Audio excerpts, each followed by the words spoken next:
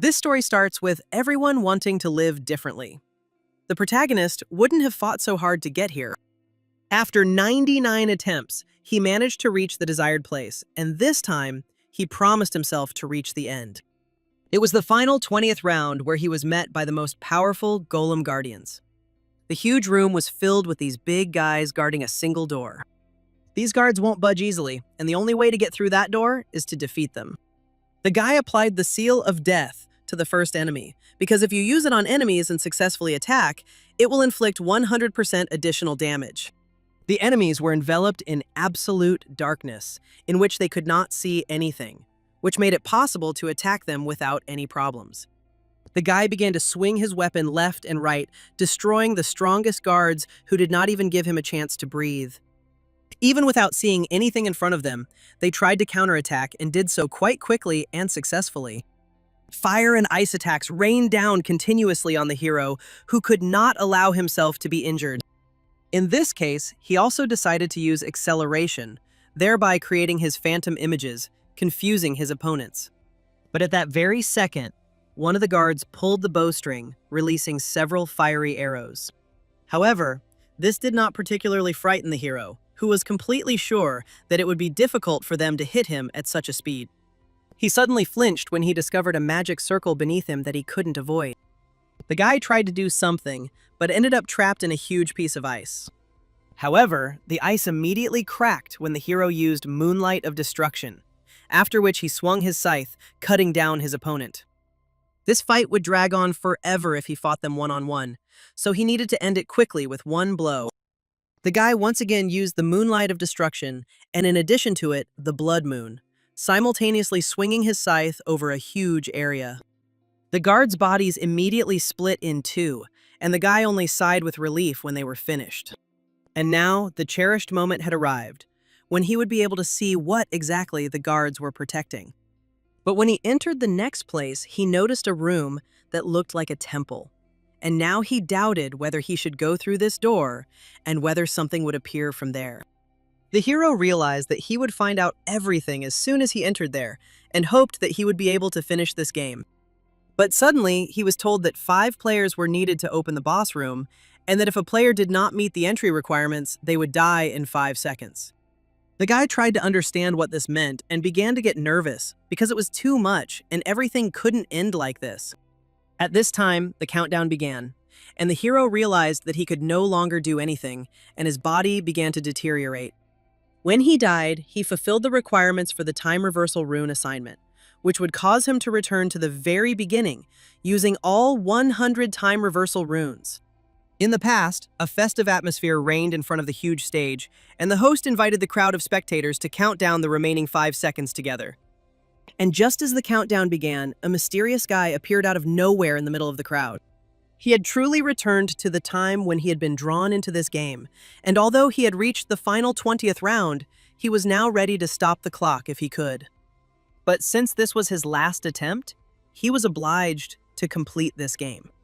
To do this, he needs to take 4 people with him to the final round. But the question arose as to who would be best to team up with.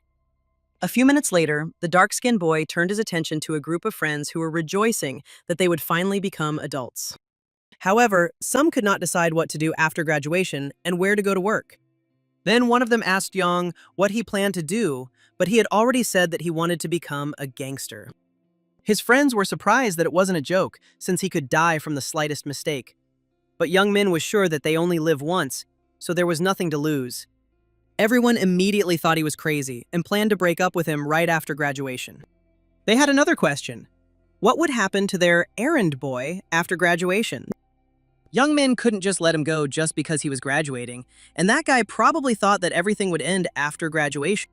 He has no right to decide when it will all end, and he will be his toy as long as possible. And suddenly, the guys noticed that same boy. He appeared right before the countdown, and Young Min was delighted to see his bullying toy. But suddenly the smile immediately disappeared from Yang's face, because something was wrong with this guy, and he had noticeably changed. Now his look was more confident, but his friends asked Yang to just let him go, since it was New Year's. Frowning and sighing, he decided to give it some time to live in peace. after which the friends congratulated each other on the new year. Suddenly, someone's otherworldly voice noticed that the people were very funny, celebrating the new year without knowing what situation they were in. At that very moment, an angel appeared above the crowd, declaring that seeing them in complete shock was like watching monkeys in a cage. However, people decided that the TV station had prepared a new New Year's event for them, and they were ready to believe that it was real. The protagonist realized that she had appeared again, and even after the 99th time, it was still disgusting. The angel noticed that the humans were amazed by her beauty, but they shouldn't think anything strange because she wasn't going to get involved with parasites like them. However, their reaction showed that they could hear her voice, which brought a smile to her face. Suddenly, some man angrily asked her what she was doing there and what she had said about parasites. The smile immediately disappeared from the angel's face, and her eyes glowed red as she concluded that this man was irritating her. The girl only had to look at the man to make his head explode, thereby frightening everyone present. While the people were screaming in fear, the angel asked how a lowly human could dare to speak like that to a higher being. They have no right to ask her questions and act like they are on the same level, unless they want to die like that guy with his head cut off. They were clearly confused by the situation, and she wondered if the puny humans had any idea what was going on. She decided to explain it to them in simple language so that they would listen carefully.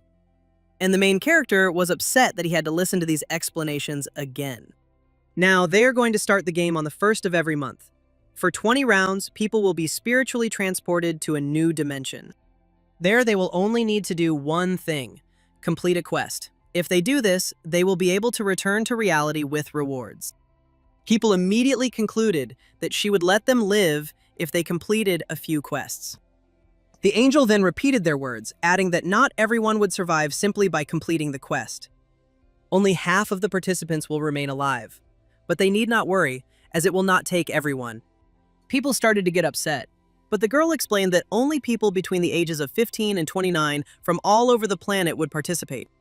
When the main character was drawn into this game on New Year's Eve, he didn't think that it would happen 100 times. One of the old men was glad that he would remain alive, and a younger man grabbed him, rudely asking why he was teasing them. Young men asked him to calm down, but the man still couldn't believe what was happening. The angel concluded that the final number of participants was 1,801,029,290, and then proposed to begin the game. Now they were all in space and could not see each other. After the spiritual movement, they needed to create an avatar. These are some kind of settings, and they only have one chance, so everyone should choose carefully. Without thinking twice, the protagonist decided to do everything as usual, keeping his previous pseudonym, Black Scythe. Having finished with the settings, he moved to a huge clearing, remembering that he was doing this for the 100th time. He has been using this avatar since his 12th reincarnation, so it feels like his real body. At the same moment, other people began to appear, looking around in fear and showing off their new bodies. Everyone tried to look their best, but if there was even a drop of brains, no one would ever do that. In this world, only the strongest survive, and the more beautiful you are, the more likely you are to die. And if you die in this world, you will die in the present. In any case, the time has almost come, but even on the 100th repetition, you shouldn't relax. Turning his head, the guy noticed young men, who once again chose a muscular body. The angel saw how happy people were about their new incarnations, and she loved seeing their faces distorted with fear. She counted all the people who were in Seoul, but people noticed that there weren't that many of them here. Suddenly, the girl roared menacingly that this was not the only dimension. The people passing the round were scattered across different planes with other angels. Then she calmed down and decided to explain to them that they had a status window that they could just think about and it would open. It showed their name, rank, level, class, title, stats, skills, and runes. Once the angel was sure everyone had looked at the status window, she added that if they had played games before, they would realize how insignificant they were now. At the moment, their goal was to become stronger. If they could survive, they would clear the 20th round. Not only will they be freed from the survival game, but they will also have their wish fulfilled. But to get it, you need to become number 1.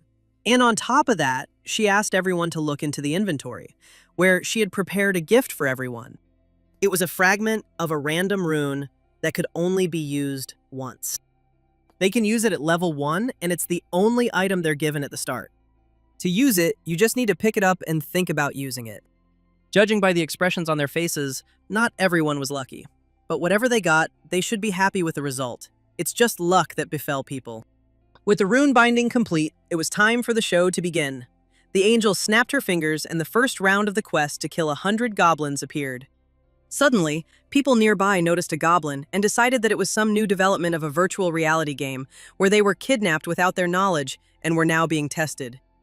The angel explained that they shouldn't worry yet, as not all the goblins had been summoned yet, and then a huge crowd of goblins appeared behind her. The players' faces immediately distorted with fear as they began to realize the true number of their opponents. Now, 10,000 people had to fight against 50,000 goblins and fight to the death. The frightened people stood there and didn't know what to do, while Ryu-min confidently stepped forward.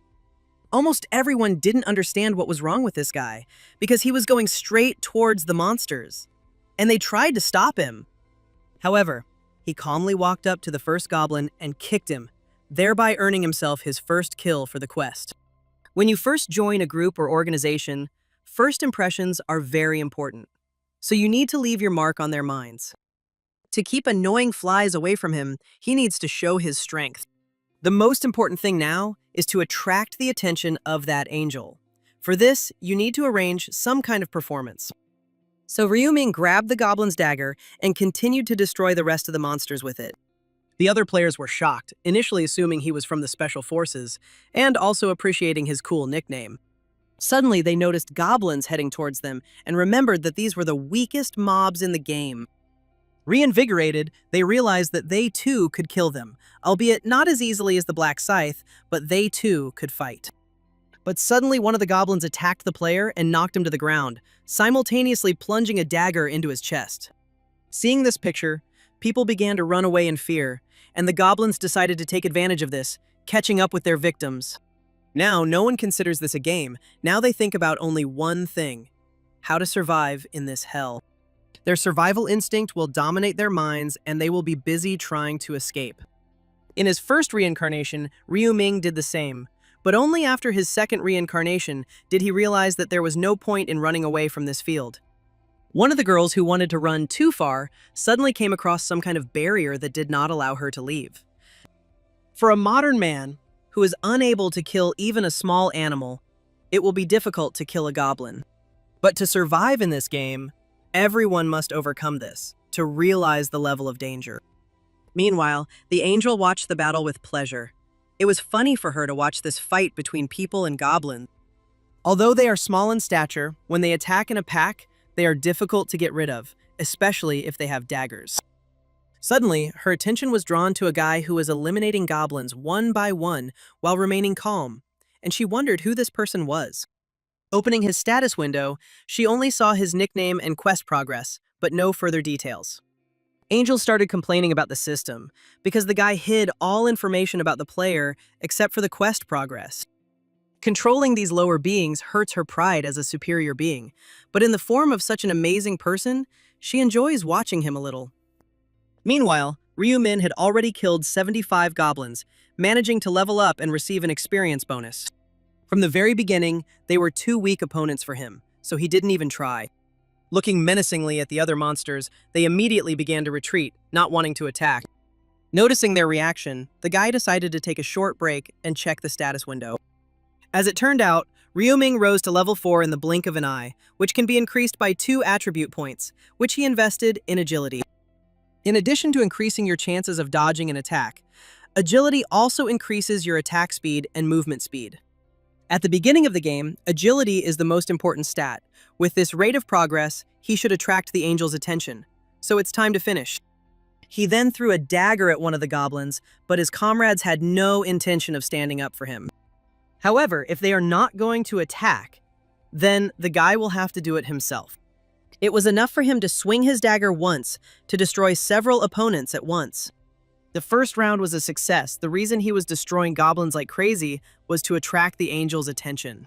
But besides this, he also completed the task and took first place in the current region, completing it in 10 minutes.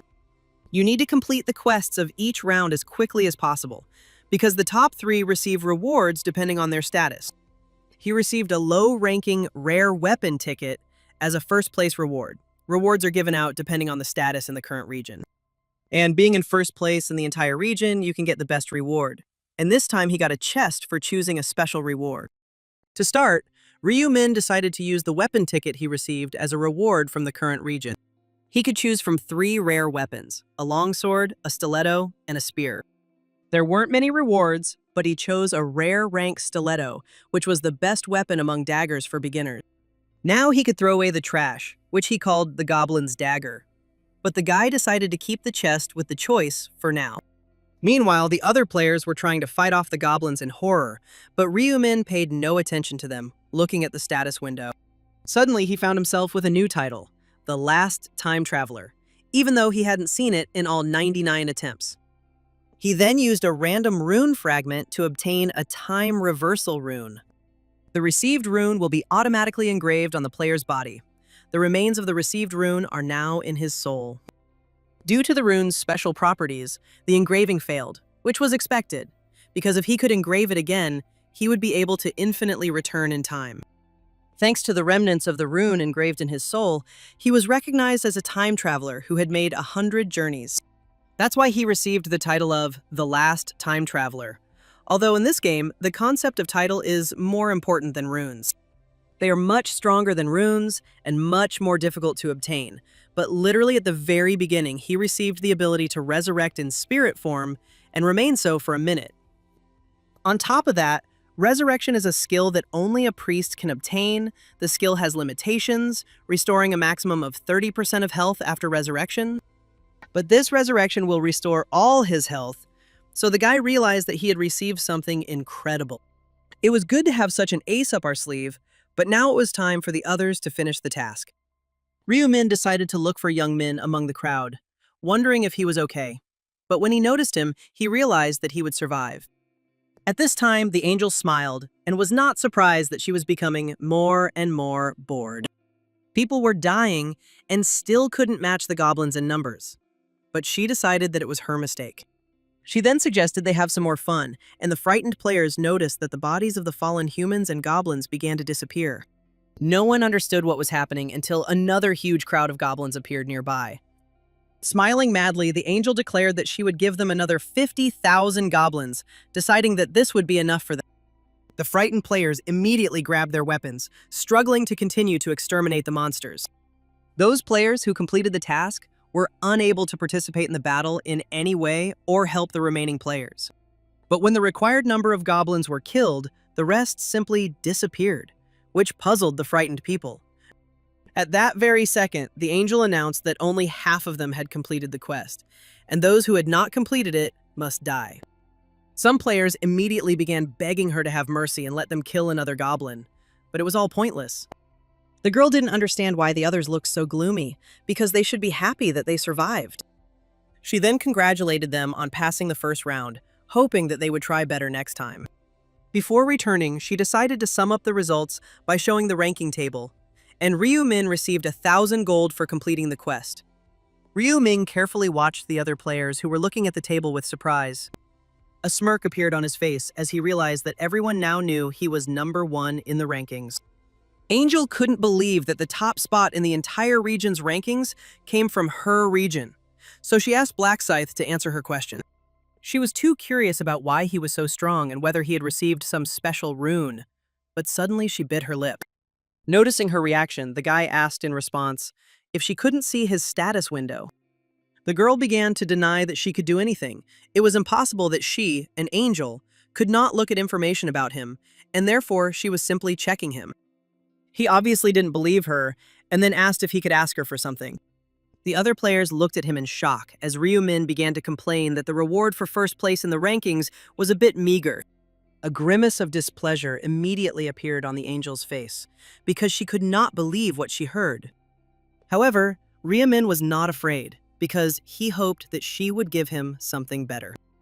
The girl thought that she would keep an eye on him since he was active from the very beginning, but he dared to look down on her since he killed a bunch of goblins. At first, she wanted to just blow his head off, but she remembered that she had already used this one-time ability, and therefore, she couldn't just kill him. Then suddenly, she remembered that she had something to give to this little man. Normally, she would have simply declined such a request, but she offered to talk privately while everyone else had to stand there and wait. The other players couldn't believe that bargaining with the angel had worked, and some were thinking about trying to bargain too.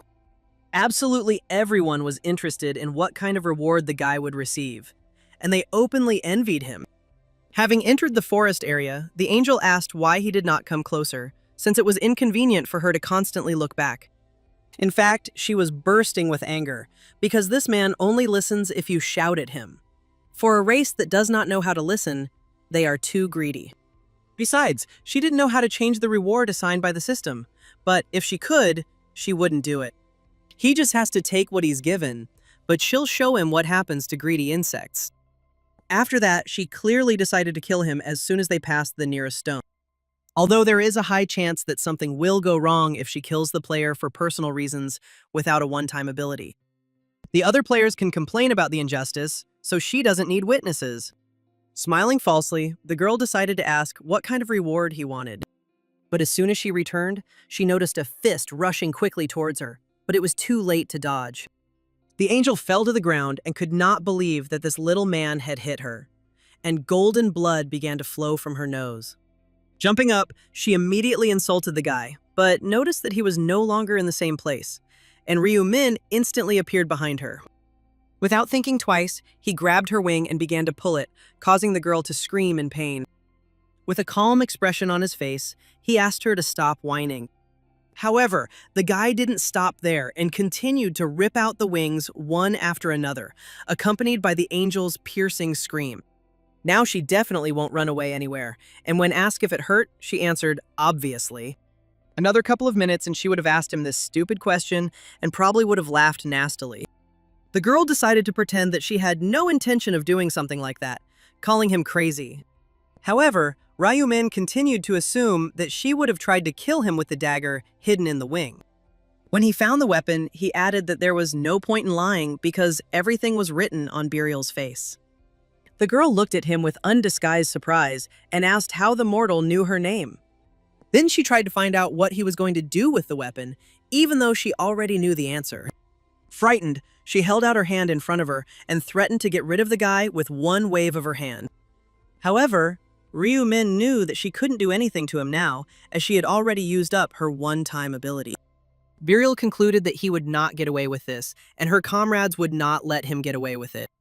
But the boy knew that all angels were selfish, caring only about their own well-being, and it was unlikely that they would lift a finger even if she died. Now he was ready to get rid of her, knowing at the same time that the system worked in such a way that he would return automatically at the end of the round. The girl couldn't believe how he knew about all this and was ready to give him any information, but he wasn't interested. If he needed information, they would simply squeeze all the necessary information out of her, but they are just pawns in a bigger game. Burial again wanted to know how he knew about all this, but she didn't have time to finish as her chest was pierced by a dagger. The system announced that he had killed the angel and became the first player to kill an angel, receiving the reward, the title. As a reward, he receives angel blood, as well as the assassin's rune, which was quite expected, but this time Ryu Min came first. The resulting rune was automatically engraved on the user's body. This inverted system of sacred essences increases the user's stats. Ryu Min first learned of them while avenging the angels on his 13th attempt. However, these rewards can only be obtained by one user. Each reward is comparable in usefulness to a unique item. If the other angels knew that the guy had already received the rune, they would be shocked. And also the main reason for killing the angel was because of his blood, which could change the user's class to a Reaper. All players can acquire a class after level 10. There are 30 different classes in total, and they are also easy to change. To do this, you need a class change item, usually easy to get during a hunt or after completing simple conditions. Exceptions are unique classes that are given to only one user under special circumstances. Unique and regular classes are like night and day, bonus stats, runes, upgrades, development trees, and so on. Ryu-min returned without even clearing the first round. He'll use the reward for first place in all regions first. As a reward, he was offered a choice of a triple experience buff, 2,000 gold, or information about the second round. The most important thing now is to quickly reach level 10 and change classes, so he chose to increase experience. This is the last attempt, so no half measures. He must become stronger by any means available. When the first round ends, his soul must return to the real body, and the beginning of the second round will be on the 1st of February. At this time, he returned to his body, like everyone else who had disappeared during the holiday. The guy himself did not understand why everyone fell to the ground and decided that it was all just a strange dream. Looking at the time on his phone, he noticed that the same amount of time had passed as in his dream. His friends began to regain consciousness, thinking that they had fainted, but everyone around them was in the same state. The guys immediately began to declare that they had such a wonderful dream and were surprised that absolutely everyone lost consciousness. But when Young Min overheard other people's conversations, he doubted that it was just a dream. They immediately started remembering the goblins, the first round, and everything else, realizing that they would be going there again on the 1st of February. Suddenly, the boys noticed that one of their comrades was not waking up and decided to wake him up themselves. But when they turned him over, they discovered that the guy was not breathing and his body was ice cold. Fear immediately appeared on their faces because he died in the game and therefore did not wake up in reality. It turns out that everyone who didn't wake up is now dead. Only half survived, and the same thing will happen in the second round. Young Min's hands began to tremble and a mad smile appeared on his face as he began to realize what was happening. This means that now they are all equal. No more complaints about the unfairness of life. Then he asked his friends to calm down, because all they needed was to survive, but he complained that they weren't even given a chance to play properly. However, this was the case for everyone, and they were not the only ones. And friends, looking at Young Min, decided that he had gone crazy. He's been a street thug all his life, so he has nothing to lose, but he still has a lot to do. Suddenly, he began to look around, unable to find his errand boy. And before losing consciousness, he saw him nearby, but perhaps he didn't even survive the first round and fell. Young Min decided that this was quite natural. He was a complete weakling, and it would not be surprising if he died among the first. Then he noticed a strange guy who was wearing steel shoulder pads, rather awkwardly. At first, the guy doubted it, but then he thought about the status window, and it suddenly opened. His friends immediately decided to check it out, and noticed that they couldn't see other people's windows. They also suggested that they could transfer items and stats into the real world. To test this, Young Min grabbed a small piece of earth and crushed it with his bare hands. When he realized what he was capable of, a smile lit up his face, and the news was already reporting on what had happened. In the square, right during the New Year's Eve celebrations, accompanied by the ringing of bells, 10,000 citizens simultaneously lost consciousness. An unidentified woman dressed as an angel descended from the sky during the ceremony and spoke to citizens. Shortly after this, a woman died from injuries caused by the explosion. Just before this, a citizen pointed at her and said something. After this, the woman extended her hands towards the observer, causing approximately 10,000 people to simultaneously lose consciousness. According to data provided by law enforcement agencies, most of those who lost consciousness fall between the ages of 15 and 29. Scrolling through his newsfeed and reading the comments, Ryu Min realized that it had already begun. But this was only the beginning. Articles about what had happened and about the deaths began to appear one after another. But the real problem is not this, but that the players' stats are transferred to the real world. The survivors call themselves players, and now higher authorities have begun to investigate the reasons for this phenomenon. No one has particularly high stats yet, so the problem isn't particularly noticeable at the moment. But as the level increases, players will become extraterrestrial beings, and no modern weapon can stop the player. Ryu Min doesn't plan to sit back and watch the world descend into chaos. If left unchecked, the players will destroy everything by the 20th round. And there is only one way out: to take control of other players, becoming an order of magnitude stronger than everyone else. You will have to use different methods of gaining strength and apply the experience gained from past attempts. He knows several suitable people with excellent potential and has already figured out how to recruit them. But it is too early to act, as he has another, more important matter. Returning home, Ryu-min noticed the empty bag of noodles that his brother was eating for dinner again. Entering the bedroom, he found the boy sleeping like a log, while the older one was wandering around somewhere. It was Ryu-won, his younger brother, and he was in the 3rd grade of middle school. They had a very ordinary family, but after their parents died in a car accident, a lot changed. One of the most noticeable changes is that he became his brother's guardian. Without thinking twice, Ryu-min turned on the light, causing his brother to wake up. It was only 6 in the morning, but they didn't have time to sleep, and the guy decided to explain everything on the way. Ryu-won didn't understand where they were going so early in the morning and decided to refuse if his brother wanted to drag him to watch the sunrise. But Ryu-min said with a serious expression that he couldn't relax right now, as the world was plunged into chaos. The younger one remembered that Ryu-min was going to celebrate the New Year in the square. As they walked down the street, Ryu-won noticed that the elder had such a serious face, and it was still unclear what had happened. Looking ahead, Ryu-min decided to ask his brother directly if he knew anything. This question visibly frightened Ryu-won, and he realized that something had happened while he was sleeping, and the elder asked him to search the news on the internet. After a couple of minutes, Ryu-won began asking about the angel who descended from heaven and took people to another world. More precisely, she took away their souls. And Ryu-min killed hundreds of goblins, completed the task, and was able to return.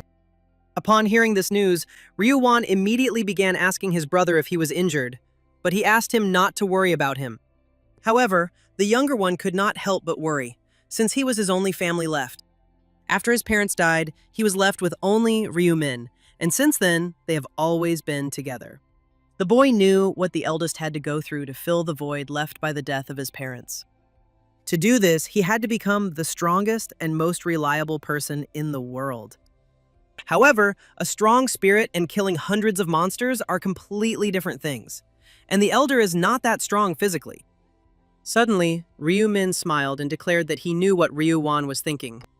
He explained that there was a stat system, just like in games, so the strength of his muscles didn't matter. When he sees him later, such thoughts will disappear altogether, and if his brother wants to find out, he must follow him. Suddenly, Ryu-won stopped and declared that he would not take another step until he knew where they were going. Ryu-min only had to mention one name, Tae-gyu, for his brother's eyes to widen in surprise. They were heading straight to the hideout of the biggest bully in his class to get even. Ryu-min knew that he was mocking his brother because he was far from blind. Ryu-won didn't want to bother his senior with his petty troubles, as he already had more than enough problems. However, the main character mentally changed in front of his brother, as if he really didn't know anything. He was able to find out the whole truth only after his first return from the round. That time, he went out somewhere for a short time, but then in the middle of the night, the phone rang. The person on the other end of the line asked if he was Ryu-won's guardian and asked him to come to the hospital immediately.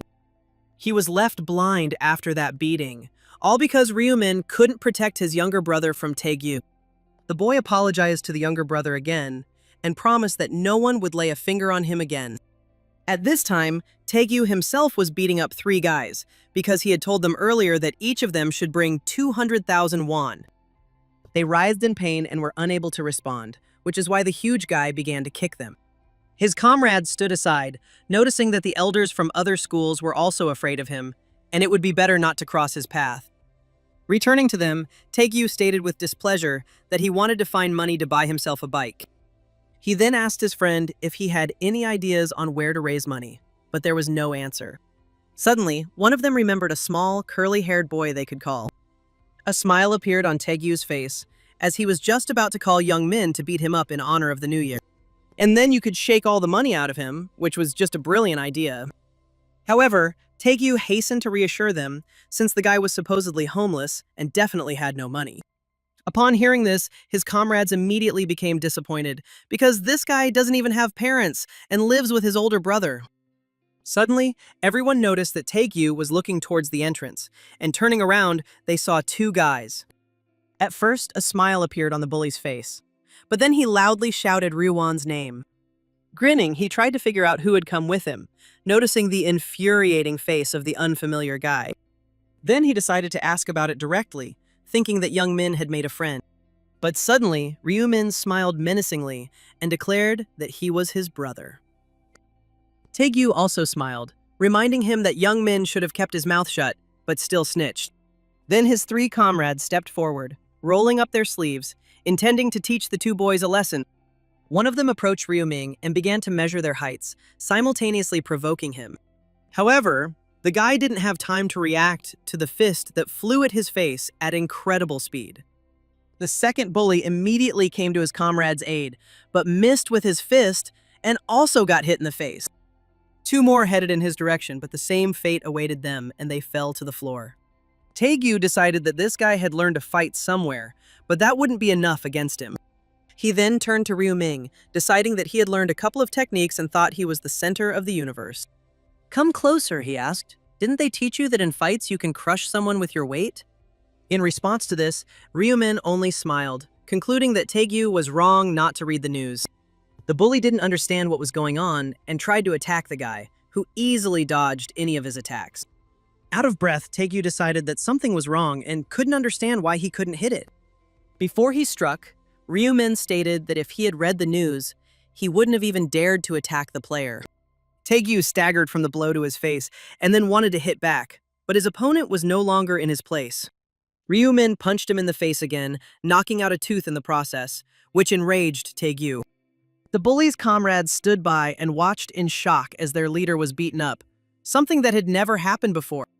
Taegyu decided that Ryu-min was specifically aiming for the face, but he only needed to hit it once. He tried to strike again, but Ryu-ming swung his leg, hitting him in the chest and sending him flying several meters.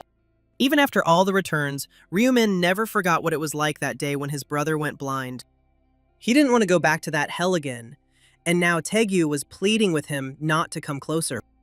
However, Ryu-min did it his way, grabbed his palms and smiled, explaining that he shouldn't have touched his brother. The next second, there was an unusual crunching sound as Taegyu's fingers were broken. He did the same with the other hand, while the bully's comrades tried to slip away unnoticed. Ryu-min added that something worse would happen to him if he messed with Ryu-wan again, but he promised that he wouldn't touch him again. But the guy decided that he had to see it through to the end, otherwise he might forget his promise, and then tried to break his wrist. When the two brothers were returning home, Ryu-wan tried to find out how Ryu-min did it and where he learned to fight. The elder noticed that his brother was not paying attention and explained that players could use skills in the real world as well. To demonstrate this, Ryu-ming extended his hand in front of him and summoned the dagger he had obtained from the angel. Ryu-wan couldn't believe that the knife appeared out of nowhere, and Ryu-min could summon the weapon he received. When he moved super fast, it was the same, because he was able to come back from all of Taegyu's attacks. At the moment, he has 11 points of agility. An ordinary person has 3, and athletes can have up to 10. The younger brother asked what would happen if he raised the level, but his brother lied that he didn't know, since he had never experienced anything like that before. It was a deliberate lie, because he had no intention of revealing the truth about his return to the past. Ryu-min tried to tell him everything on the 11th try, and then he was kidnapped by another player. Even though the boy got his revenge, he still doesn't want to force the younger one to go through that again. He must be prepared to defend it in the upcoming clashes between players. So, to begin with, he suggested that his brother have breakfast at the store, because he was clearly hungry. Upon entering the store, Ryu-min headed for the ATM, even though his brother explained that the noodles were in a different section. However, now the guy did not want to withdraw all his savings, namely 133,200 won. Ryu-wan couldn't believe he had withdrawn so much money, but he really needed it for one thing. After that, they headed to the groceries, and Ryu-min suggested that they choose something from them today. The brother was surprised, because in front of them was all the expensive food, and the prices started at 5,000. But the elder said that today they could take whatever their heart desired. Ryu-wan was hesitant, as they would hardly have enough to live on if they spent money, but the elder only urged him on. The younger brother's eyes lit up when he suggested the pork belly chili. Ryu Min suggested that we go to a restaurant one of these days and have the most expensive steak. But the younger one only smiled guiltily, explaining that this would be enough for him. The elder mentally asked him to wait just a couple of days. He would feed him so much meat that he wouldn't even be able to look at him. A few minutes later, the brothers were enjoying the meat, and Ryuwon couldn't believe how delicious it was. He wanted to thank the elder, but he suddenly got up from his seat and went somewhere. A few minutes later, he returned, scattering lottery tickets on the table, on which he had spent all his savings. There were 20 tickets in front of them, and right now, Ryu Min wanted to try his luck. Ryuwon couldn't believe that his brother would spend 100,000 won on the lottery, and he wasn't sure that they would win anything. Then his eyes widened in shock when he noticed that Ryu Min had written the same numbers on all the tickets. Despite his surprise, the elder smiled and explained that these were the winning numbers. When they returned home, they immediately started watching the live broadcast of today's lottery. Ryuwon was visibly nervous, realizing that they were in trouble and had just wasted 100,000 won. He thought that he should have just bought better food with the money, but Ryu Min remained completely calm. As the announcer began to call out the winning numbers, the younger brother's surprise grew stronger. The guy looked closely at the phone screen, comparing the numbers they had entered. Suddenly, tears appeared in his eyes, and he asked the elder to pinch him, as he could not believe his luck. He wanted to make sure that it was not a dream, and denied the possibility of such an event. Ryu Ming smiled and asked not to worry, as he was sure that this was not a dream. When the younger one realized what was happening, he immediately jumped up from his seat and screamed loudly. But the older one asked him to be quieter, otherwise they would wake up the neighbors. Ryu Min watched his brother's joy with a smile as he continued to stare at the winning ticket. For the first time, he looked just as happy, and even screamed in the end. The first time it happened, both brothers were as happy as children.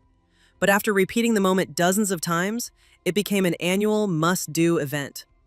After each regression, he needs to accumulate a lot of money in the shortest possible time, since about 900 million have already perished.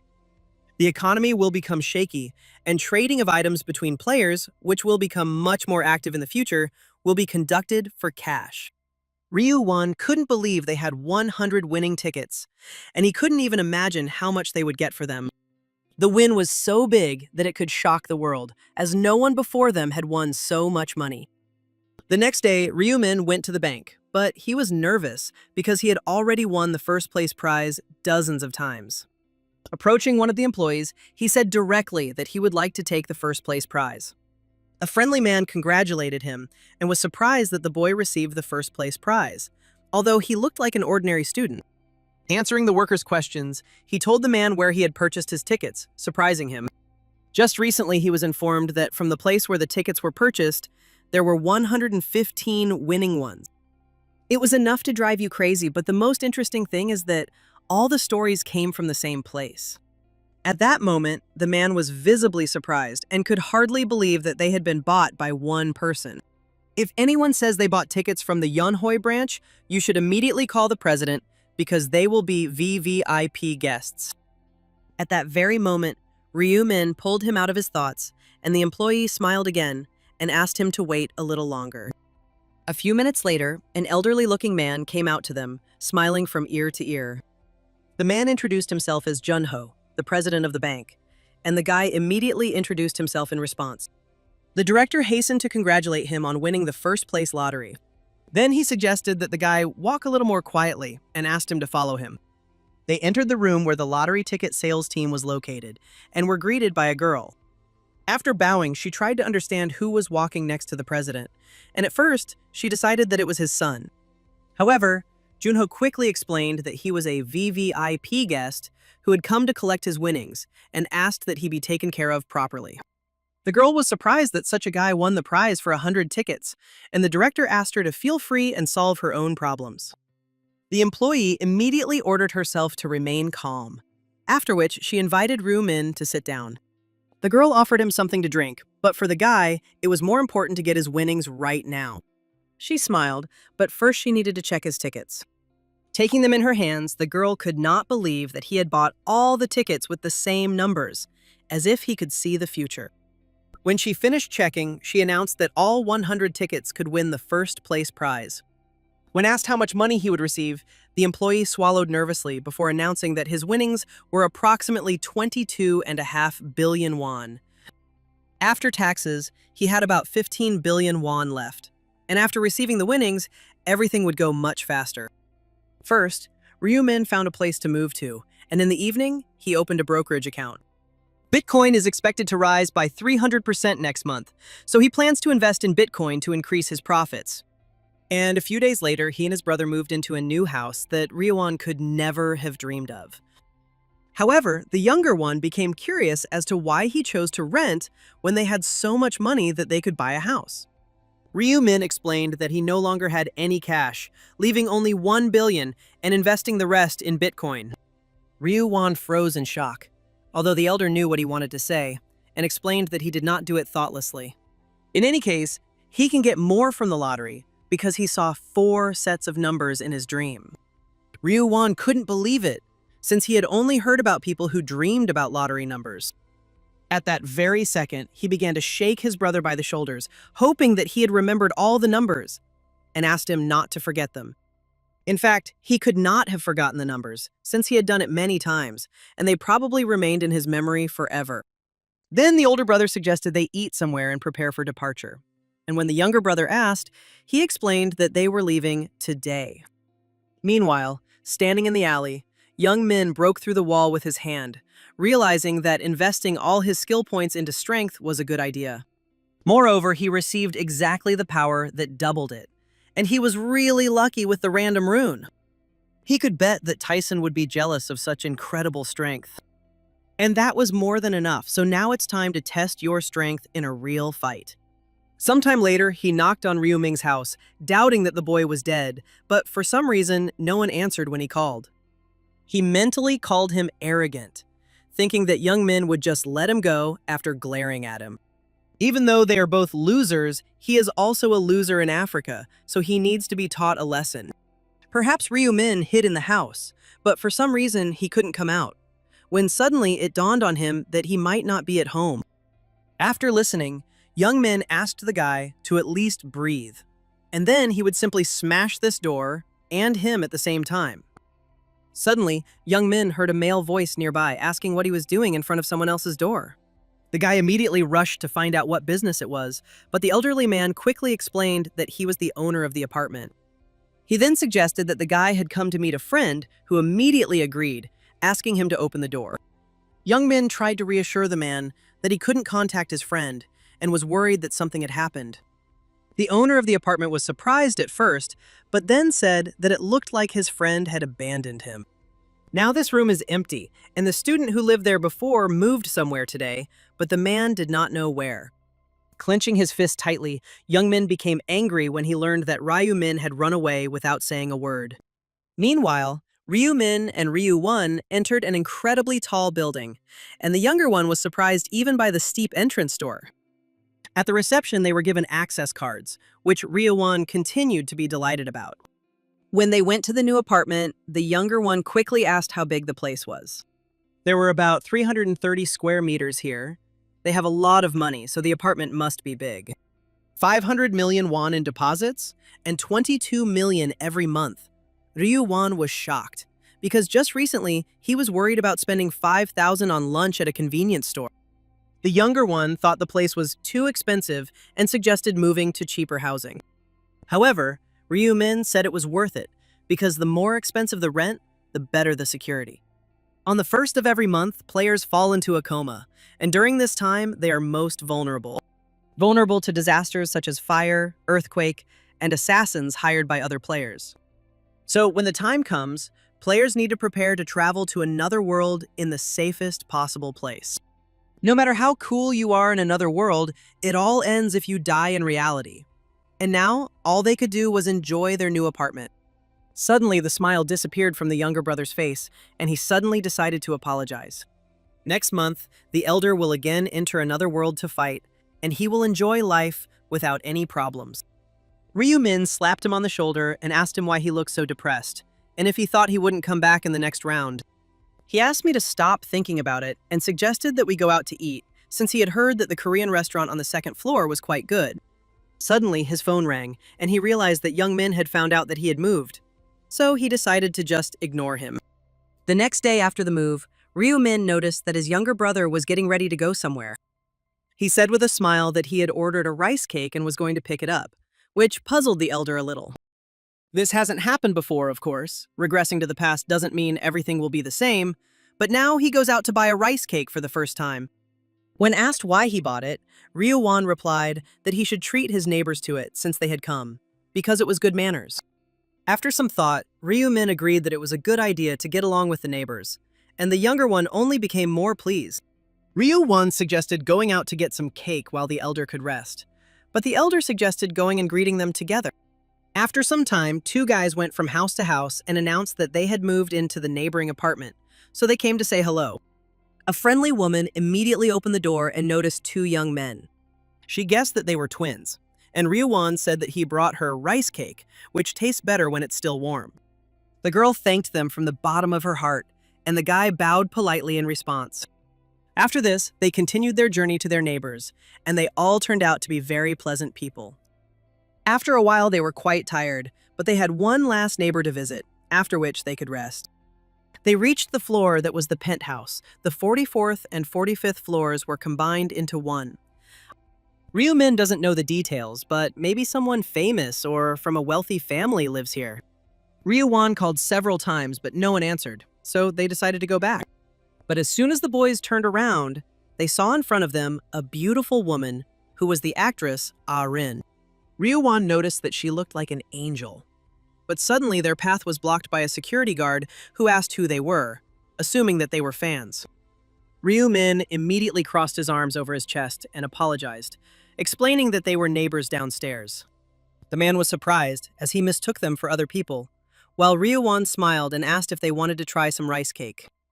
Relaxing, the man politely declined, explaining that she didn't eat that kind of thing, and then invited the girl into the house. Ryu Ming looked after them with displeasure. Although he didn't know who he thought he was, it was rude. However, the younger one was not upset.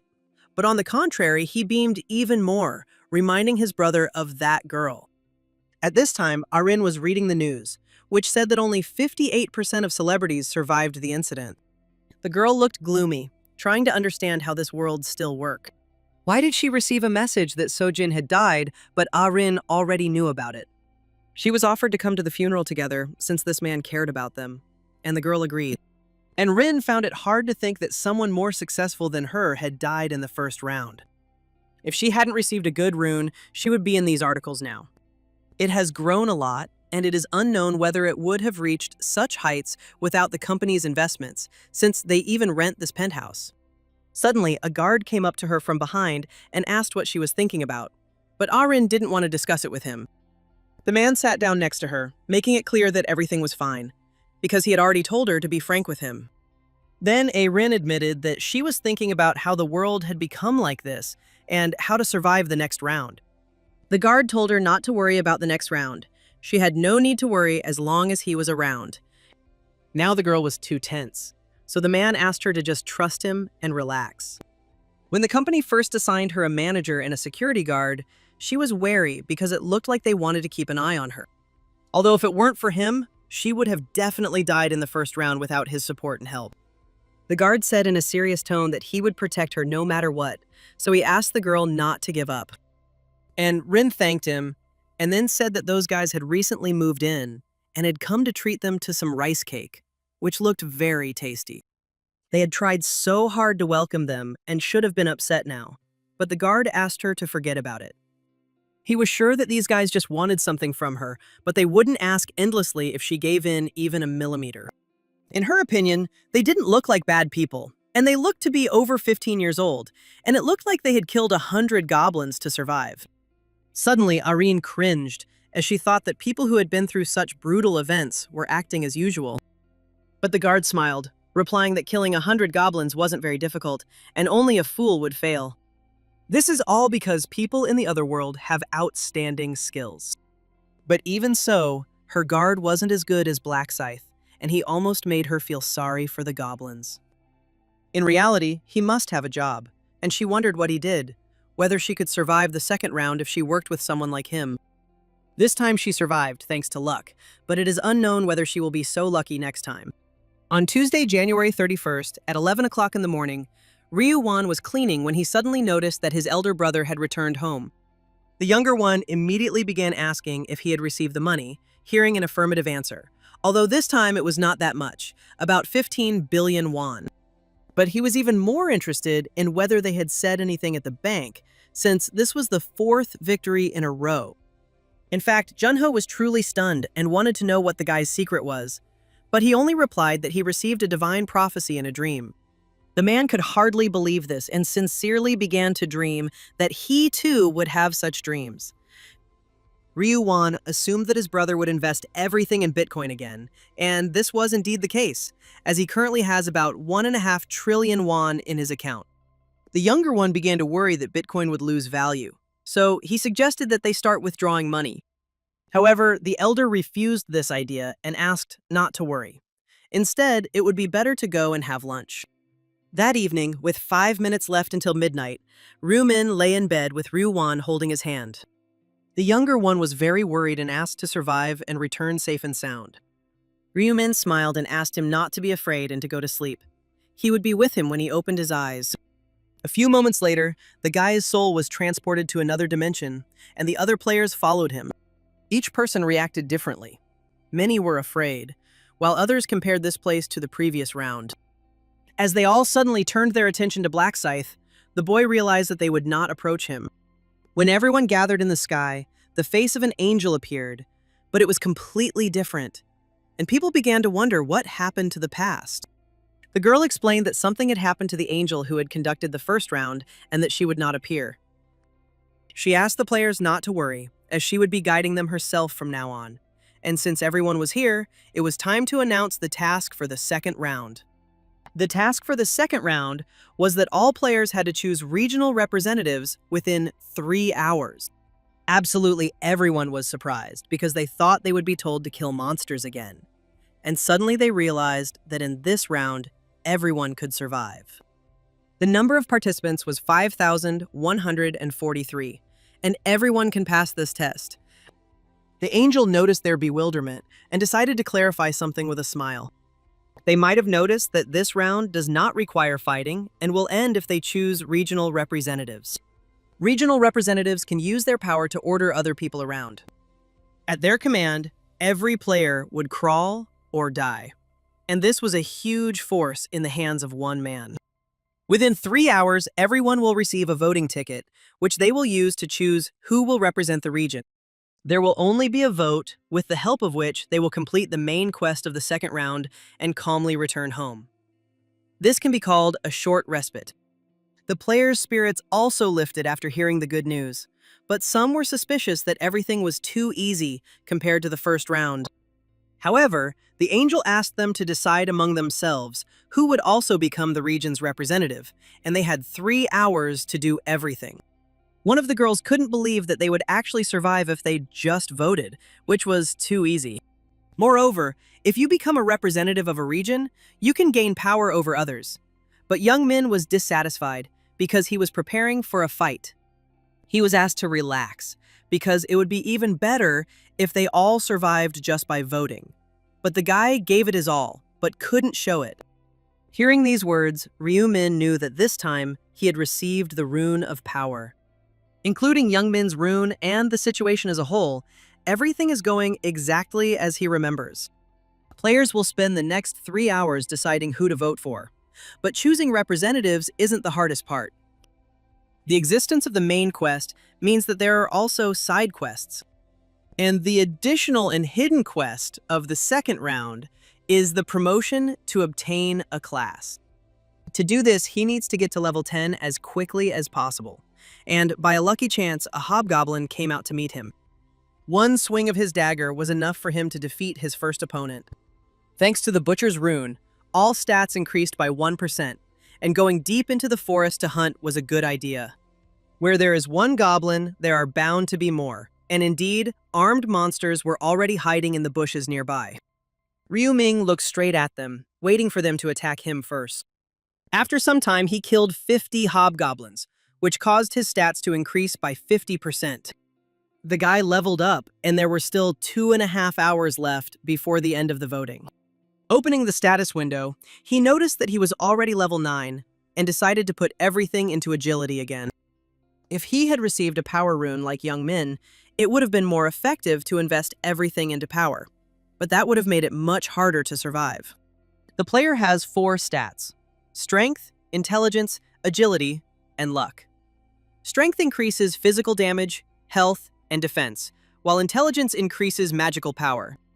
Agility increases attack speed, movement speed, and dodge chance, while luck increases critical hit chance and item drop chance, each of which is useful.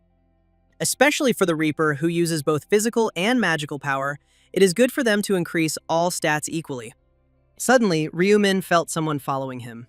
He hadn't noticed, as he was hunting, and no one had followed him in his previous attempts.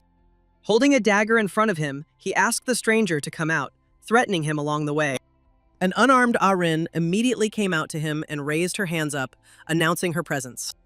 The guy immediately recognized her as an actress, not understanding why she followed him.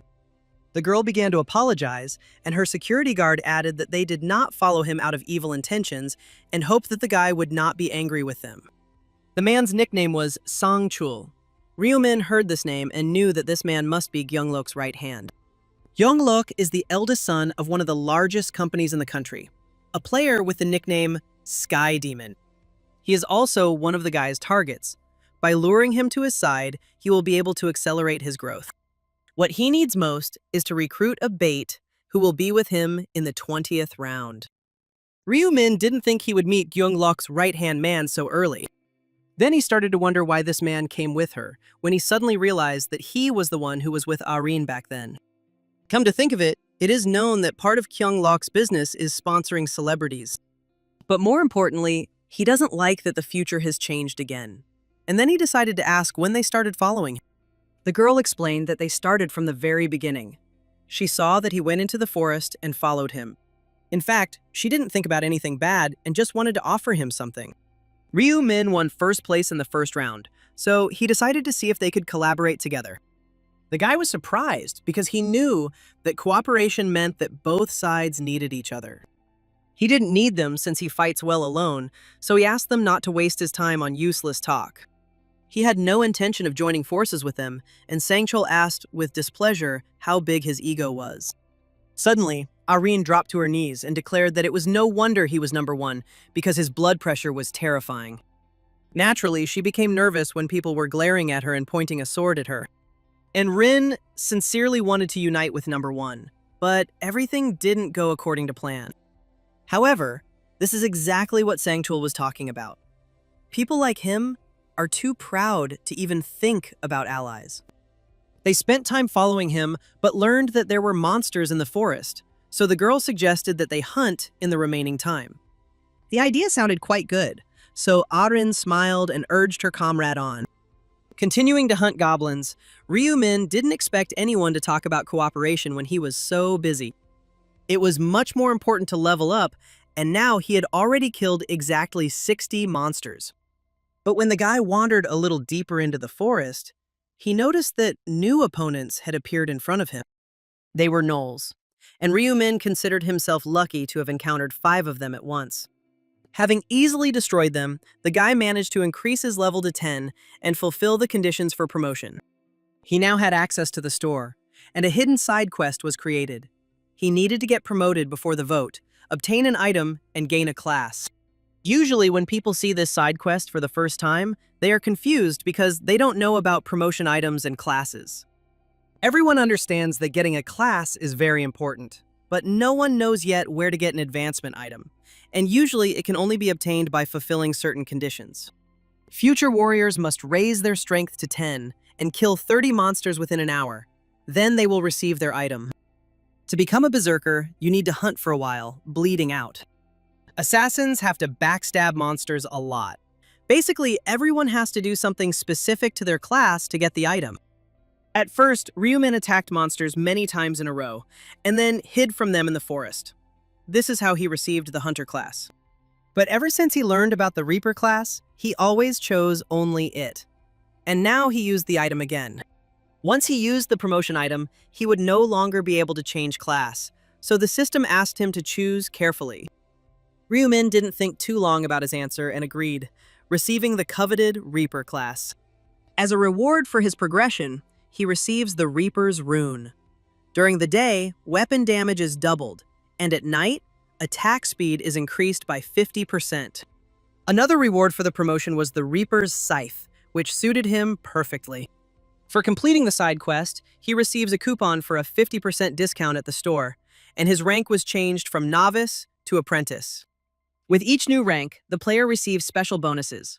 Class skills or new features can be unlocked, and Ryumin received the Reaper's class skill, Death's Mark. There are also special items for higher ranks. If you get them, the promotion will allow you to remain a newbie forever. Ryumin was the first player to be promoted, and as a reward, he received a random gold bag. In addition, the first player to advance gains a neutral skill and gains tracking, which pinpoints the location of a selected target. This skill cost 20,000 gold, but the guy still decided to test it. For his first target, he used Young Min, and was immediately shown his location. It didn't take long for the system to announce that Ryumin was 190 meters from the target. Looking at the arrow leading to the target, the boy realized that Young Min was also in the forest. On his previous attempt, he had been a full 2 kilometers away, so he decided to visit him. Meanwhile, Arin and Sangchul were running away, but the girl was losing her last strength. Her leg was wounded, but her comrade urged her to hurry, because if they caught them, they would be in trouble. There's a theory that if you get hurt in this world, the wound won't carry over into reality. If you can hold out until the end, you'll return home and everything will be fine. And Rin understood everything and promised that she would try to be patient, when suddenly someone's voice addressed them, asking where they were going. It was Young Min and his team, who noticed the injured players with a smile. Sangchul got angry when he realized that they were caught because of this idiot. He didn't have much of a choice, so he would have to fight, after which he took out a knife from his inventory. Young Min was surprised that he was going to fight them, even though there were several times more of them. Sangchul decided to find out why they were torturing them, what they had done to them, and why they were chasing and attacking them. The dark-skinned guy replied with a smile that they just needed this girl, pointing at Arin. They didn't care about him at all, and they only wanted the girl. Young Min's comrades began to whisper among themselves, thinking that she might be a copycat trying to impersonate Arin. Then Young Min asked to put the girl in front of them, and he himself could go and they would not catch up with him. Sangchul thought that they should have told him right away that their target was her. He would have left her and would not have hesitated for a second. He certainly wasn't going to sacrifice his life for her, but if he couldn't protect Arin, he would disappoint the director. Young Min noticed that the man had taken a fighting stance and realized that he was actually going to fight. The man reminded them that they were committing crimes, but there were no laws in this world. Young Min said with a grin that he could file a report against him when they returned to the real world, but he wouldn't have any evidence. This began to visibly irritate Sangchul, but he understood that the guy was right. Suddenly, they noticed Black Scythe standing silently next to a tree nearby. Ryumin immediately asked what was going on here, but Young Min tried to send him away, but to no avail. Sangchul admitted that it was the band that caught up with them. They said that they needed Arin and then asked for help. Then the guy decided to listen to what Young Min had to say, but he suggested that he go where he was going. He tried to convince Black Scythe that it was none of his business, but the guy had a different opinion because he knew these people. Then Ruming took out his scythe and stood up to protect the wounded, as he could not abandon them in trouble. And Rin and Sangchul began to thank the guy, but in reality it was simply in his interests to help them. If he helps the girl, then Gyeonglok will surely be very grateful to him. If such an important boss is in his debt, the reward will ultimately be many times greater than the energy costs of the service. He also simply didn't like these guys, who needed to be taught a lesson long ago. Young Min wanted to stop him, but Ryu Min reminded him that he wanted to fight, which angered his opponent. However, the dark-skinned guy realized that he had simply torn the goblins to shreds and had been number one last time.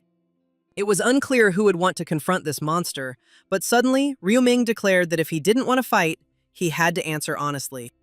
Young Min hesitated, but Black Scythe promised that he would consider letting them go if he knelt down and begged for mercy.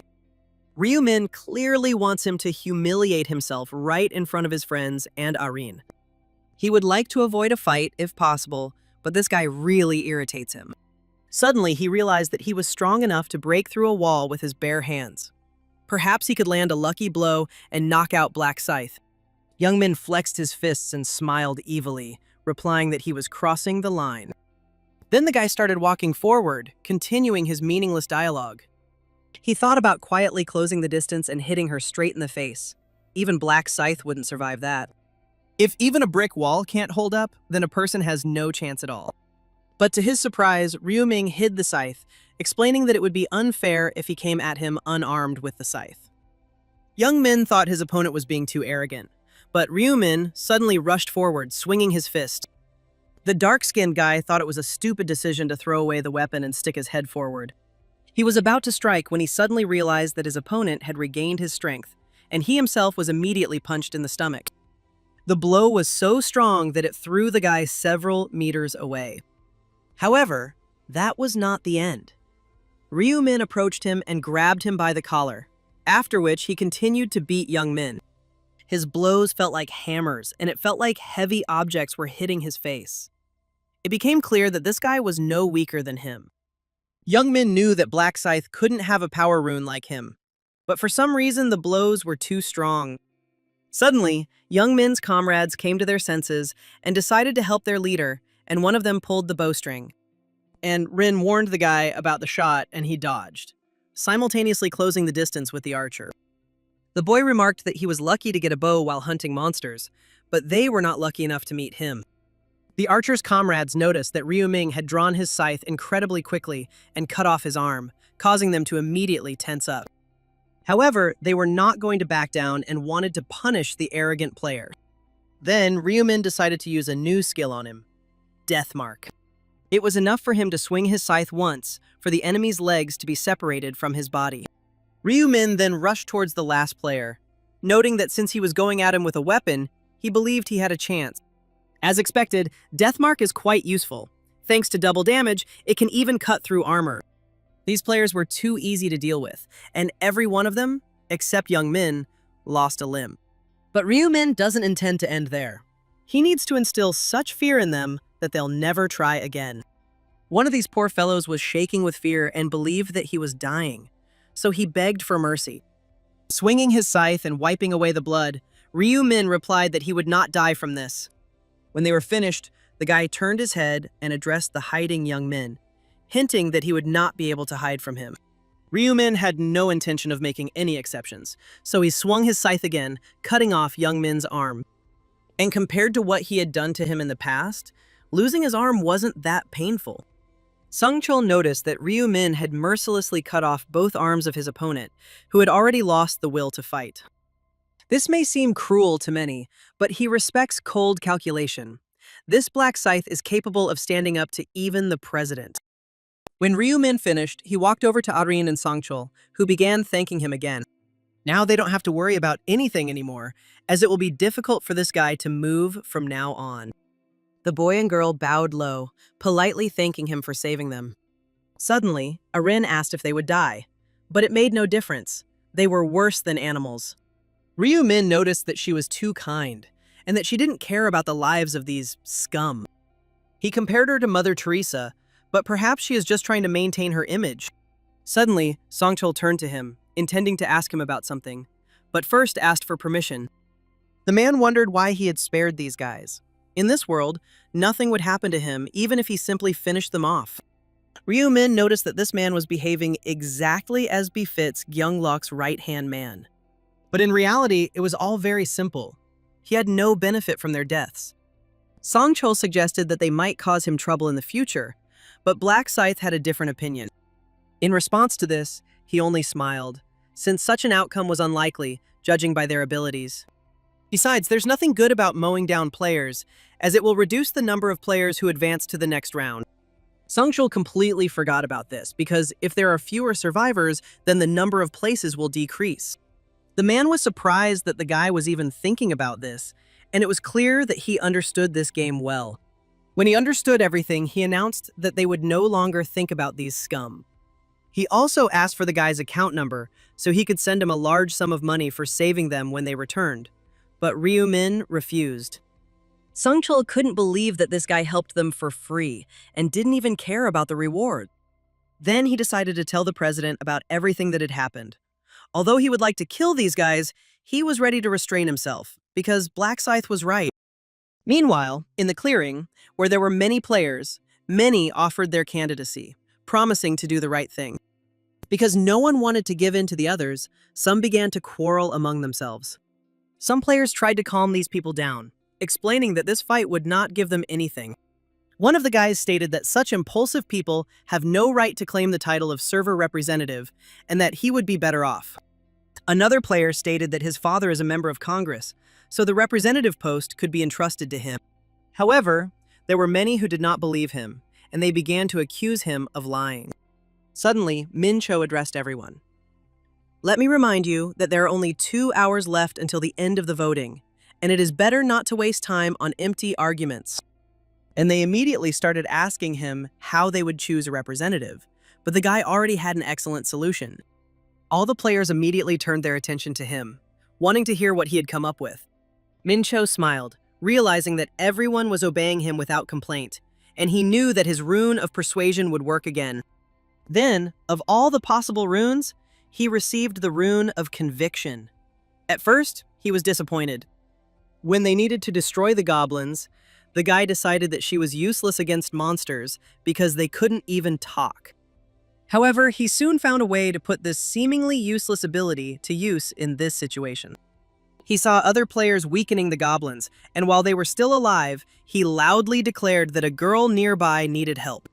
Persuaded, the players immediately went to help the poor girl. Min Cho repeatedly stole other people's unfinished goblins, and in this way, he easily reached 100 kills. If everything goes as smoothly this time, he will easily become a representative. First, they need to decide what candidates they have, narrow the range down to 5 people, and choose one of them. The others also got the point. It was certainly better than everyone yelling to get votes for them. Min Cho announced that if they wanted to nominate someone, they had to raise their hand. He also reminded that one cannot nominate oneself. If this ban is not established, then everything will end up as before. The others immediately agreed with him, and the guy just smirked, because it was too easy to sell any nonsense to these idiots.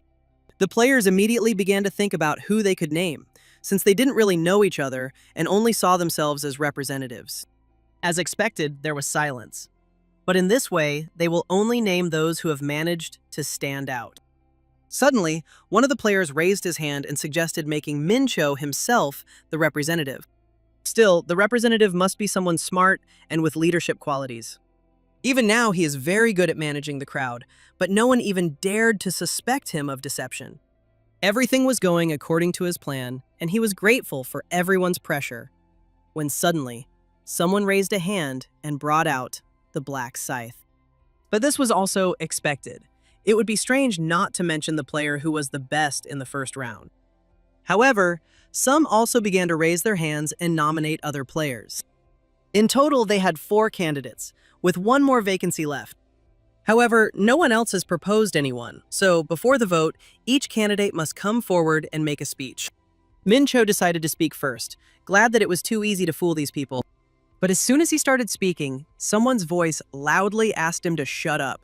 It was Life Documentary, the previous second place. The guy looked extremely dissatisfied and angry, not intending to listen to the rest of his speech. He stated that Min Cho decided that only fools had gathered there and would swallow everything he told them. Min Cho immediately tensed up, assuming that Life Documentary had figured out what skill he had, but he quickly dismissed that theory. However, the guy asked even more rudely who he was to choose the chairman. Min Cho decided to answer calmly, because, as they say, a bad person is known by his words, but he curses incessantly. He hoped that this would work, but his interlocutor became even more angry. It was hard to believe that the persuasion skill didn't work on him, although that couldn't be true. Then, Life Documentary turned to the other players and demanded that they vote for him because if they didn't, he would kill them. However, it was unlikely that anyone would listen to someone like him, so Min Cho asked him to stop disgracing himself and go back to where he came from. But suddenly, Life Documentary swung his knife sharply and cut the guy's throat, even though he warned him not to get into trouble. And then he announced again that if the players didn't vote for him, they would end up like this idiot. Panic immediately washed over everyone present as they realized that one player had killed another. However, Life Documentary didn't see anything terrible in this. If they weren't happy with something, they could attack him. The players immediately called him crazy, and the guy decided that if they weren't going to attack themselves, then he should start it himself. After that, he rushed forward and began to cut down one after another because there were no police, no journalists, no cameras here. He can kill as much as he wants, and if someone doesn't vote for him now, he'll get them in the next round. The guy was sure that now they would obey him because they were afraid. If he can become the region's representative, the first thing he will do is finish off the Black Scythe. At this time, Ryu Ming killed 265 enemies out of 100 and managed to reach the 16th level. The higher the level, the slower he gains new ones. In these 2 hours, he killed more than 200 monsters, but only raised 6 levels. But hunting was easy, of course, thanks to the Butcher's Rune and the Reaper's Rune. The first rune doubled the weapon's damage, and the second doubled its stats. However, the time left before the end of the voting ended, and the call of all players in the current region to the starting point began. The players who were absent from the clearing immediately teleported back and began to look around in surprise. While Rin looked at the bodies of the fallen players in horror, Ryu Min noticed that Jun-sik had once again gained the upper hand this time. Jun-sik, the gang leader and the second most skilled fighter in the region, however, his stats left much to be desired. It's always better to defuse a time bomb before it explodes, but it's too early. Suddenly, Jun-sik turned to him, declaring that he had been waiting for him for a long time and now wanted to offer him something. Smiling, the guy decided to get straight to the point and asked Kosa to obey him. Twirling his bloody knife in his hands, the boy added that if Ryu Min did this, then he would spare his life. But the interlocutor only grinned and in response, asked him to fall on his knees and beg. Only then would he let him go unharmed. Jun-sik, despite his appearance, decided that Ryu Min had gone crazy and apparently did not understand what was happening. He was about to tell what would happen if he became the region's representative, but Ryu Min interrupted him. Taking out his scythe, the boy realized that his interlocutor had not understood his words and was going to die right there. Jun-sik immediately froze in a stupor, not understanding where he got such a weapon from, and realized that he had been rolling the barrel on the wrong person. He then declared that he was the leader of the gang and would never bow to someone like Ryu Min. The guy decided to challenge his opponent and ordered him to attack him with this fashionable stick. He was still as hot-tempered as all the previous times, but now it was time to stop joking. Things will get much more complicated if Black Scythe shows her power and gets votes. We need to make Jun-sik a representative so he can use him in the 3rd round. Plus, it was time for the angel to appear, and at that very second, the silhouette of a girl appeared in the sky. Ryu Ming told his opponent that he was lucky, asking him to choose his opponent carefully next time if he did not want to die young. Jun-sik almost had a stroke, but now he was ready to let Ryu Min go, and he should wait and see how he became a representative and avenge the humiliation. The angel wanted to know if they had chosen representatives, noting that in 3 hours they had not only managed to talk, although it was none of her business whether the people died or not. Instead, she smiled and raised her thumbs up, deciding to proceed with the planned vote. A window opened in front of each player, where each had 1 vote. The player with the most votes would become the representative. However, players who do not vote within 5 minutes will be eliminated from the round and die. Jun-sik noticed that almost all the players were looking in his direction, as this is necessary in order to vote for him. Suddenly, he angrily turned his attention to a girl nearby, visibly frightening her. He decided that she had not voted for him, but she claimed otherwise, and the guy began to threaten those who were not looking at him. When the time was up, the angel concluded that, fortunately, all the people had participated in the voting, and now all that remained was to count the votes. Jun-sik was unhappy. Even though he was in first place, he only had 2,412 votes, and Black Scythe was in second place. He looked menacingly at the players because he asked them to vote for him, and they gave their votes for Black Scythe. When it was all over, the angel announced that Life Documentary would be the region's representative. In this case, she gave him the authority of a commander, and thus he can order people around. Many players regretted their decision to appoint such a person as a representative, but otherwise, he could easily have dealt with them. Smiling, Junsik wanted to form a black scythe, regretting that he didn't kill him, because he could order everyone to kill the guy. However, his smile immediately disappeared when he noticed that this skill could only be used 10 times. It was also useless on players who had received a class, and any player with a class could ignore its orders. Noticing his confusion, the angel smiled, announcing to all the players that this was not all, and that there was a hidden quest in this round. In the additional quest, people were supposed to receive improved items and a class, and, if successful, receive a coupon for a 50% discount on today's item. A quest window like this was supposed to appear on level 10, but no one knew about it. One of the players couldn't figure out how to level up if there were no monsters here, but the angel said that the forest was literally teeming with monsters. However, she asked not to be upset. Because of this, only 80,000 people from all regions were able to receive a class in this round. Angel noticed that someone in the region had also received a promotion, which stunned the players. She snapped her fingers and suggested looking at the results of the side quest, and the name Black Scythe was there. Players could hardly believe that he was the first to get a class and the only one to advance in their region, and he even got the Reaper class. People started whispering that the Reaper class was so damn strong, and now it became clear why he carried a huge scythe everywhere. Junsik was the most dissatisfied of all, because he wanted to use the authority of the commander and order Black Scythe to die, but he had already received a class. In the second round, the rank is determined based on the speed of completing the additional quest. In their region, only Black Scythe received a class, but the angel was surprised that he took first place not only in their region, but in all the others as well. He had a unique Reaper class, and his nickname matched it, so she wondered why he chose that particular nickname. He may have known in advance that he would choose the Reaper class, but he couldn't have predicted that he would get a class that suited his name. Even angels don't know how to get the Reaper class, they only know that it is a unique class. Only one person in this region received the class, which means that only he will not be affected by the commander's authority. The players decided to find out more about this, and the angel explained that the representative of the region cannot give him orders. Besides, he can only use the authority of the commander 10 times, so just because Junsik became a representative doesn't mean he has unlimited power. The embittered representative mentally insulted the angel because she told everyone about it. However, the girl decided to give Black Scythe a reward since he received a class first. With a snap of his fingers, a window immediately appeared in front of the guy, in which he could choose 2 awards from different categories. Ryumin immediately received a notification that he had received low-ranking rare armor from the election and a special reward as a reward.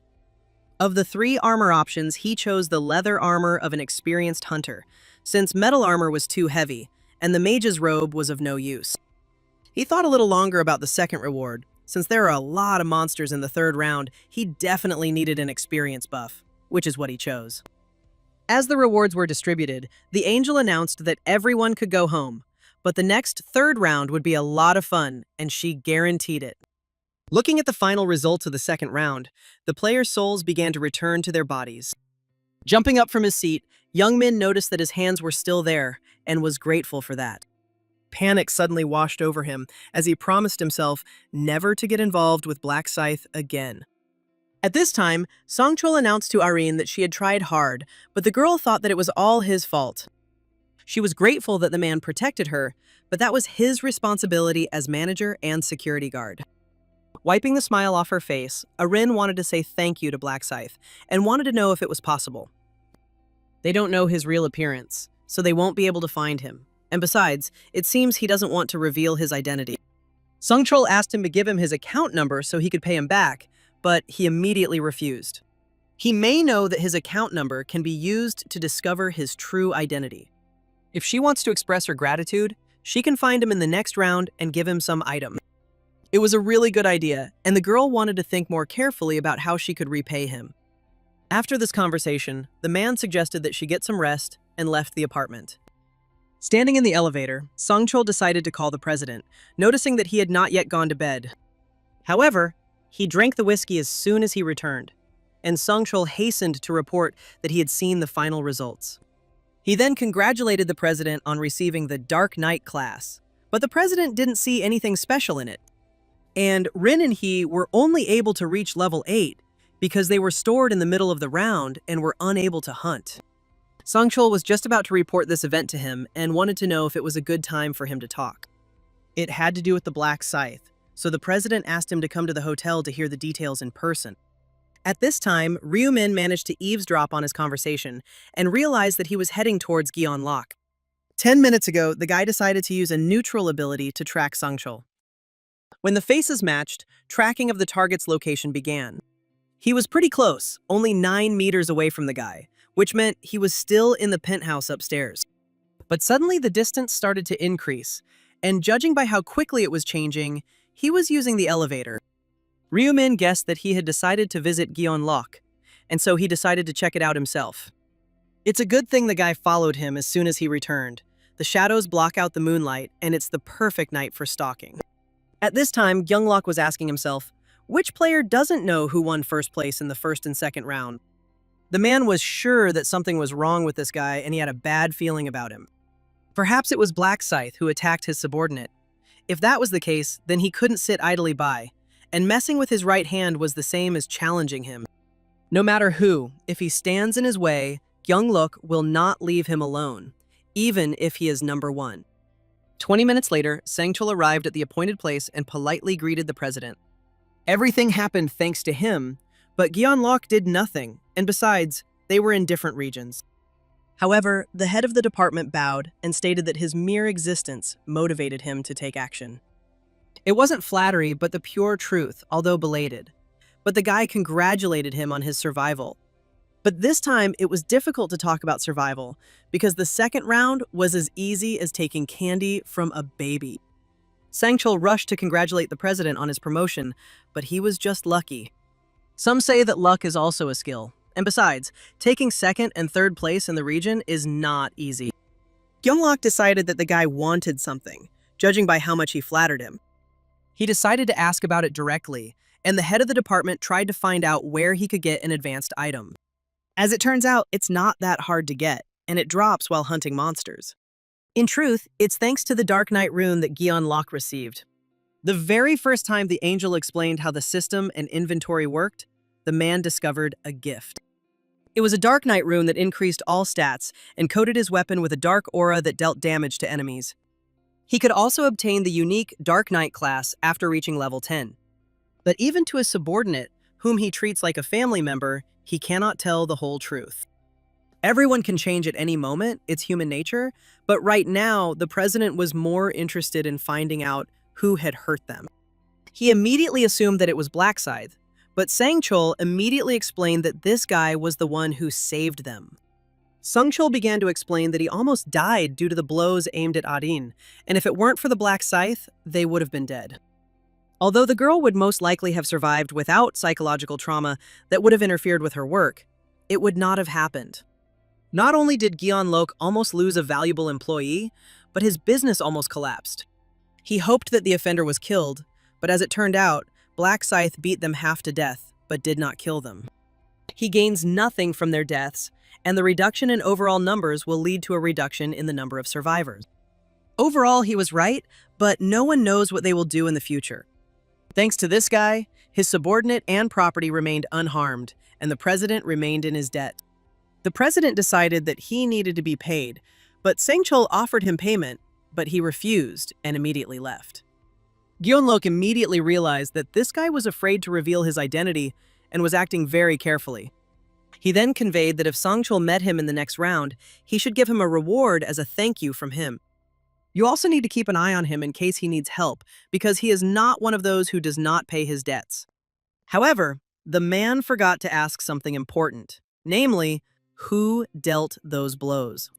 Meanwhile, Ryu-min stood near the huge building, realizing that Sang-chul had gone to the carpet immediately after returning, even though it was already so late. Since he checked his destination, the right to return brothers around, he will only arouse suspicion. The celebrity sponsored by Kyung-luk lives in the same house with him, for which he has his brother to thank. If they hadn't been handing out rice cake, they would never have stumbled upon Arin, and he would never have known that she and Songchul were related. If they use their neighborhood connections correctly, it will help gain Kyung-luk's trust, although it is unclear whether he should take him in the 20th round. The Dark Knight is like a cheat, but there are some downsides, such as the lack of a bonus rune for progression and the need to become a Dark Knight. But the biggest disadvantage is that in order to use the Dark Aura, the power of the Dark Knight, you need to accumulate a unique mana called Dark Mana. It can't be obtained in the usual way. In a sense, this ability is suitable and not a healthy hobby of Guy on Lock. For now, the guy doesn't put him among the candidates, and will use him whenever possible. But besides him, there are many other talented people. The next day, the man stood behind the store counter and didn't know what to do, because at this rate, revenue would fall by half. Suddenly, a girl came into the store and greeted my father, asking why he was sighing so loudly. It turns out that the sale of lottery tickets has been completely stopped. The government came up with a good reason, and it's probably all because of the players. No one knows what abilities players can use. It is impossible. It can help them win. Things were already tight because of rent and salaries, but the girl told him not to worry. She will be graduating soon and will be ready to help him in any way she can. Then she decided to get a part-time job to increase the family's income, but the man asked her to focus on her studies. She has good grades and should go to college because she always dreamed of becoming a doctor. But Julie had given up on that dream, and in such a situation, school was hardly important. In fact, she was right, and now money is very important. If things go badly, then in the next round, she could die. However, it was not his fault, and the girl reminded him that she survived the second round and even received a grade. To prove this, Julie reached out and began to use the ability on her father.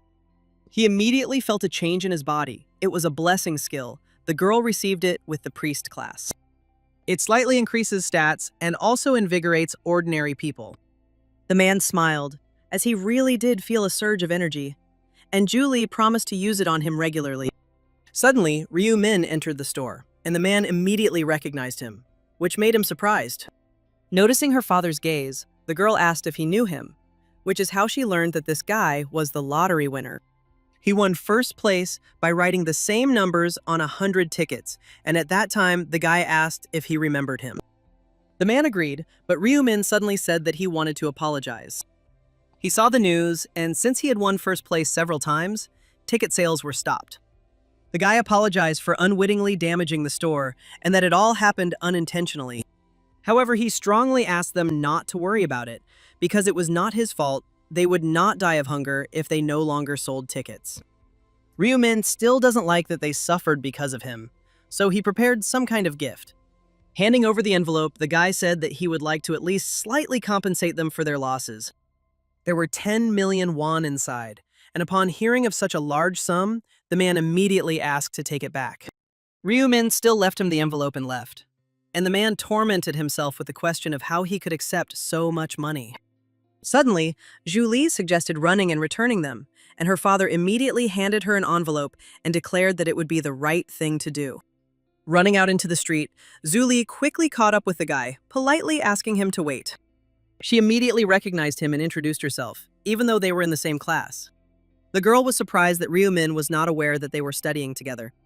The guy smiled and explained that he had a bad memory for faces, although in fact it was a lie.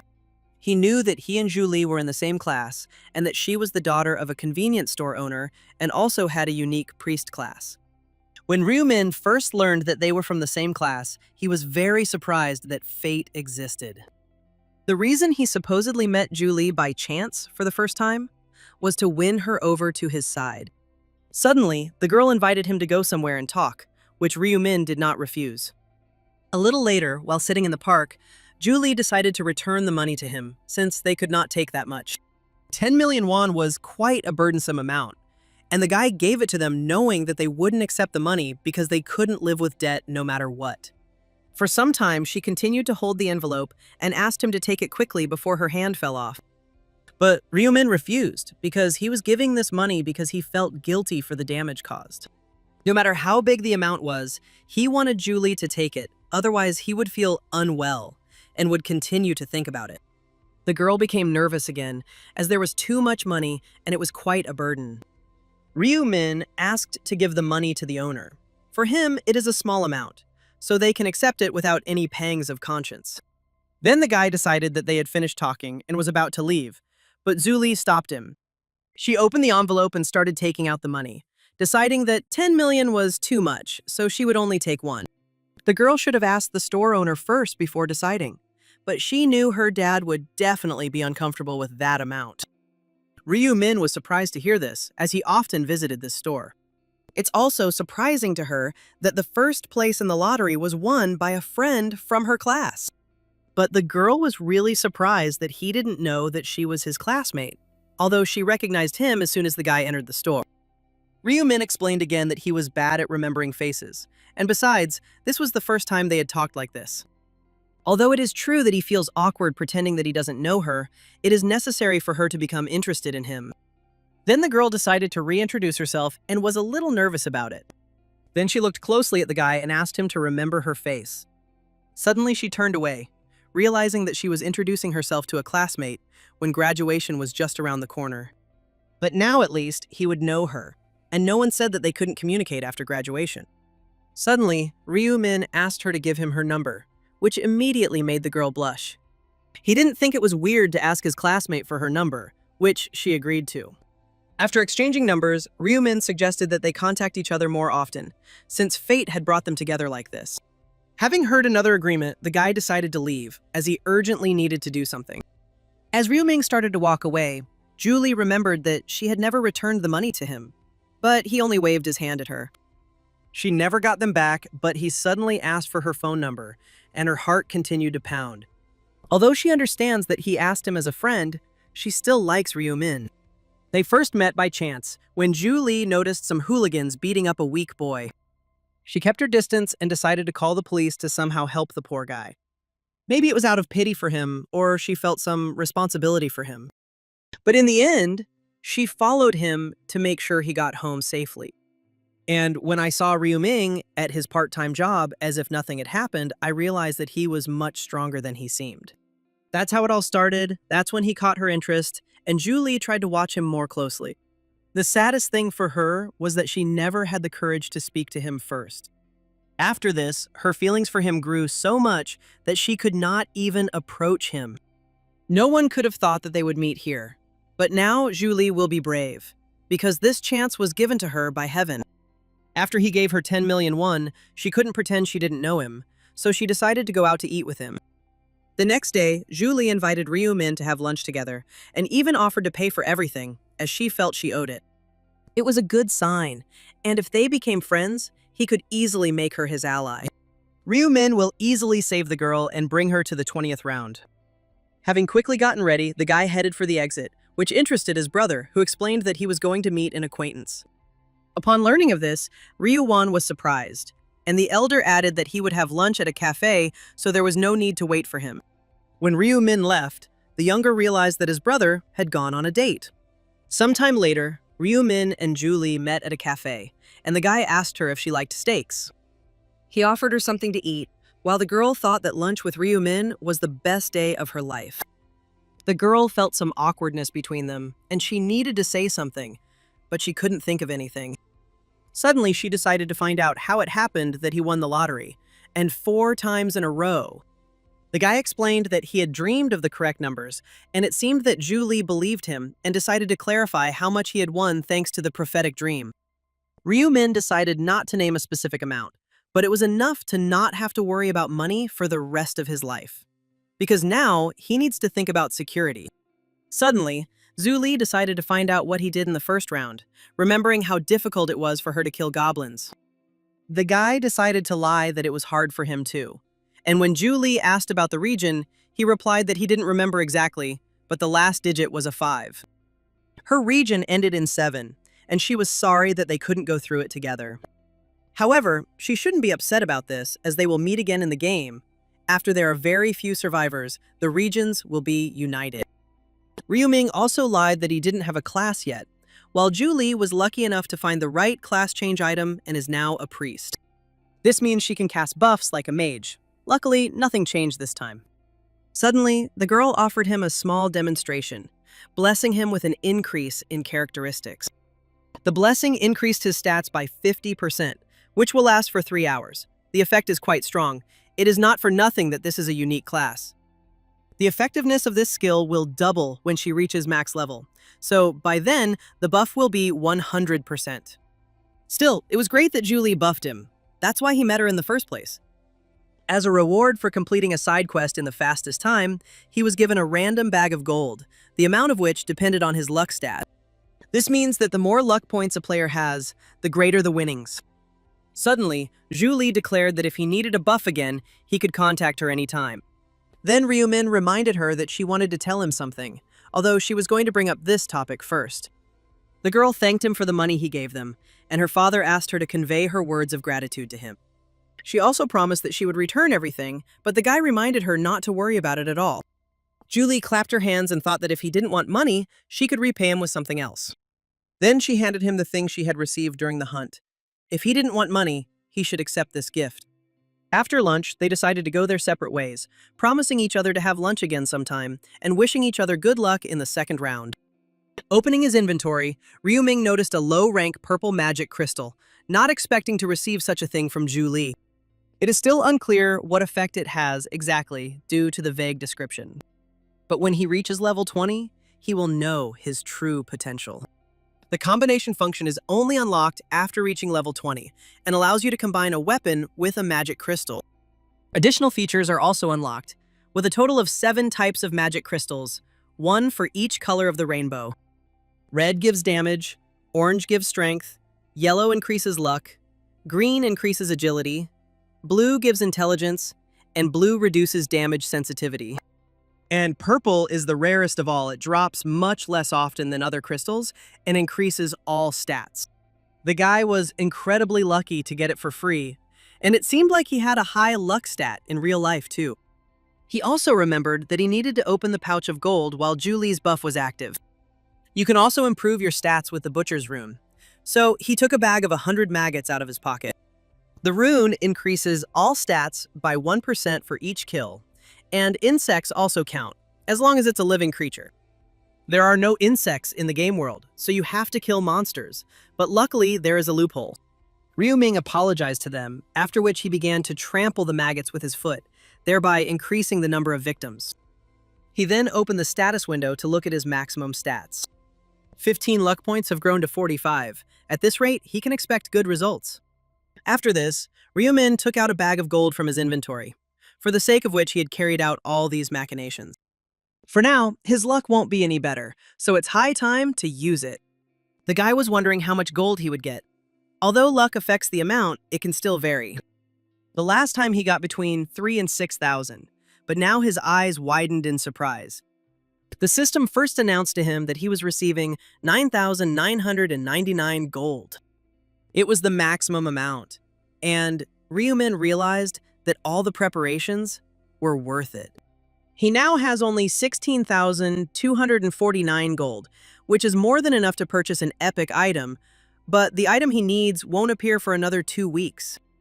A little later, as soon as Ryumin returned home, Ryu-won immediately began asking his brother how his date went. The elder asked him to stop making things up and decided to find out what he had for lunch. Sitting down next to his brother, the younger one announced with a smile that he had ordered black bean noodles. Something better could have been ordered, but this is exactly what Ryu-won wanted. Ryumin completely understood his brother, since just a month ago, they were getting by with whatever they could. His bitcoins have already risen to $150 million, and the prices could collapse in about 2 weeks, so it's time to get rid of them. But before that, he decided to get a driver's license. And after some time, he was already passing the theoretical part of the exam. The examiner, who noticed that a certain guy finished rather quickly, decided to check his results and noticed that he scored 95 points and passed the test. The outcome was obvious, but it still took him 4 whole days to get his license, even though he had a ton of driving experience. Suddenly, Ryumin wondered how long he had been in this time loop and how old he was in general.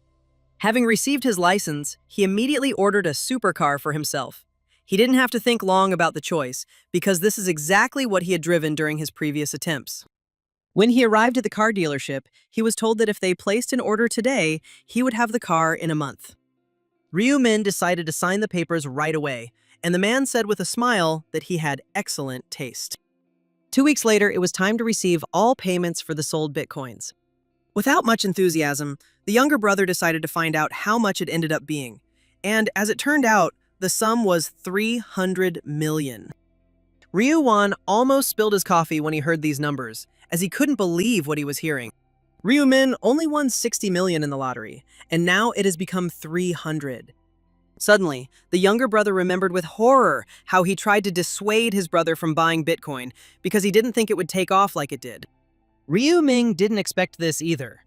The maximum he received before was 280 million, so it's true. Now, he decided to sell them before the price dropped.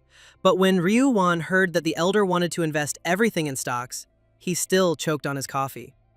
He again tried to dissuade his brother, as he knew nothing about investing, but the elder asked him not to worry. Ryu-min claimed that he had seen everything in a dream, and Ryu-wan couldn't believe that he had had another prophetic dream, and this time about stocks. According to this dream, if Ryu-ming invests now, there will be great benefits later. The guy didn't blame Ryu-wan for having doubts, but he knows the future and the company he's investing in. The company ranked 85th on Kospak with a capital of $900 million is Heavenly Demon Consulting Corporation.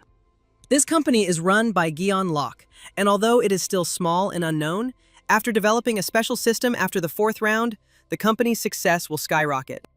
Since he knows that his company will rise, why not invest if he can buy back a significant amount of shares now and gain some influence over the company? Ryu-ming will gain a lot of benefits and power as the main shareholder. It is necessary to invest 280 million and buy out 31% of the shares. Turning his head, Ryu-ming noticed how his younger brother was loudly praying for his elder brother's prophetic dream to come true. In short, the job was done, and now all that was left was to purchase the items. At midnight that same day, Ryu-min opened the store, as he had been saving up gold for this moment. If a player has gold, he can buy items and general skills. That's how simple it is. And even though they are all of normal rank, this does not mean that rare and epic items cannot be purchased. Item of the Day allows you to buy a random item that refreshes every day. But it's usually hard to find what you need, because every day the item is completely random. But for the guy, it's not a problem because he knows when it will appear. And today the store will have exactly what he needs, namely, an epic-grade bone necklace. This item increases intelligence and attack speed, and is quite cheap for such valuable effects. Ryu-min also got a 50% discount coupon he received for the promotion quest. If he buys this necklace at a 50% discount, he will only spend 2,300 gold. In the end, he still had a lot of money left. Initially, he was going to spend the remaining gold on a set of regular armor. But if he accumulates another 6,000, then he will have enough for a general skill, and this is better than regular armor. We urgently need to raise 6,000. Fortunately, there will be a lot of monsters in the 3rd round. And so, time passed until the next round, when all the players were again drawn into another dimension, and that day inevitably arrived. This time, the players weren't as surprised by the transfer, but they were still upset and noticed that this time they weren't in the forest. The location resembles a ruined village, but some have compared it to a mountain of ruins. Suddenly, everyone noticed that the village was surrounded by high defensive walls. And in the very center, there was a huge glowing crystal. And everyone became interested in what they would do in this round. This place was unfamiliar to everyone, so everyone was nervous and confused. Only Junsik was relatively confident. At that very second, one of the players noticed a representative of the region, and someone heard that he was a mafioso. He forced everyone to vote for him and threatened to kill him, so the players thought that the representative should be Black Scythe and not this maniac. Players who were too loud were asked to be quieter, but they didn't worry because the representative only had 10 uses of the subjugation skill. Unable to bear it, Junsik immediately turned towards them and loudly ordered them to close their mouths. The players didn't understand why he was being so rude and acting as if he had no control over his speech. Junsik then pointed his fingers at the players and asked who was talking about him like that. but everyone immediately turned away. The man knew it would happen this way and didn't ask himself why the angel couldn't keep her mouth shut. Suddenly, Young Min approached him and bowed deeply, after which he introduced himself and explained that he had come to greet him. Junsik was surprised, but the young man explained that he dreamed of becoming a bandit. However, the man was in no hurry to accept this guy, deciding that he was completely crazy. But he was the one who was a role model, and it was his gang that Young Min always wanted to join. Therefore, he bowed again and swore to obey and serve him as an elder brother for the rest of his life. Junsik had seen a lot of crazy people in his life, but he had never met such a crazy person. Although he liked his attitude. He thought the guy had vision or hearing problems because he didn't notice that his reputation was now at rock bottom. However, Young Min didn't care about all this, since the guy respected him, and that's the main thing. He didn't care what others thought. The main thing was that the man took him in. Smiling, Junsik decided to take responsibility for his upbringing, to which he heard words of gratitude. Noticing this, the other players couldn't believe that this guy decided to fraternize with Life documentary. Ryumin also noted that this time, Young Min joined Junsik's gang again, and that was good. At that very second, an angel appeared above them and noticed that this time, there were 90 fewer of them. Players noticed the main objective of the third round, which required them to protect the relic for 3 hours. Angel doubted that such young individuals would suddenly drop dead, and the struggle continues even in the real world. Suddenly, one of the players asked everyone to look at the number of those who passed, which had decreased 4-fold. Only 1,225 people were supposed to pass, and they decided to find out for sure whether there was no mistake. Hearing the last word, the angel laughed loudly and rather creepily. However, there can be no mistake. Although they are overwhelmed by the amount of space, they have forgotten something. In each round, only half survive. But in the last round, there was an unlimited number of places, so it makes sense that this time, only a quarter will survive. Well, it's all fair, yes. They just need to try to get into those 25%. In the third round, every half hour, monsters from her legion will emerge from the city gates, their target being the relic in the center of the village. There will be 4 waves in total, and they all need to work together to protect.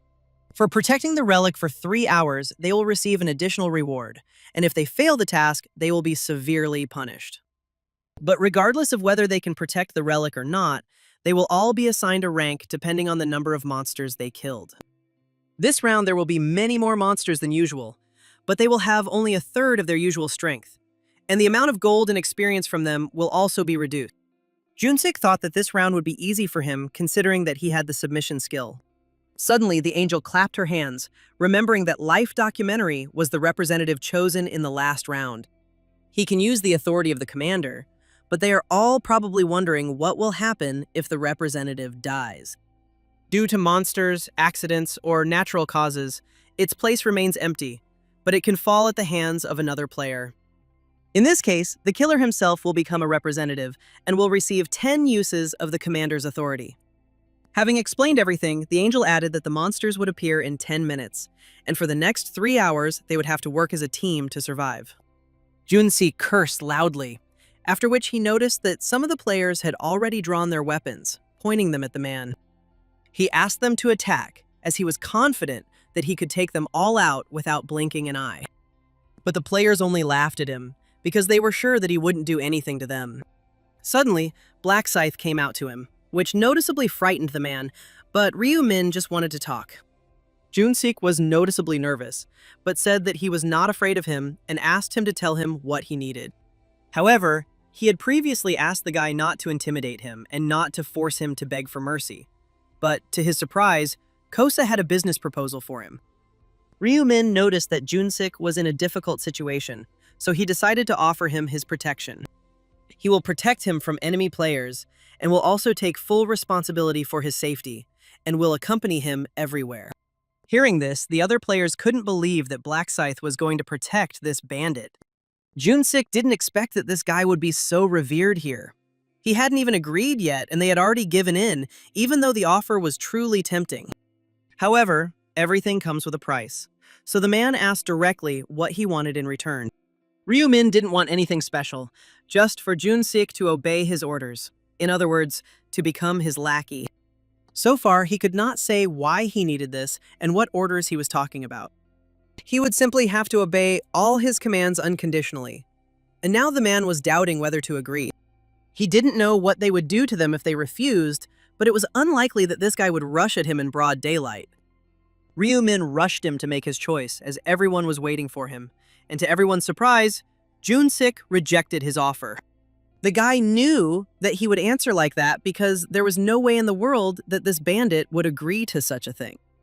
The other players started to mock him because he could agree and calmly hunt monsters. However, either he is too proud or he is not afraid of them at all. Everything is happening exactly as it did in the last attempt, and now Ryu-min must finish what he started. Since Jun-sik decided to refuse, there was nothing he could do, and he wouldn't bother him anymore. Whether he died or not was all the same to Ryu-min. And the other players realized that Black Scythe didn't care about the bandit's life. They could do whatever they wanted with him, and this angered Jun-sik, who was already thinking about changing his mind. However, the first wave was about to arrive, and the players had to prepare for the monsters and protect the relic at any cost. After half an hour, regardless of the number of survivors, a second wave of monsters will appear. In total, 3 hours are allocated until the end of the round. Jun-sik understood that he couldn't fight without being shoulder to shoulder with the people who wanted him dead. But the quest could be completed alone. Suddenly he noticed that Black Scythe was going somewhere, and decided to follow him straight to the gate. And as soon as the gates began to open, 9,800 weakened goblins began to run out of there. Jun-sik decided that this was some kind of madness and decided to hide for now and observe the situation. He wondered what Black Scythe was planning, and whether he really was going to mow down the goblins at the entrance to the village alone. The gates were not very wide, but at least 10 people could definitely pass through them at a time. Jun-sik was sure that this guy was bluffing, and would most likely stand there for a while for show and then run away. But at this time, Ryu-min took out his scythe, and with one swing, destroyed several goblins at once.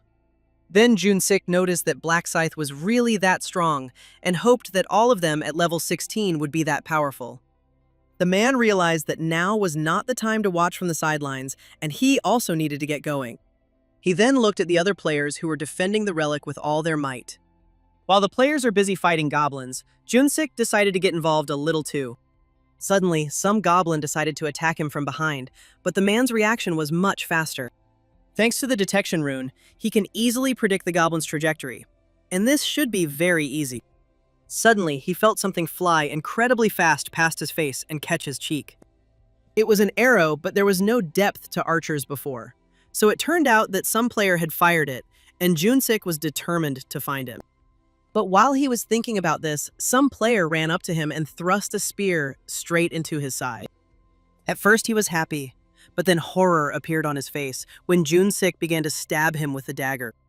He then spotted the archer and immediately grabbed the spear that had pierced him, swinging it at the player. After eliminating the enemy, he didn't expect the players to be more of a problem than the monsters, unless he was the region's representative. If it had been his will, he would have simply handed it over to someone. But still, he had to accept the help of the Black Braid. But he had pride, and he would never bend to it. There had to be some way out, a way to safely hunt monsters without the threat of players. Suddenly, the man noticed a top 3 regional player named Black Lizard in my hand. Without thinking, Jun-sik walked up to him and announced that from now on, he would protect him.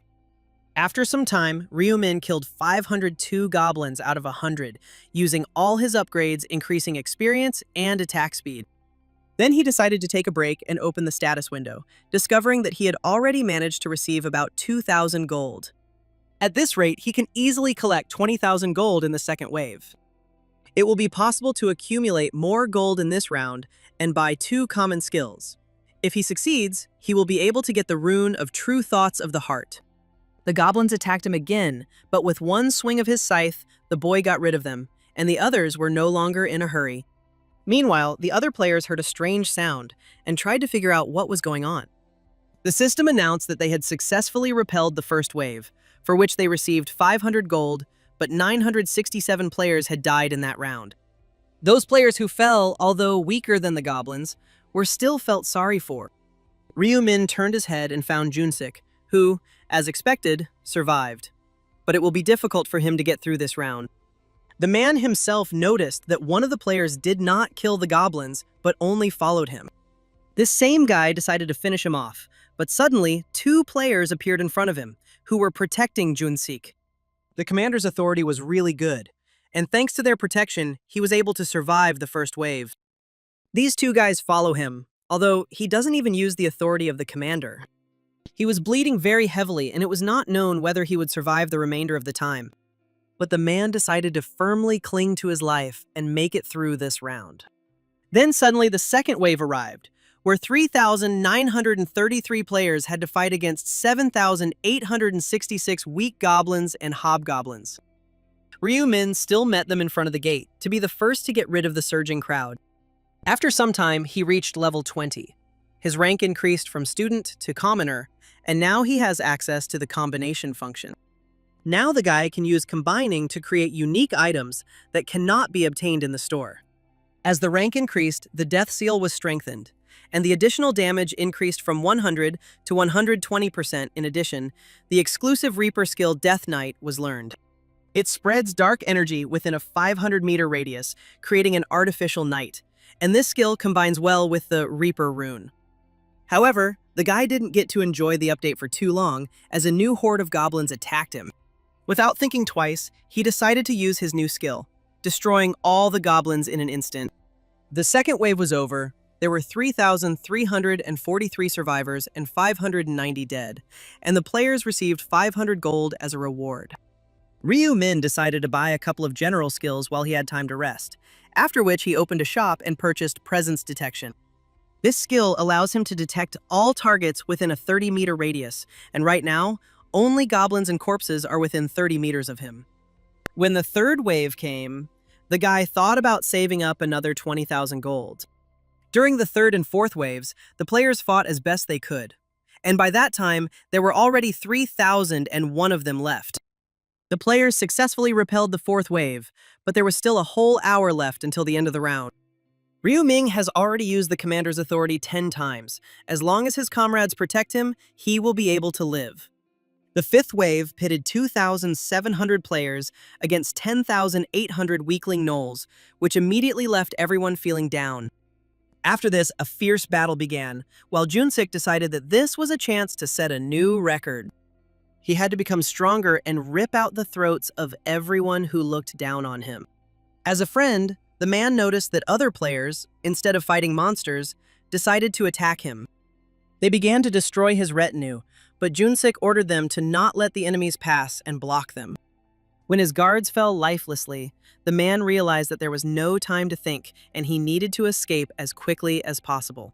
He just needs to survive this wave and then he can safely return to the real world. Having reached the gate, he noticed Black Scythe, who had already killed a crowd of monsters, and immediately decided to accept his offer.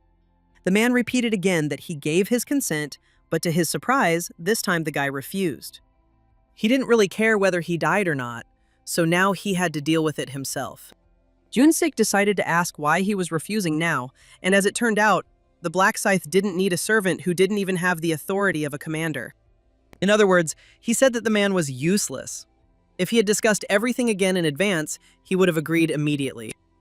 The other players heard that Black Scythe had refused him, and their mood immediately improved. Now they would definitely be able to kill him. But Junsik was not going to give up, and even if he died, he would take at least one of them with him. Suddenly, young men ran up to him, noticing that the elder was tired, and offered him his help. Junsik promised that if he got out of here alive, he would take good care of him. But suddenly, young men punched him in the face. The guy said with a smile that he would kill him quickly, after which he walked up and started punching the man in the face. A few minutes later, the regional representative was killed, and the representative's power passed to the killer, who was young Min. The first thing the guy thought was that if he tried, he could control Arin however he wanted. He promised that he would make good use of the commander's authority. And all this only happened because Junsik kept running away. Suddenly, young Min turned to the other players, as he had said earlier that they had a good chance of winning. His comrades noticed with horror that he had killed a man with his bare hands and mentally called him crazy. The other players were confused because they remembered that this was the guy who had been sucking up to the gangster. And since he had planned to betray him from the very beginning, the players began to get angry that such a person became the representative of the region. Young Min smiled and assumed that they would now try to kill him, but they would fail. He immediately had a great idea and ran up to Black Scythe, declaring that he was now the region's representative. Now he had the authority of a commander, but Ryu Min pretended not to understand what he was getting at. Young Min stated that he accepted the offer of protection and would do whatever the guy told him to do. Black Scythe didn't help Jun-sik because he didn't have the authority of a commander, so he would definitely accept his offer. But Ryu Min didn't like the way the guy spoke, and if he got down on his knees and begged, he would think about his proposal. Young Min reminded him that he had the authority of a commander, but right now, this offer was more necessary for him than for Coast. And now, if he wants his protection, you must get on your knees and beg for it. Looking at the other players, Young Min knelt down in displeasure and declared that he would do whatever he said, asking to be used as a servant. Ryu Min has seen this so many times that he's a little tired of it. But unlike Jun-sik, Young Min can be useful. After thinking for a bit, the guy accepted his offer, and Young Min began to bow and thank him. Ryu Min sharply asked him to stop, as he didn't want to see his pathetic face. Then he took the lead, and the other players were upset that it would all end like this. They were afraid to even attack him altogether, because they saw how Black Scythe fought, not fighting with a bunch of opponents at once. They definitely didn't have a chance against him, but suddenly, Ryu Min decided to help them make a decision. There were only two options now. They could ignore the regional representative and go hunt monsters, or die at his hands. If possible, he would recommend the first option, and the second would suit him, since he would not consider the one who raised a sword against him a man. After this statement, the players began to turn around and retreat, which visibly pleased Young Min. Although Ryu Min is a terrible enemy, there is no more reliable ally, and it looks like it will all be over soon. At this rate, they will easily clear out the fifth wave, but if everything just ends, it will even be a bit sad. So the boy turned to Young Min, inventing a new order for him. Now he had to use all his attempts at authority as a commander to break the relic. The smile immediately disappeared from Young Min's face, as he did not expect such an order. The boy clearly remembered the angel saying that if they couldn't protect the relic, everyone would receive a huge fine. Besides, if he uses all his attempts at commander's authority, he won't be able to make Arin his slave. Young Min wanted to ask for 9 tries instead of 10, but Ryu Min wasn't going to repeat it anymore. The guy realized that he had no choice, and the Black Scythe herself would tell him who to use her authority on. After this, he began to list the various nicknames of the players who were supposed to fall under the authority of the representative. They were the ones who were supposed to break the relic. But Young Min realized that he had named all his friends, and most likely did it on purpose. The marked players immediately began to refuse, but the guy only apologized to them and hoped that they would understand him. After that, he began to list the nicknames of his friends and ordered them to break the relic. The system immediately reported that the relic was under attack, attracting the attention of all players. Having noticed the violators, they tried to understand what the hell they were doing and asked them to stop. None of the players wanted to get a penalty, but it was too late, and the relic was broken, and the main quest was failed. As a penalty for failure, a representative of divine retribution will be summoned for 30 minutes, from whom you must escape. This was a hidden side quest for the third round, the reward for completing which was 3,000 gold. The players immediately became puzzled, because they were only given 2,000 gold for defending the relic, and now they could receive 3,000 if they survived. The reward is definitely higher than for clearing the fifth wave, which is why Ryu Min used Young Min to destroy the relic. But the reason Ryu Min didn't destroy the relic himself was because of the penalty that was distributed among 10 players. All of their stats were permanently reduced by 50%, and they immediately started complaining, as they were simply following orders. They immediately got angry at Young Min, who tried to apologize, because he didn't think they would receive such a fine. However, for failing to protect the relic, representatives of the region also receive a fine. All of his stats are also permanently reduced by 50%, a permanent reduction in stats that is a very harsh penalty. Nevertheless, it is worth preparing for the murder of the representative of divine retribution. Without thinking twice, Ryu-min opened a shop and bought some common items with his extra gold to slightly increase his stats. After purchasing, he decided to do some unification and first place the necessary items. Then combine it with a magic crystal, which will increase all the necklace's stats by 1. But he can only place 1 magic crystal in each item, improving it slightly. Leather armor damage resistance has been increased by 1%, and the Reaper's Sight's power has been increased by 2. Low-rank magic crystals don't help much, but they're better than nothing. At that very moment, the ground beneath the players began to shake, and everyone immediately became nervous because they had to hold out for half an hour. It's not so easy to run away from a representative of divine retribution. Last time, out of the 2,700 remaining, only 500 people survived. Even just surviving is incredibly difficult. The Divine Retribution representative is a boss that 2 people can only defeat with the help of 5 level 40 players. But Ryu-min wants to kill him and get the maximum possible rewards this round. He has a title obtained after killing Biriel, which doubles all stats when fighting against a sacred creature. The representative of Divine Retribution is precisely a sacred being. An angel-like creature appeared above the players, and the players decided that it would be too easy to dodge. Everyone present visibly relaxed as the representative raised his staff. Dropping it sharply, he began to create a dome, being in its center. It was a restriction field, and until the caster canceled the skill, no one could leave the area. All players were trapped, and all their stats in the field were reduced by 50%. The representative caught about 300 players at one time. It was a shame, but it was impossible to save them. Suddenly, the creature created thousands of copies around itself, which instantly pierced hundreds of players. Those who were still alive did not understand how to dodge such attacks because they were quite difficult to even see. If you get caught in the restriction field, it is almost impossible to dodge the light arrows. But if you use your brain a little, you can dodge it. But this is on the condition that the representative is distracted.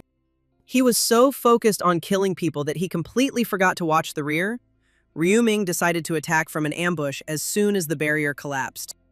As soon as a gap appeared in the barrier, Ryu-min decided to attack, and he didn't have to worry about him turning around since he couldn't hear him. When the target was 5 meters away, the guy activated the death seal because he needed to inflict critical damage with the first attack. The representative turned around, but it was too late, and Ryu-min struck with his scythe. The creature howled in pain as the boy hit it right in the eye. His remaining health, which is visible through the death seal, is about 60%, so the guy with him can hit about 40% with one attack.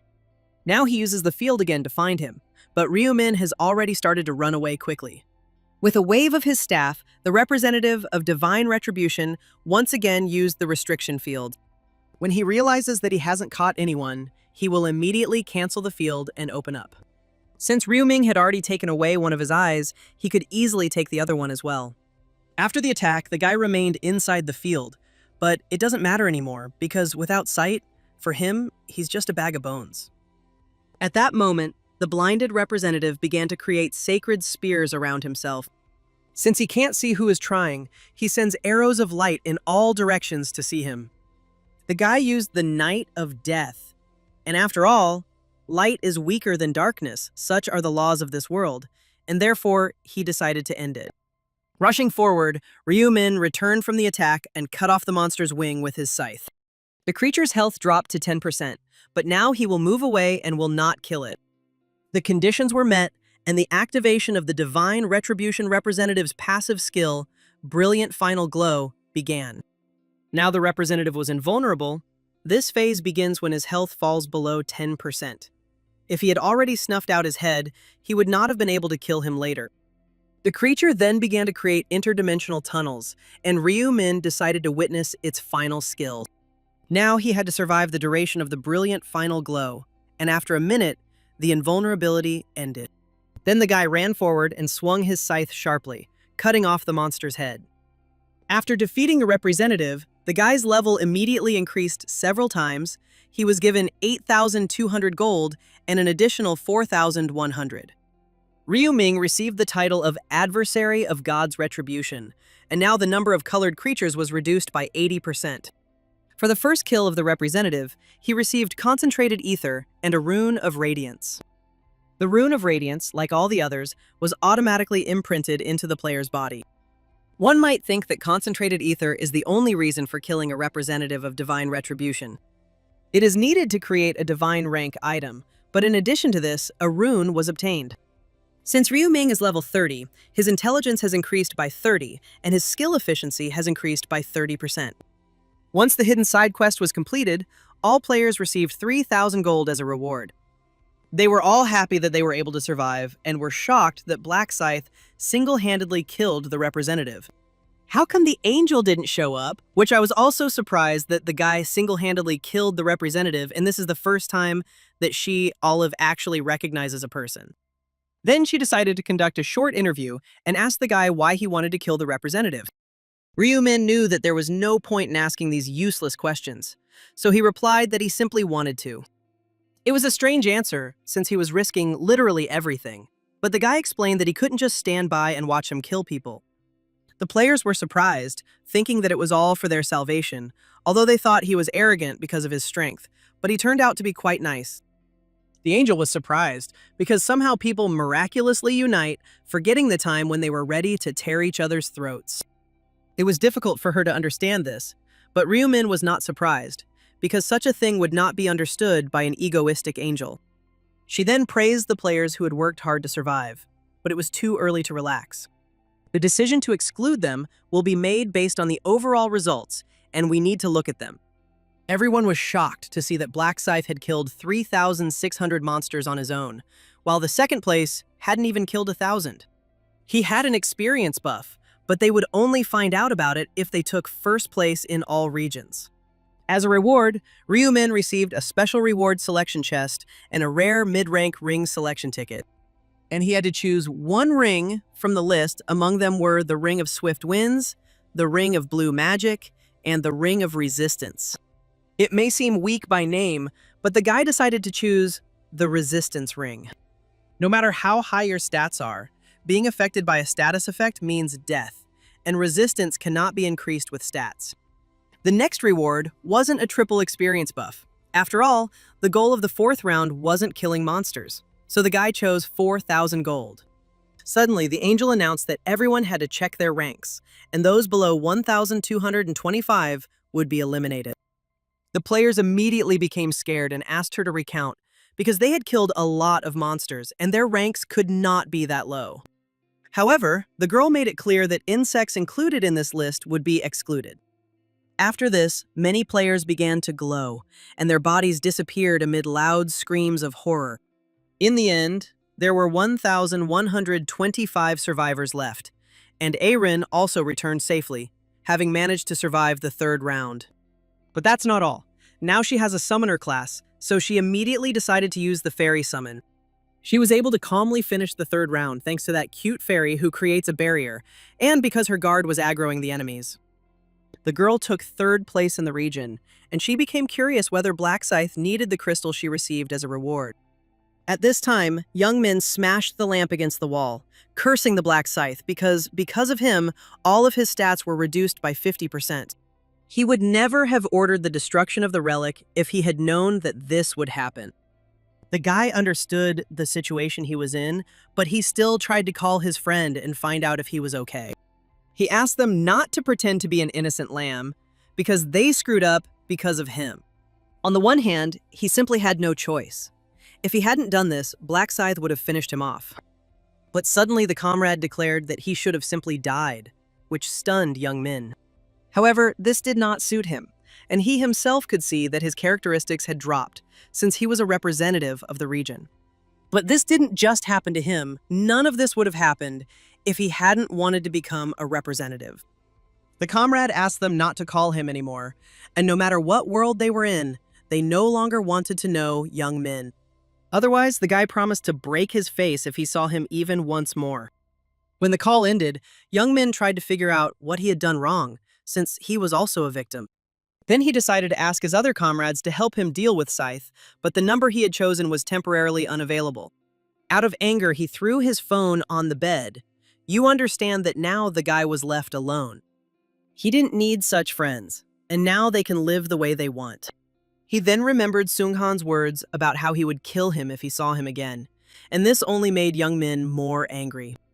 The next day, Kyung-lok met Song-chul in his office, who this time also survived. The third round was quite difficult, but everything worked out because the monsters weren't very strong, and he didn't have much trouble. The guy explained that he was currently level 11 and a knight, and Arin was the same level. However, she had a different class and was now a summoner, which slightly surprised the leader. He doubted that it was a common class, since after receiving it, she was able to summon a fairy and learned how to cast shields. Only thanks to her, Song-chul was able to hunt in peace, which made Kyung-lok happy. He asked to continue to maintain a good relationship with the actress, and if he liked her, then he could start dating her. He was simply saying that relationships are the easiest way to find out someone's weaknesses, and wasn't talking about serious relationships. Song-chul didn't know if he should start dating her, and Kyung-lok laughed because he hadn't seen him so excited in a long time. However, if he didn't want to, then there was no need, because Arin had no feelings for him at all. Even though he is courageous and reliable, she still calls him Mr. Guard. But in fact, Song-chul came here first to apologize to the master. He was unable to carry out his order and help Black Scythe, and he was also unable to convey his message to him. When asked about the reason, the guy began to recount everything that happened during the third round. Song-chul said that Black Scythe had dealt with the Divine Retribution agent incredibly skillfully, as if he already knew how to defeat him. This guy clearly doesn't look like a person in need of help. His characteristics are beyond their imagination. He is so strong that Gyeon-lok feels embarrassed for thinking he was strong because of the Dark Knight rune. And since Song-chul had his reasons, the man would not punish him. Then he decided to find out what the results of tracking down those thugs were. Song-chul reported that there was a person with the alias Young Min, which may be his real name, and they found hundreds of people all over the country. But if we take into account that he is about 20 and lives in Seoul, then the circle of suspects narrows down to about 5 people, although it will take a month to find out his home address. This scenario upset Gyeon-lok a little, since they wouldn't find out anything until the 4th round anyway. And Rin agreed with him but decided that there was no need to rush, and the gentleman decided to find out how much gold he had. There were about 10,000 of them. The store actually has a tracking skill, and as soon as he accumulates 20,000 gold, he should immediately learn it. Suddenly, the guy remembered that last month a shareholder had bought a huge amount of shares in his company. The conversation was about consulting for the Heavenly Demon, which is what he is currently focusing on. When asked how many % of the shares he bought, Sang-chul asked not to be too surprised and announced 31%. Kyung-lok was surprised that one person bought 31% of the shares, and Sang-chul thought he was seeing things when he looked at the screen. The market value of consulting is about 900 billion won, and 31% of investments is about 280 billion, and one person had that much money. Perhaps it was a rich man the man doesn't know about, or perhaps one of his brothers did. On the other hand, if he bought 31% of the shares, he should take part in management, so he asked the head of the department to give him the contact information of this shareholder. At this time, Ryu-min decided that it was time for Kyung-lok to contact him, but he couldn't call first because he needed to save face as a major shareholder. Then suddenly the younger brother burst into the room, loudly asking what his level was. Ryo-won stated that some kid is acting like he's immortal and keeps bragging about how high his brother is. They laugh at him, saying that his brother is already level 11 and has a class.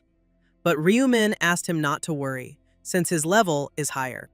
However, he didn't know what to tell the younger one, because if he told the truth, problems might arise. The boy announced with a smile that he was level 12, and Ryo-won assumed that he had a class too. The younger one wanted to know what class he was in, but Ryu-min just turned away and said it was a secret. As soon as the upset Ryo-won left the room, the phone rang. The guy was greeted by Gyeon-lok himself, the director of the Heavenly Demon Consulting. At first, the guy decided to pretend to be naive, because the more of a fool he seemed, the more he would be caught off guard. And the man good-naturedly noted that last month he had deposited a fortune into their company. At the moment, he has become the largest shareholder in the consulting company, so Kyung-lok would like to meet with him. The man suggested having lunch on Friday, which was an important day for receiving the rune of inner thinking. Ryu-min explained that he had plans for Friday and therefore would not be able to make it, and suggested rescheduling the meeting for Saturday. In order to gain his father's approval, Young-lok founded Heavenly Demon Consulting, so he would never mistreat the main investor. However, before meeting him, the guy must get the rune he needs. Runes can be obtained in a variety of ways. They can be found in certain locations, in certain rounds, or as special rewards. They can also drop from regular monsters after killing a boss, in extremely rare cases. And few people know about this, but you can get a rune in real life. Of course, the conditions for its appearance are quite difficult, but now Seokhyun should come here soon. His nickname in the game is Seokhyun. In real life, his name is the same. The guy will never forget this name, since he is a criminal who kidnapped his brother. She clearly remembers the voice of this guy who demanded payment, namely information that others do not know. Ryu-min pretended not to know anything, but Seokhyun just laughed and declared that the guy was a regressor. As it turned out, he had a mind-reading rune, and with its help, he studied his brother. After that, Ryu-min was obsessed with revenge against Seokhyun from the 11th regression until now. He has no other goals, but now he wants to get the mind-reading rune before this guy. It was supposed to happen here and today, and at that very moment the gates opened, letting in a man with a man on his shoulder. It was a tied-up girl whom he roughly threw on the floor and removed the tape from her mouth, ordering her not to scream. She began to beg him for mercy, and he asked her to think of something else. Seokhyun offered her other options, but he didn't really need any of them. The girl assumed that he was doing this because she had looked at him askance before and she felt very sorry for it. The man asked menacingly, "Why do something for which you will apologize?" Because that day was not very good. 2 days ago in the evening, Seokhyun was thinking about which girl to pick up today. It's just one cat. Maybe it will drive away all his problems. Then he noticed a lonely girl and went after her, after which he suddenly jumped out in front of her in the alley. He managed to blind her, and she began to scream that she could not see anything. After what happened, Seokhyun decided to run away, but he loves the fact that he can do it whenever he wants. In the past, his life was terrible, so he didn't care whether he died or not. But now he has a rune of radiance that makes bodies glow and blinds opponents. Without thinking twice, he entered the cafe and noticed a friendly cashier, who was also pretty. He politely asked for an Americano on the rocks, and the girl announced that it would cost him 5,000 won. Handing over the bill, the man noticed that she was new here. He was a regular customer, and this was the first time he saw her at her part-time job. The girl didn't know that he was a regular customer, because many people who worked part-time quit, and the world changes very quickly. It made sense, they could die at any moment, so they wouldn't waste time on part-time work. The man then assumed she was the owner, even though she looked quite young, and she admitted she was 32. Hearing this information, Seokhyun smiled and noted that she was not a player. Then he asked her to give him her number because he liked her, which immediately made the girl hesitate. Then the man began to ask her angrily why her face looked like that, and whether she disliked him so much that she was embarrassed by a couple of spots on his face. Clenching his hand into a fist, Ryu Won-tin announced that he would not have this coffee, so he asked for his money back. The man snatched the bill and left the establishment, deciding that she was looking down on others because she had a pretty face. At that moment, he decided that he would make her pay for looking down on him. And now, sitting in front of the tied-up girl, he received from her that one should not look at people like that. She sincerely admitted her guilt, but the man decided that this would not do, because she was not acting sincerely. Seokhyun knew that she was apologizing just to get him to spare her, so he grabbed her hand tightly. She begged him to let her go, but the man decided that since she was apologizing, she should make amends. The girl tried to resolve everything with words, but the man only asked her not to move. Suddenly, an unfamiliar voice asked him not to move, and Seokhyun, horrified, assumed that a detective had entered the room. At first, Ryu-min, whose face was hidden by a mask, asked him not to swear, specifically because she remembered that he would swear a lot later. Rising to his feet, Seokhyun first noticed the huge scythe in the guy's hands, and then the white mask. At first he thought that this boy was crazy and just decided to play with toys here. Ryu-min realized that the man had not yet realized the situation and that this braid was far from being a toy. Sukyeon was momentarily startled when he realized the scythe was real, and realized that the player standing in front of him was a player. Ryu-min immediately turned to the girl, asking her to run right now, because this was her only chance. The man threateningly declared that no one would allow her to do this. But the guy had already run towards him. All he had to do was use the shaft of his scythe to strike his opponent in the groin. He had already warned that he would kick his ass, after which he again asked the girl to go away and leave him to him. After thanking him, she ran towards the exit, and Ryu-min noticed that only the two of them were left. Now it was time for them to have some real fun. But Sukyeon sent the guy away from the first and promised that he would finish him off. Ryu-min liked this idea, because it would be completely uninteresting if he simply changed his shoes. Suddenly, the man took out a knife and tried to attack the guy, but he easily dodged all his attacks. Ryu-min noticed that the man was still using the goblin's short sword. When he got tired of dodging, he swung his scythe and cut off the bandit's hand. Noticing that he was in pain, Ryu-min added that he hadn't even started yet and asked him not to be such a whiner. Sukyeon realized that this could kill him, and if he wanted to get out alive, he would first need to ruin his vision. He tried to use his skill, but was surprised and horrified to find that nothing worked. Ryu-min knew that all his attempts were useless. The light of day simply could not penetrate the night of death. It was good that he had already used this skill before Sukyeon took out the knife. And although he would have simply cut off his legs and arms if he had not been able to resist his light. Having lost his second brush, Sukyeon fell to the floor and began asking why he was doing this to him. Having driven the scythe into the man's leg, the boy declared that he didn't need a reason to get rid of the bug. This is because if he is left alive, he will create a lot of problems. Bleeding, the man tried to understand why he was doing this to him and what he had done to him. Then he decided to just kill himself to end it all. However, Ryu-min quickly realized his plan and was not going to let him go so easily. The guy wasn't going to let him die until he started begging him to die. Sukyeon just wanted to stop the pain, so he started asking the guy to kill him. Ryu-min understood that he didn't know why he was doing this, since this was their first meeting. Although he can't say that they are strangers to each other, they have met before. The man was surprised that he knew his name and assumed that he was related to the girl from the coffee shop. But Ryu-min admitted that this was not true, and he had no idea who this girl was. He then explained that he had kidnapped his little brother and used him to make the boy tell him everything he knew. Although this had not happened yet, he would do it in the future. For him, it was in the past. If he hadn't intervened, Sukyeon would probably have received the mind-reading rune. This rune is hidden somewhere here, and to get it, you need to hear someone's voice of truth. You need to hear someone speak the truth from the depths of their heart. If Ryu-min hadn't intervened, he would have tortured that woman in the process. She would have sincerely begged him to let her go, and after receiving the rune, he would have committed even more crimes.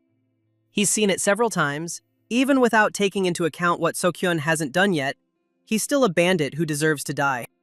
The man asked to kill him quickly if he deserved to die, but suddenly the guy said that he would not do anything. Ryu-min told all this because he is waiting for the man to die himself.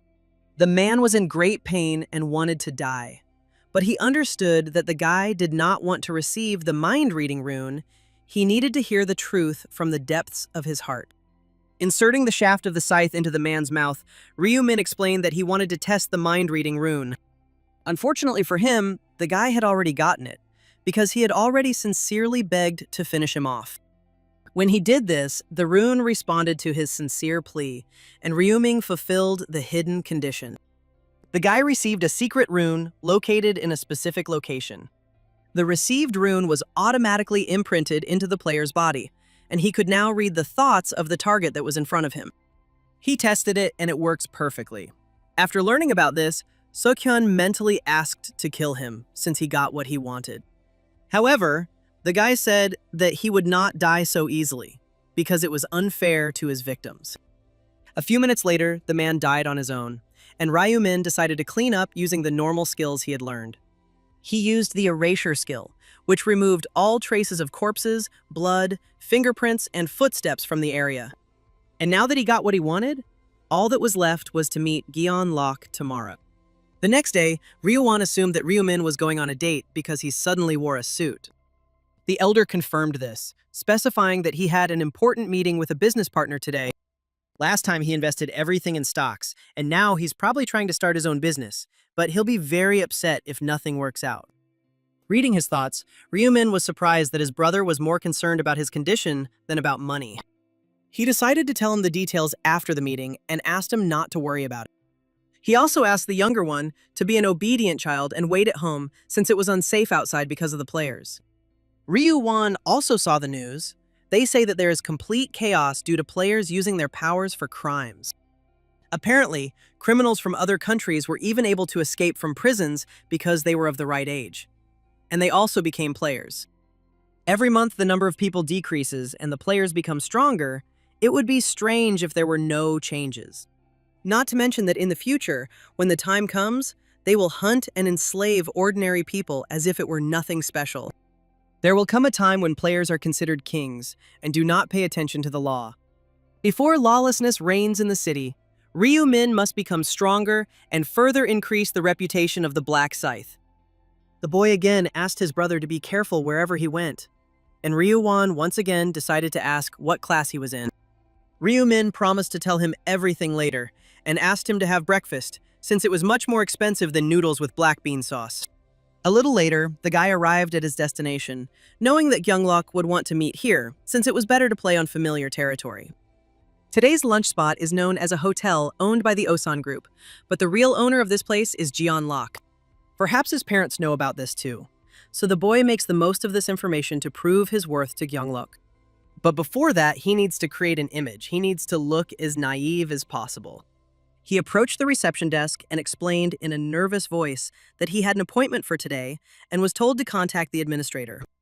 The girl realized that he had an appointment with the general director of the consulting company. The director warned her that he would be here soon, so the guest needed to wait in the living room. Sitting down on the sofa, the guy decided to appear simple and slightly opened his mouth, surprised by the expensive chandelier. A few minutes later, a man approached him, but not the one the boy was waiting for. It was Sang-chul, who recognized him as they had met before at the forest gallery, and Ryumin confirmed that he had been delivering rice cake to the neighbors that time. Suddenly, the man bowed and asked for forgiveness for being rude to him that time. He himself thought that this guy doesn't even look 20 years old, but he is the main investor who invested 280 billion. Ryumin realized that he was suspicious of him, although it was probably a normal reaction, since someone his age shouldn't have that much money. However, he acted this way because he didn't know. But the guy also didn't know that the CEO lived upstairs. Sang-chul quickly explained that he was not the CEO, and the guy looked surprised. The man introduced himself a little belatedly as the head of the department, adding that the gentleman would arrive a little later. He then asked the boy to wait inside until Lok arrived and took him to the conference room. After leaving the office, Arin immediately wrote that the gentleman, having met the guy, did not look like someone who could invest so much money. But the man was sure that there was someone else behind him, so he needed to be careful. Lok sent Sang-chul ahead as a scout because Lok himself would never be late for the meeting. A few minutes later, Lok himself entered the office, introducing himself as the general director of consulting. Later, after shaking hands, they began to take their seats, and the gentleman asked Sang-chul to also sit next to him. He forced the department head to join in without asking the boy's permission, and his plan was to quietly seize the initiative. Lok suggested eating before talking about business, and he asked to prepare Korean dishes. In such a high-class hotel, any food would be delicious, and Ryumin immediately confirmed this. Lok thought that the department head was right. The guy was too young to invest 280 billion, and he didn't have the tenacity to do it. Most likely, someone is behind him, but it is unclear who it could be, a brother or a father. Whatever the case, he must get to the bottom of it. The man directly stated that he was very surprised when he first saw the guy. He was so young and already the main investor. Upon learning his age, Lok announced that he was 29 and was glad to meet someone so young. The man then asked where he got such a sum of money at such a young age, suggesting that the guy was from a wealthy family. It was quite straightforward of him, but Ryumin explained with a smile that until recently, he had been an ordinary student. Gyeonlok was surprised by such words, and the guy explained that he could have learned about him from the news. News about a man who became a millionaire overnight after winning the lottery 4 times in a row. Gyeonglok heard about it, but he didn't know who it was, and Ryu-min admitted with a smile that it was him. The man immediately frowned, not expecting that in front of him sat the winner who had been the talk of the town several months ago. Then he remembered that the article said 60 billion, but the guy somehow managed to invest 280. Ryu-min honestly admitted that he had been playing with Bitcoin, and Kyung-lok was surprised that he spoke about it so easily. He found this guy amazing and couldn't understand how he came up with the idea of investing 60 billion in Bitcoin, since he himself would never have been able to do that. Songchul remarked that he was very lucky, but Ryu-min clarified that it was not luck at all. However, the man saw an article, and there the guy said that he saw the lottery number in a dream, and that's what's called luck. Suddenly, the smile disappeared from Ryu-ming's face as he admitted that he hadn't seen them in his dream. Now was the only way to convince Gyeonlok and bring him to their side. Ryu-min admitted that this is the first time he's told this to anyone, but he has a future rune. This rune allows you to look into the future for several years. That was the whole secret. In other words, he is a seer who can see the future. Gyeonlok decided that he had misheard because he did not understand what kind of explanation this was. He tried to figure out if the guy was serious, because then it would mean that he saw the correct lottery numbers using the future rune. He made money on Bitcoin in the same way, investing everything in it because he was confident, because he saw the future. However, this was not enough, and the man asked to prove it, for example, by predicting his actions in the near future. Ryu-ming could read minds, so it was easy to guess the next step, but he needed to set limits on his ability for the future. The guy apologized, because he can't use his powers at will, and they activate when they want to. Gyeonlok decided that this was not surprising, since it was normal for a rune that allowed one to see the future to have such a limitation for the sake of balance. Suddenly, he realized that Ryu-min had invested 280 billion in their company because he knew that consulting would grow rapidly. He was also curious about how much growth there would be, and Ryu-min admitted that in less than 6 months, she would be on the Kospi list. The man didn't know what would happen to him if this really happened. Maybe then his father would recognize him. He could become the next representative. Suddenly he realized that he had lost his head for a moment because he could not believe that he had become happy because of something that was not even true. But to achieve success, he needs to reconsider his field of activity. Suddenly, Songchul declared that it was extremely unwise to change the scope of activities now. At the same rate, he could suggest changing the company's name. Ryu-min confirmed that if they change their field of activity, the company name will also need to be changed. And he didn't come all this way to joke. Both players know how great the punishment is for revealing the runes like that. And yet, he took the risk and opened it to them precisely because, as the largest investor and business partner, he wants to help the company grow. Otherwise, why would he invest 280 billion? For the company to be successful, they must unite. Songchul hoped that the gentleman did not believe the boy, but he only remained silent and thought. Ryu-min understood that the man didn't trust his strength, and then asked him if he had ever wondered why the guy had come to the apartment on the floor below. Hearing this, Gyeonglok looked at his subordinate in surprise and decided to find out what Ryu-min was talking about. Songchul revealed that about 2 months ago, Ryu-min moved into the apartment below Ah-rin's penthouse, just a couple of days after he received the future rune. Gyeonlok asked with displeasure why he was telling him about this only now, although he himself had only just found out about it. In January, he didn't even invest in Bitcoin, but he moved close to someone connected to the company he plans to invest in. Although it might have been because he simply knew that Gyeonglok was sponsoring Ah-rin. Ryu-min already realized that this was not enough evidence for the man, so he decided to say something else. Gyeonglok is the owner of the hotel they are staying at. He is also the eldest son of the Osan Group, and he created a consulting business so that his father would recognize his skills. Suddenly, Sangchul jumped up and asked directly who was behind the guy, since only the gentleman's relatives would know about this. He was right. In all this, it is not enough to convince him that the guy found out about it. I will look into the future, since any of his relatives know about it. In truth, Kyung-lok suspects that someone hired him to lure him into a trap and change his line of business, just because of the main shareholder. Then the man decided that he shouldn't explain the obvious because it even sounded ridiculous. He believes there is a rune that allows him to see the future, and he should hardly give up on the growth of his company. However, it is difficult to trust the guy's words. He is grateful to him for his contribution to his company, but this should be discussed at a shareholders meeting. Young-lok apologized for not being able to help him and started to leave, but Ryu-min stopped him. The guy lowered his head slightly, hesitating whether he should say any more information. He then asked to give him another try and provide them with information about the fourth round. Gyeon-lok immediately tensed up, and the guy explained that a terrible tragedy had unfolded under his watch. A little later, Sangchul apologized to the master for his behavior, because earlier, he got a little carried away and raised his voice. Gyeon-lok wasn't worried about it, because the man did it for him, and he could freely express his opinion. Sangchul found this guy suspicious, and he meant the ability to see the future. With such a power, he can live a better life. But instead, he decided to help them. Young-lok reminded him that Ryu-min wanted to grow with their company. He must want to earn more money. But that was strange, because 280 billion is a sum that is difficult to spend in a lifetime, even if you have fun to the fullest. Perhaps this is not enough for him, after all. Human greed has no limits. But even so, it is too risky. Gyeon-lok agreed with this, but if he was a true seer, he needed to be lured to his side by any means necessary.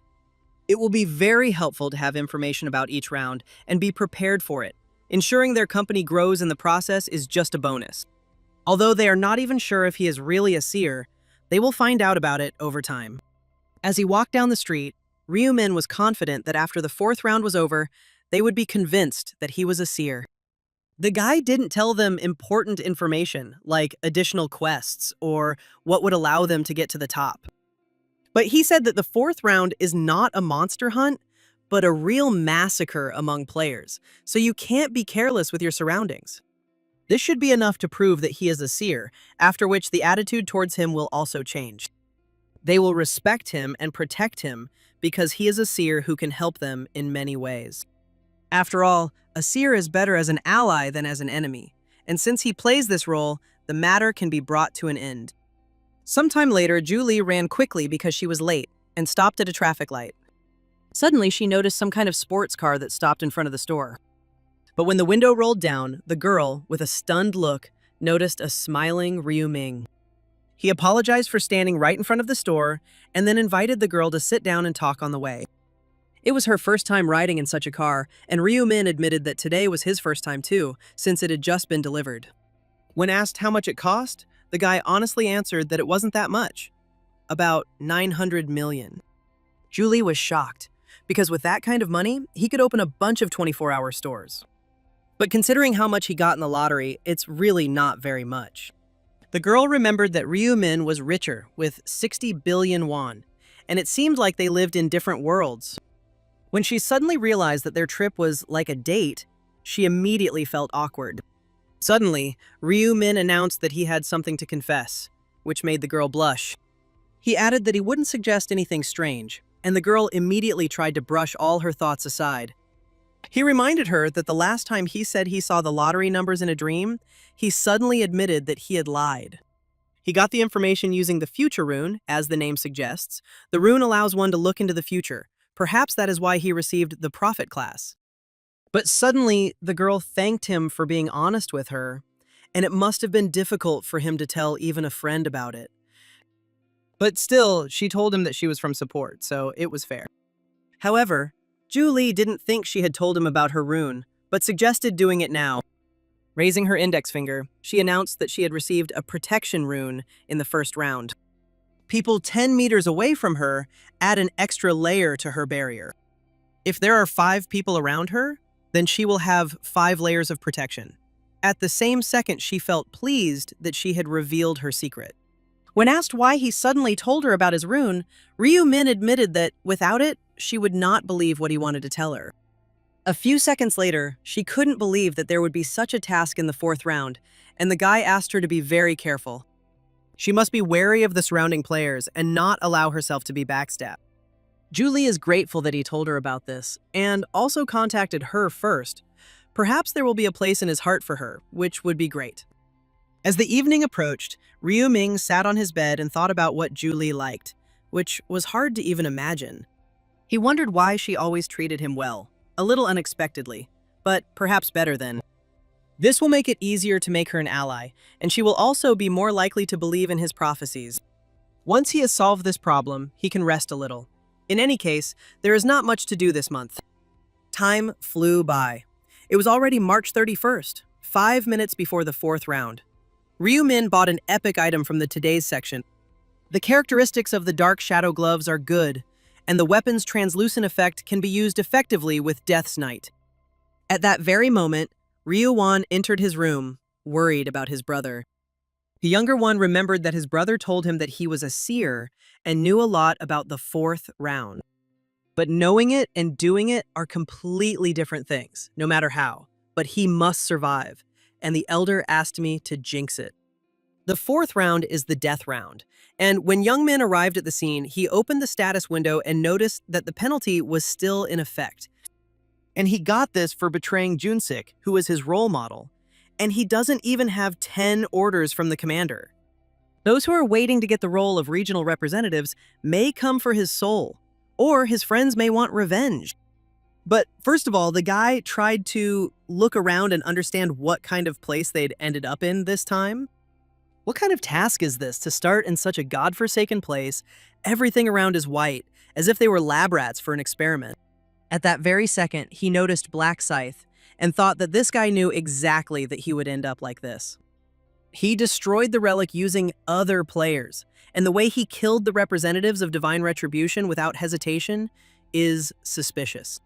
If he had the power here and now, I would make a cutlet out of him.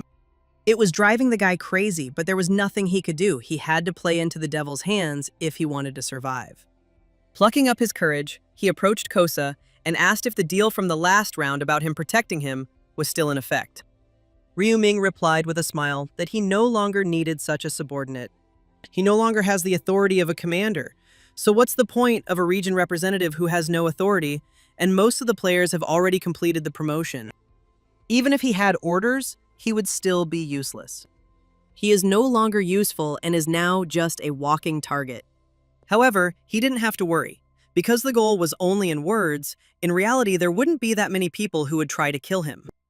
But he himself already knows what his role as a regional representative really is, and people have understood this too. Being a representative isn't all about the benefits. And the more people get classes, the less useful the orders are. The game is not worth the candle. Black Scythe was right, and now Young Min wants to get rid of this role. Suddenly, he noticed Arin, who approached Black Scythe and greeted him kindly. Sungchul also said hello and asked if he remembered them. The guy answered in the affirmative and decided to find out what happened to them. Sungchul smiled and reminded them that he had saved them from that bandit, so they wanted to thank him again. Ryu Min decided that once was enough, but they were still grateful, and the president of their company also conveyed his gratitude to him. But as soon as the conversation turned to the president, the guy asked to stop, because he didn't care. Suddenly, Arin showed him the crystal and said that this was how she wanted to express her sincere gratitude to him for saving her. The guy immediately recognized the purple magic crystal of the lowest rank, which was unexpected. The girl thought that words of gratitude would not be enough, so she decided that this would be a great gift. He has no reason to refuse such a good item, and when he returns, he will have to try to make a low-rank magic crystal. Looking at his reaction, Arin couldn't tell if he liked it, and she hoped he wouldn't be angry that she gave him a useless-looking stone. As Ryu-min thought, she had no idea about the value of the magic crystal, and if she knew, she definitely wouldn't have given it to him. As a friend, Young Min thought that he also had something similar, but the guy didn't expect that he also had a magic crystal. I think it's called the Black Gold Power Stone, and when Ryu Ming heard about it, he was shocked. This item is a very rare drop from monsters. It is harder to obtain than a magic crystal.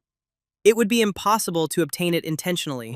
Now the guy knows that he has such a precious item, but I wonder if this can be called luck. Suddenly, Arin asked if he needed a barrier since she had become a summoner. She could summon a fairy that would cast a barrier, but Ryu-min refused, which upset the girl. She then bowed and decided to take her leave, wishing the guy all the best in this round. Young Min also wanted to leave, but the guy stopped him, saying that he might regret it because he was still a walking target. Although he said that they would not attack him, he specified that there would be few of them. The privileges of regional representatives have not yet completely lost their value. Although most have already received classes, there are still those who have not, which means there are still people on whom the orders will work. He should think about it, because it is unlikely that out of thousands of people, no one will target him. Young Min didn't understand what to do in this situation, and Ryu-min said that he would help him, but not for free. As payment, he wanted to ask for a stone similar to the one Arin had, if he had one. Young Min immediately reached into his inventory, declaring that he had a similar stone, and then handed over the black gold power stone. Ryu-min wanted to know about other items, but the other man gave him everything he had and asked him not to take the equipment. He wouldn't have taken it even if the other guy had offered it himself, and since the guy got his stone, he now had to help him. At that very moment, an angel appeared before them, noticing that today they too had managed to gather, although there were fewer of them. Players realized that someone had already fought in the real world, and not everyone had survived. It would be surprising if everyone could survive this month. Now that everyone's gathered, it's time to announce the 4th round's quest, where you have to kill each other within 3 hours. Noticing the player's reaction, the angel laughed, because people are so easily shocked, and everything was as written. The goal of this round is to reduce the number of players by killing each other, and unlike other rounds, there will be no monsters in this one. Some were upset because they needed to level up, not become stronger, and one guy asked if it was enough for them to kill one person if only half would survive. However, it was a secret, and if she told them, everything would not be so funny. But Ryu-min knew that they were simply told from above not to tell anything. In this damn game, angels are just channels for distributing information, but they are not the masters of the game. If she is hiding something, it means she was told so from above. They won't complete the quest, they'll just kill other players. They need to be among the last half of the survivors, and how the ranks will be determined is a secret. They also wouldn't take first place if they committed the first murder. And after these explanations, she suggested that they start killing each other. There were 3 hours left in the round, but the players didn't know what to do or how to kill other people if they had nothing against them.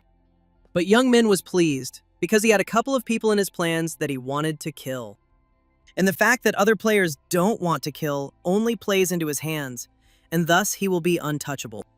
Right now, he didn't know where his comrades were, but he was definitely ready to kill them all. At that very moment, Ryu-min snuck up behind him, causing Young Min to become noticeably scared. The guy told him earlier that he would help him avoid becoming a target, and now he came to fulfill his promise. At that very moment, the guy swung his scythe sharply and cut off his interlocutor's head, which triggered a hidden additional task. Within a certain time, a representative of the region had to be killed, which is why the guy received a ticket for a low-level magic crystal. Ryu-min got what he wanted. He killed Young Min to get the reward for the extra quest, although that's not the only reason. Some players noticed with horror that someone had died. One of the girls said that she saw Black Scythe kill him. The guy suggested that they would try to kill the regional representative again to regain power. Players started asking how he could just kill someone and whether he was even human. That's exactly it. He killed Suk-hyun. And that's not all. He killed a lot of people to reach the 20th round. But he never killed without reason. Especially in this round, he has no choice but to kill, regardless of desire. Only half can move forward, everyone knows about it, and wants to kill him. Some players thought that if all went well, they would be able to turn people against the Black Scythe. If they all attack at once, even Black Scythe won't be able to stop them, and he can't be the representative. We need to try to find his weak spot. Everyone thinks they have a good position, but from the outside it looks funny. The players sternly noticed that the guys started laughing, although there was no reason to laugh. But when people found out that Black Scythe had become a representative, they realized that the guy with the blade now had a gun, too. Ryu-min asked with a smile why they had gone silent, and decided that they had already put the brick factories aside from the news that he had become a representative. They were so afraid of the commander's authority that they hadn't made any progress yet. But the players didn't understand what he was talking about. Suddenly, one of the players called everyone to look at Black Scythe's name, which had turned red. No one understood why only his name was different, and judging by their reactions, it went from light to red. In this round, if you kill someone, your name turns red, and the more people you kill, the redder it will be. The color change of the name is necessary to distinguish between a murderer and an ordinary person. And it is much easier to kill a murderer than an innocent person, because people feel less guilty about it. But he who kills a murderer will also become a murderer, and nothing can be done about it. Eventually, this will speed up the kill cycle, and the round objective will be completed. Now, they still have doubts about killing each other, but at this rate, more people will die. Then one of the chemists asked what they were doing, since they hardly had time to admire the scenery. But he was asked to shut up. But it looks like he was the only one who wanted to kill the representative. And where are all those people who attacked Junsik like rats in the last round? Kill or be killed, they all survived only because they knew about it. They need to get rid of hypocrisy and face the reality. If I don't say that everyone will die if they kill someone, then everyone will take up arms.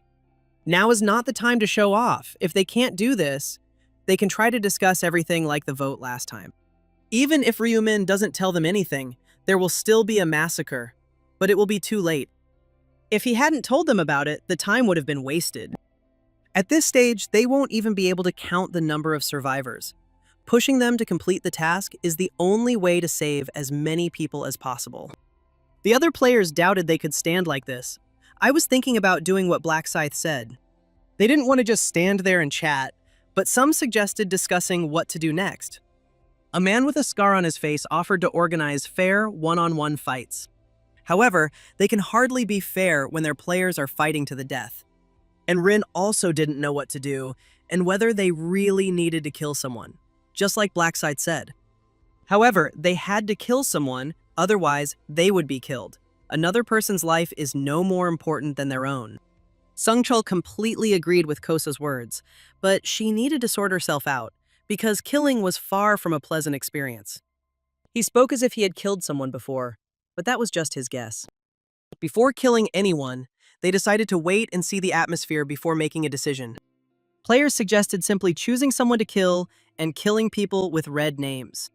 However, this was stupid because they were originally going to kill Black Scythe, although it was unclear how they would kill a level 30 player. It is doubtful that they can kill him even if they all attack and surround him. One of the guys asked to speak more quietly because Black Scythe could hear them. But the guy heard everything perfectly well without that. But some said that life is priceless and that people, even murderers, should not be killed. They didn't know what to do. Although it was not the time to make a fuss, they could start by killing the criminals. However, it is unclear how to find out who the criminal is here. Those who have a criminal record are unlikely to raise their hands themselves. The girl who said this was asked to shut up and then asked to tell her plan. A scandal immediately broke out between the two players, and they began insulting each other. Listening to their swearing, one of the players asked them with a smile not to swear, but rather to fight. They immediately turned their heads in his direction, saying that he was behaving worse and was inciting others from behind his back. The smile immediately disappeared from the guy's face when he declared that he would kill them all, and the others offered him a try. From the outside, it looked like a mess, not like screams that they would kill each other, but they didn't go beyond words. However, there is nothing to worry about. They will not find out about everything soon. The players were still trying to find a logical explanation when they suddenly discovered that Young Min had woken up as if nothing had happened. This is the hidden rule of this round. All players are resurrected 10 minutes after death.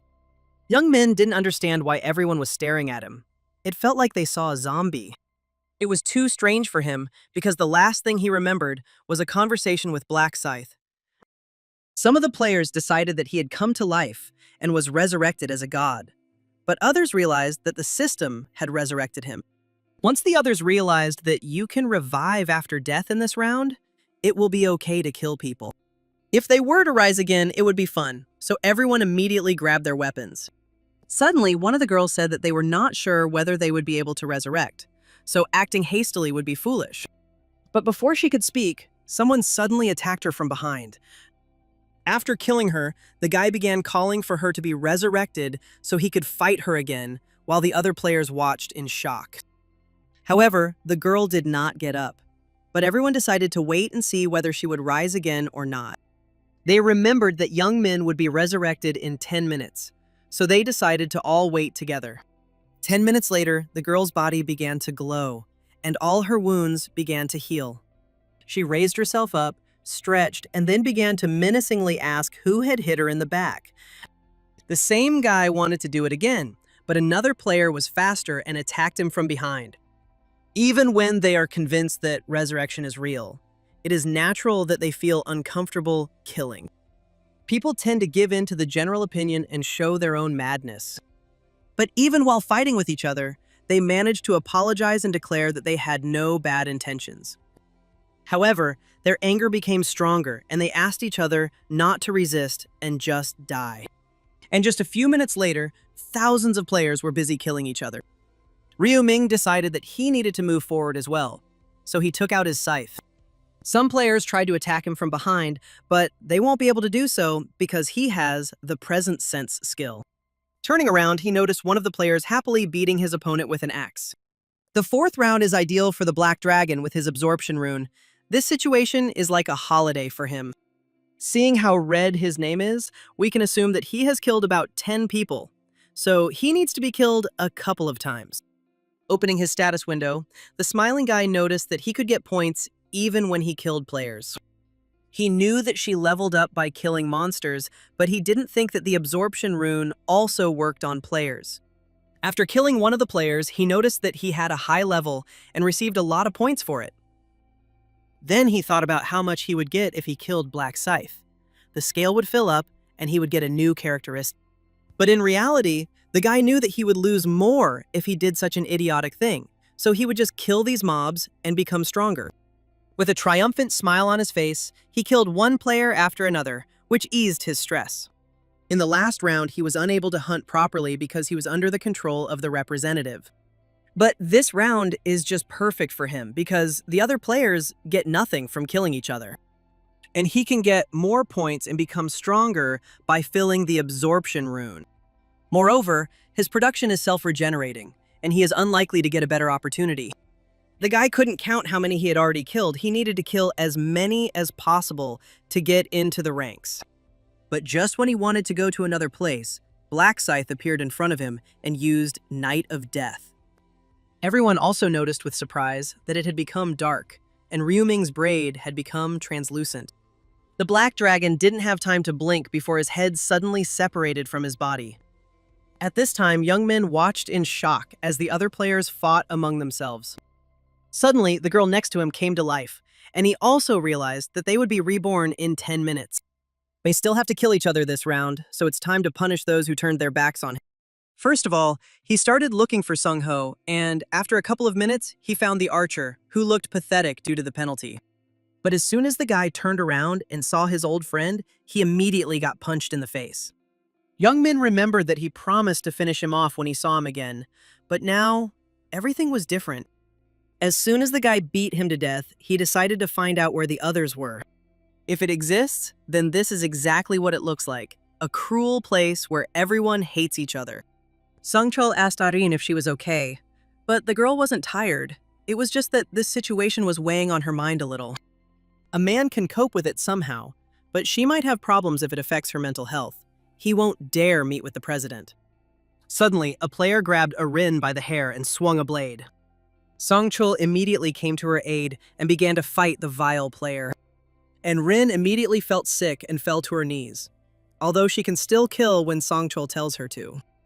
The girl looked at the guard and asked how much longer they had to fight like this, and there was still at least an hour left until the end of the round.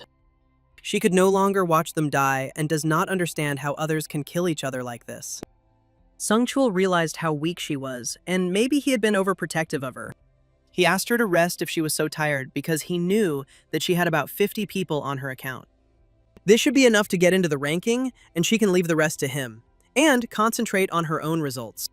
After a while, there were about 10 minutes left in the round, and the fourth round was very tiring. But Ryu Min can't lose the award for first place in all regions. He must become stronger by any means necessary. Reach the 20th round, it is unknown how strong the final boss is, so he needs to become as strong as possible. One of the players ran away from the Black Scythe, but was surprised to notice that he was still alive. There is no need to kill those whom you have already killed before, because the rating of the fourth round depends on the number of people killed. It all depends on how many different people you kill. If you kill the same person twice, then only one kill will be counted. This means he can't kill like Young Min, who only targeted a few specific people. He keeps killing 3 of his friends, who will have a very hard time this round. If you die immediately after resurrection, you won't have time to kill anyone, which means you won't pass the round. There was only a minute left in the round, not much time, so we needed to get the highest possible score. Ryu Min began to choose his target, but he had already killed many, when suddenly his gaze was aimed at the guy he had not yet touched. When there is no time left, you need to kill him with 1 blow before he has time to react. As soon as the round came to an end, all the survivors immediately began to shine with a bright light. An angel then appeared above the players, noticing that the players were enjoying killing each other. Everyone started denying it, but the girl asked to look at these rivers of blood, noting that they had created real chaos here. In any case, they are done killing each other, and before viewing the results, they need to resurrect the dead. She spoke as if she was resurrecting them herself, but Ryu Min knew that the system was responsible for all of this. After this, all the fallen players began to rise and curse at their offenders. 3 of Young Min's friends started throwing mud at his ex-friend, and the angel ordered everyone to be quiet. She declared that from that moment on, any person who even squeaked would lose their head. When there was silence, the angel smiled again and suggested looking at the results. But before that, they need to find out about the additional task of this round, which was also there this time. The additional task required killing the representative within a set time, and the reward was a ticket for a low-ranking magic crystal. In this region, only 1 person has completed the additional task, namely Black Scythe. All the players immediately turned their attention to Black Scythe, remembering that it was he who killed Young Min at the very beginning. Becoming a regional representative in this round would be good. If they knew about it, they would have killed Young Min themselves. At this time, Young Min himself realized in shock that he had died because of the Black Scythe, and now his temporary authority as a commander was gone. He said he would help him avoid becoming a target, and yet he took away his representation. And now they could all look at the overall results, although everyone was curious about how they were calculated. The ranking is based on how many different people they killed, and if they killed the same person multiple times, only 1 kill is counted. People decided that they had to kill something because they could, but it couldn't be that simple. When everyone saw the results, the angel smiled and noted that Black Scythe was back in first place. All the players noticed that he killed more than 700 people, although there were about 1,000 here. For the angel, this result was amazing, and she decided that the guy should be rewarded. Ryu Min has received a ticket for mid-tier armor, and now it's time to change armor. Without thinking twice, the guy chose the bloody killer costume, which suited him better than the others. As for the special reward, he was offered a 50% increase in stats in the 5th round, 5,000 gold, or information about the 5th round. Due to the good reward of the side quest in the 5th round, its difficulty will be quite high. Considering the difficulty, increasing stats would be beneficial, so Ryu Min chose the first reward. After everyone checked their rank, the angel reminded them that to get into the top 521, 30 people need to be able to do it. The rest will be excluded. After that, with a smile on her face, she decided to start the elimination, and all the unsuitable players began to disappear. As the helpless people screamed for help, Rin trembled and covered her ears to block out the cries for help. When it was all over, the system announced the number of survivors and announced that the 5th round would begin on May 1st. When all the players returned to the real world, Sangchul first ran to the president, who was still in his bed. The man noticed that Gyeon Lok was not responding, so he came here because he thought something had happened to him. However, what could have happened to him, because he should have seen the final result with his own eyes. Gyeon Lok took 3rd place, but the man was still a little nervous, because it was a crazy round. Therefore, after returning, the president immediately went to bed, as he was too mentally tired. If you add in those he's killed multiple times, it's a lot more than 433 people. But even so, Black Scythe is a real monster compared to him. He must be an active Special Forces soldier if you think about someone with such confidence and skills in South Korea, but he is the only one who comes. The more Gyeon Lok thinks about Kaz, the more unusual he seems, regardless of his personality. he would be much more at ease if they could cooperate with him. I'll have to ask the prophet about the black scythe sometime, as he should have at least some information. Sung Chul noticed that the fourth round went as the prophet predicted. He was skeptical until he saw it with his own eyes. Ryu Min said that in the fourth round there would be no need to kill monsters. Instead, there would be a massacre among the players. At first, they didn't believe him when he said it would be a brutal scene, where players would kill others and they shouldn't let their guard down. But now Songchul wanted to know what they should do and whether they were going to work together with the prophet. It was obvious because he is the main investor in their company, and one could say that the fate of the company is now in his hands. Ultimately, they will follow his recommendations and change the company's operations. Even excluding all of that, they had to get Ryu Ming on their side and not look down on him for his young age and not give in to their ego. Even if he does not act in the way they like, they must work with him and maintain his favor. Only in this way can they get the maximum benefit from the prophet. Songchul confirmed that from now on, he will be careful about his actions when interacting with Mr. Ryu Min. Therefore, you need to try to contact him now and say that if he is free today, then we will need to meet to celebrate the victory. You can also invite his entire family and Arin too, because a star should have such a function. The next day, Ryu Ming faced Julie, who also successfully passed the fourth round. She was curious to know what was going on because he suddenly invited her to lunch. But the guy said that it was just a lunch to celebrate their victory. Sitting in the car, Julie thanked the guy for allowing her to prepare for the fourth round. If he hadn't told her that she had to kill at least 30 different people, she wouldn't have passed the round. The girl didn't even think that the guy could lie to her, and she was grateful to him for it. But she didn't really need to thank him. If he hadn't said anything, she would have survived anyway, thanks to the protective rune. Besides, her will to survive is much stronger than it seems. Unlike Irene, she cannot be considered a protected rose in a vase. When they arrived at the restaurant and ordered food, the girl thanked him once again. But suddenly, she wondered if she could eat after killing, since she came here because Ryu Min called her. The guy noticed that Julie was not eating at all and realized that she still felt guilty. The girl said that she was not that hungry, but Julie realized that it was because of the murder of a man. She shouldn't blame herself so much for this, because she needed to survive. It wasn't her fault because absolutely everyone was in a difficult situation, although it was still difficult for the girl to comprehend this. Ryu Min pointed out that this would continue in the future, but she shouldn't sit back and do nothing. After all, what will happen to her family if she doesn't wake up? And their families are waiting for them every time. Julie thought that if she didn't wake up, her father would be incredibly sad. The guy was right, and she didn't think about her family. Perhaps it is because of her that she continues to move forward. The girl thanked Ryu Min for comforting her, and the guy suggested that they just enjoy the food. After tasting the food, Julie appreciated the taste and felt the stress from the fourth round begin to fade away. Towards the end of the meal, the girl called Ryu Ming by his first name for the first time and asked if she could always call him that, and he agreed. Her mood improved a little, so Ryu Min said that he called her today to tell her about the fifth round. Julie shuddered in surprise, as she didn't expect that the guy had already seen the future. The fifth round will be much more difficult than all the previous ones, and the regions will be combined into one. The first thing the girl thought about was that they might meet. That was true. But the judge of this round is not in it. Since they will be in the same territory, she will wander around trying to find him. But he needs to meet her while hiding his identity, so he needs to do it right. As he already said, the fifth round will be quite difficult, and they may not be able to pass it this time, but they can use one method.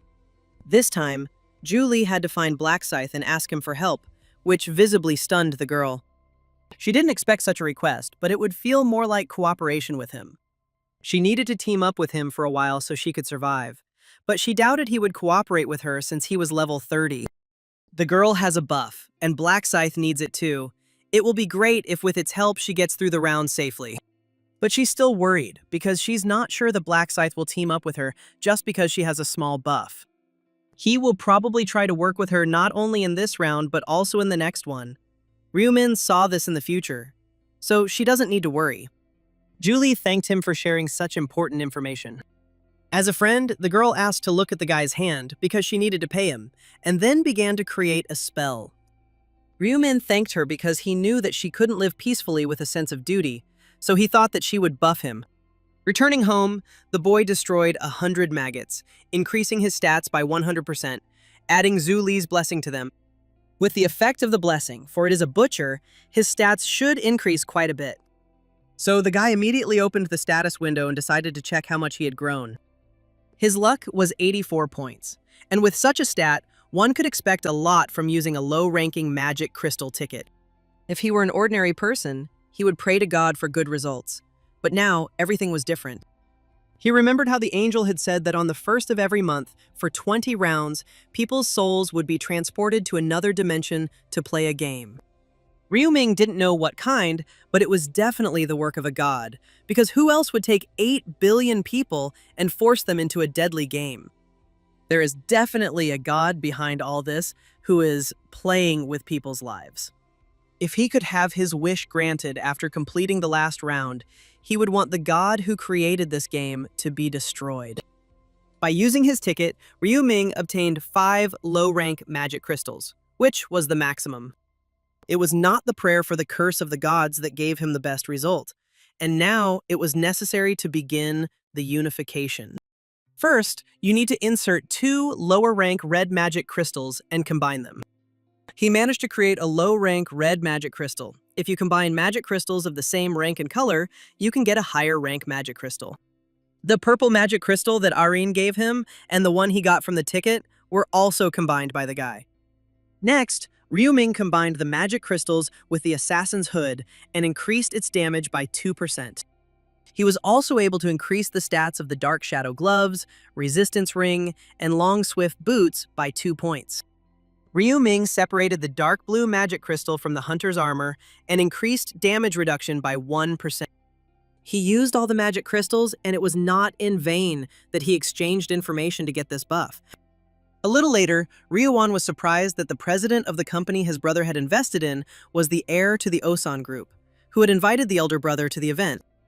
The younger one couldn't believe that he was even allowed to go to such a place, but Gyeonglok said that Ryumin could come with his relatives. A few minutes later, the bell rang, and Sangchul was waiting for them at the door, having come to see them off. A frightened Ryuan remembered that they had seen that man, while Ryumin introduced his brother. Sangchul immediately apologized for not introducing himself, then reminded him that they had met before, and handed the younger his business card. The man clarified that he had already apologized to his brother, but he was very sorry that he had behaved rudely earlier. This event would serve as an apology, so he hoped it would not be a burden for him. A little later, they arrived at Gyeonlok's hotel, where they were immediately met by the president.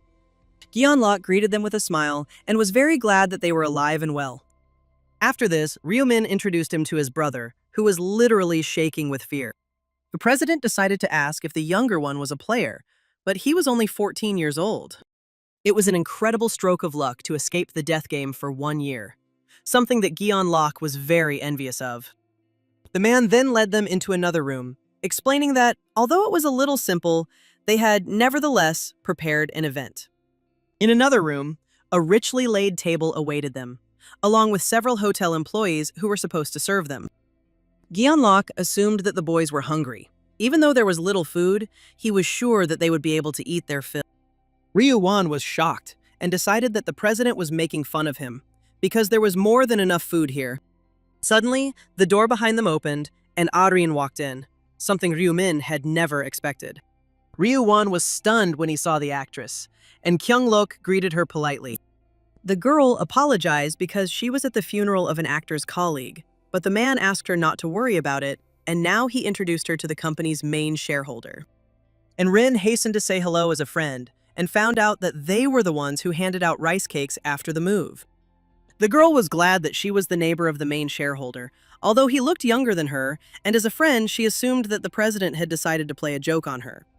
At that moment, Ryuwan was once again overcome with tremors, as he tried to ask the elder if it was really Arin in front of them. Junior doesn't know about Gyeonglok and Arin's relationship, so he must have been very surprised to suddenly see her here. More importantly, this may be someone's normal reaction to her appearance. The guy decided he needed to look interested, so he fixed his gaze on the girl. Kyunglok noticed that Ryumin was really young, and it was obvious that he was a man. It was a good idea to call Arin. When everyone had begun to eat, the president asked if the shareholder was enjoying the food, as he had ordered the chef to pay special attention to the dishes. Ryu-min agreed that everything was delicious, after which Kyung-lok turned to his younger brother with the same question. It was the first time Ryu-won had eaten something like this, and the man was glad to hear that he liked everything. And it was good that he also worked a little with the chefs. However, the president noticed that he had not brought other family members and decided to ask why only his brother. Ryu-min visibly panicked, explaining that his family consisted only of his brother and that his parents were dead. Gyeon-lok cursed under his breath, not understanding why he had even asked that question, and the good atmosphere went down the drain. Then he decided to remain silent for a while until his mood somehow recovered. The man decided that someone needed to defuse the situation, and then mentally asked Arin to look in his direction for a second. Suddenly he stood up and asked her if they could talk a little, after which the two of them went out into the corridor. First he asked if the food was tasty, and then he sternly asked her if she thought he had called her just to feed her. He called her to cheer him up a little, but she continues to be so close-minded. And Rin immediately apologized because she thought that he simply invited her to the event. The head of the department should have told her who this person was, but she knew that he was the main shareholder. Gyeon-lok explained that, in addition to this, he is also a prophet. He has a unique ability to see into the future. They need to keep their spirits up, and it will help them a lot if they know the information about the next round in advance. That's why she needs to use her pretty face, agree with him, smile at him, and do everything to win the prophet's heart. But even with all due respect, Arin didn't think that something like that could help them. However, as president, he created the opportunity for her to become a successful actress, so she has to pay for it. Gyeon-lok asked not to worry about the methods and techniques, but to simply lift the shareholders' spirits. When the girl replied that she understood everything, the president was eager to see how she would cope. As soon as they resolved this issue, the same ones returned and apologized for being a little late due to a conversation. When dinner was over, the president suggested moving to another location. Watching Arin, Kyung-lok was surprised because he told them what to do, but for some reason she was very hesitant. Suddenly, Ryu-won told her that he was her fan and she was much prettier than in the photo. If possible, he would like to take a photo with her later. Arin agreed, and the president noted that her brother was much more interested than Ryu-min, so they needed to change their plans. Without thinking twice, he wrote a message to the girl asking her to change her goals and first get closer to his brother. And Rin felt strangely compelled to deceive a fan who approached her without any ulterior motives. If they lure the younger one to their side, the older one will have no choice but to follow him, and then they can easily get information about the next round.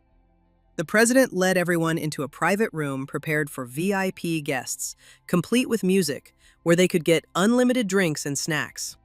Ryu-won reminded him that he was just a high school student, but the man clarified that they could enjoy other drinks. Then he asked the department head to order a special VIP set and a soft drink for Ryu-won. Ryu-min clarified that he also doesn't drink alcohol, but the man suggested not to miss this opportunity and try it. Suddenly, the guy asked Arin if she could go out and take a photo with his brother. When they came out, Ryu-min turned to the president and asked him sternly if he thought the guy was an idiot. Perhaps he forgot that his class was a prophet, and he, who sees the future, could not help but know about their conversation with the actress. If they want him to cooperate with them, then they had better not hide anything from him. Gyeon-lok didn't understand how he could have known about his conversation with Arin unless he saw it in his visions. He told the girl to try to win his favor, and the man apologized because he wanted them to become friends. But he still crossed the line by trying to use his brother, and Gyeong-lok was shocked to realize that he knew about it too.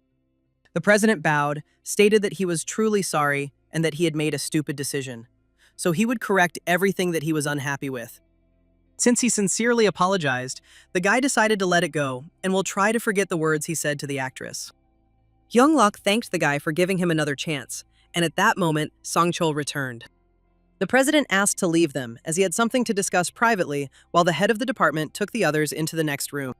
He tried to fix the situation with Arin's help, but instead, he made it worse. Suddenly, Ryu-min asked him directly if he wanted to receive information about the next round. The reason he agreed to the meeting was to give them information. But if this attitude towards him continued, their partnership would become more difficult. Gyeonlok asked to forget about this mistake, but the guy asked not to hide anything from him anymore and to trust him without doubt in the future. He also hopes that they will not comment on the company's management and will be able to convince other shareholders during the meeting. Having heard the consent, Ryu-min decided to do everything to develop this company. And now he will acquaint him with information about the 5th round, which will be more difficult than all those that came before. However, the guy immediately asked not to worry because there would be no serious problems for the president. The task is to kill 300 orcs, but it is not as easy as it sounds, and the regions will be united. Since the number of players has decreased quite a lot, individual regions will be merged, and they will be able to meet players from other regions. Gyeonlok thought that he would be able to meet Black Scythe, but Ryu-min clarified that he would not be in the same region with him. The man assumed that the boy knew the identity of the Black Scythe, but the boy replied in the negative, adding that they would be able to meet him soon. Ryu-min also recalled that they were pursuing a man named Young Min, which surprised the president. The guy reminded him that there was no need to hide anything from him, and Gyeonglok realized that his future was beyond his imagination. Suddenly, Ryu-min asked to stop the investigation, but the man became curious about the reason. It would be worse for them if they touched him, but for now, that was all he could tell them. In fact, the guy decided to keep him alive because he would be useful. Gyeonglok decided to follow the guy's advice, after which he suggested continuing the event without alcohol, and he himself decided to let off steam tonight. As night fell, the frightened man ran away from his pursuer, clutching his bleeding wound. At first he thought he had managed to escape, but then his pursuer swung his sword and struck him in the legs. At that very moment, Gyeonlok came up to him and asked him to shut up if he didn't want his tongue cut out. The man didn't understand why he was doing this to him or what he had done, and Gyeonlok was surprised that he was too strong for a child molester. But the wounded man said that it was a long time ago. He served his time and is now free, and now he is just an old man. Gyeonlok pierced him with a sword and asked him to be silent if he did not want to die a long and painful death. If because of him there were witnesses, there would be more corpses. Even though he's old, at least his ears work normally, and it's terrible that trash like him is still alive. At that very moment, Gyeonlok began to use his skill, causing the man to writhe in pain. If it weren't for the dark mana charge, he would have killed that man in the blink of an eye. He needs dark mana for his dark aura, and to charge his dark mana, he needs to take lives. And when he kills people, he gets much more mana than when he kills monsters. For him, a man who enjoys killing criminals, the Dark Knight is the ideal class. Cleaning up the mess helps him deal with stress, so he can get on with the consuming. But as he thought, the dark aura couldn't absorb corpses, but only the life force of living targets. Suddenly, the man heard a strange sound nearby, but when he returned, he noticed that it was just a cat. There could be no witnesses here. He dragged him to the corner of the street, away from human eyes, and before dawn. Although there is one person, a prophet, who can see a similar scene using the rune of the future. In that case, it means that he approached him knowing that Gyeonglok was a serial killer. This made it even more interesting. At that very second, the president called the head of the department and ordered him to clean up after him. 2 weeks after the event, Ryu-min did not have to attend any events, so he spent time at home. He needed rest, but today it was over and it was time to act. It was time to deal with one of the 5 runes he had received in the real world, the cloning rune. And the news said that 1 whole 8 billion people had moved to another world, and in 3 months their number had dwindled to 90 million, and schools across the country were gradually closing. The guy reading the news noticed that it was only the 4th round, and there were already so many deaths. Player-caused deaths spike after the 4th round, and the area becomes a lawless zone at night. The guy couldn't understand why they made a big deal out of it because people do whatever they want before they die, so there was no need to suppress everyone in the past. Don't do this, don't do that. It's because they have all sorts of rules for every question, and now their patience has run out. But now there is no scum that can stop him because he is a supreme being called a player. Standing in the middle of the classroom among the corpses, the boy wondered who he should kill this time. He killed people for the first time in reality and feels practically nothing. Maybe this is because he has already experienced the hell of the fourth round. As expected, the fourth round was a hot spot. Moreover, this method of leveling up was even more effective than catching monsters. If possible, he would like to kill players whose deaths give more cards. And one of the articles seemed to say that there is a cafe for the unification of players. If he registered there, contacted the players, and killed them, he could fill the slots with cards that weren't even close to what he could squeeze out of ordinary people. But when the guy opened the registration window, he noticed that there were a bunch of questions. Not only do they require you to disclose all your personal information, but you also have to go through an interview. However, he needs to join the cafe so he can meet the players and stab them in the back.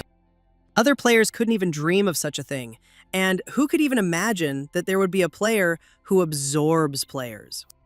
The next day, he arrived at the cafe, whose address the interviewer had given him.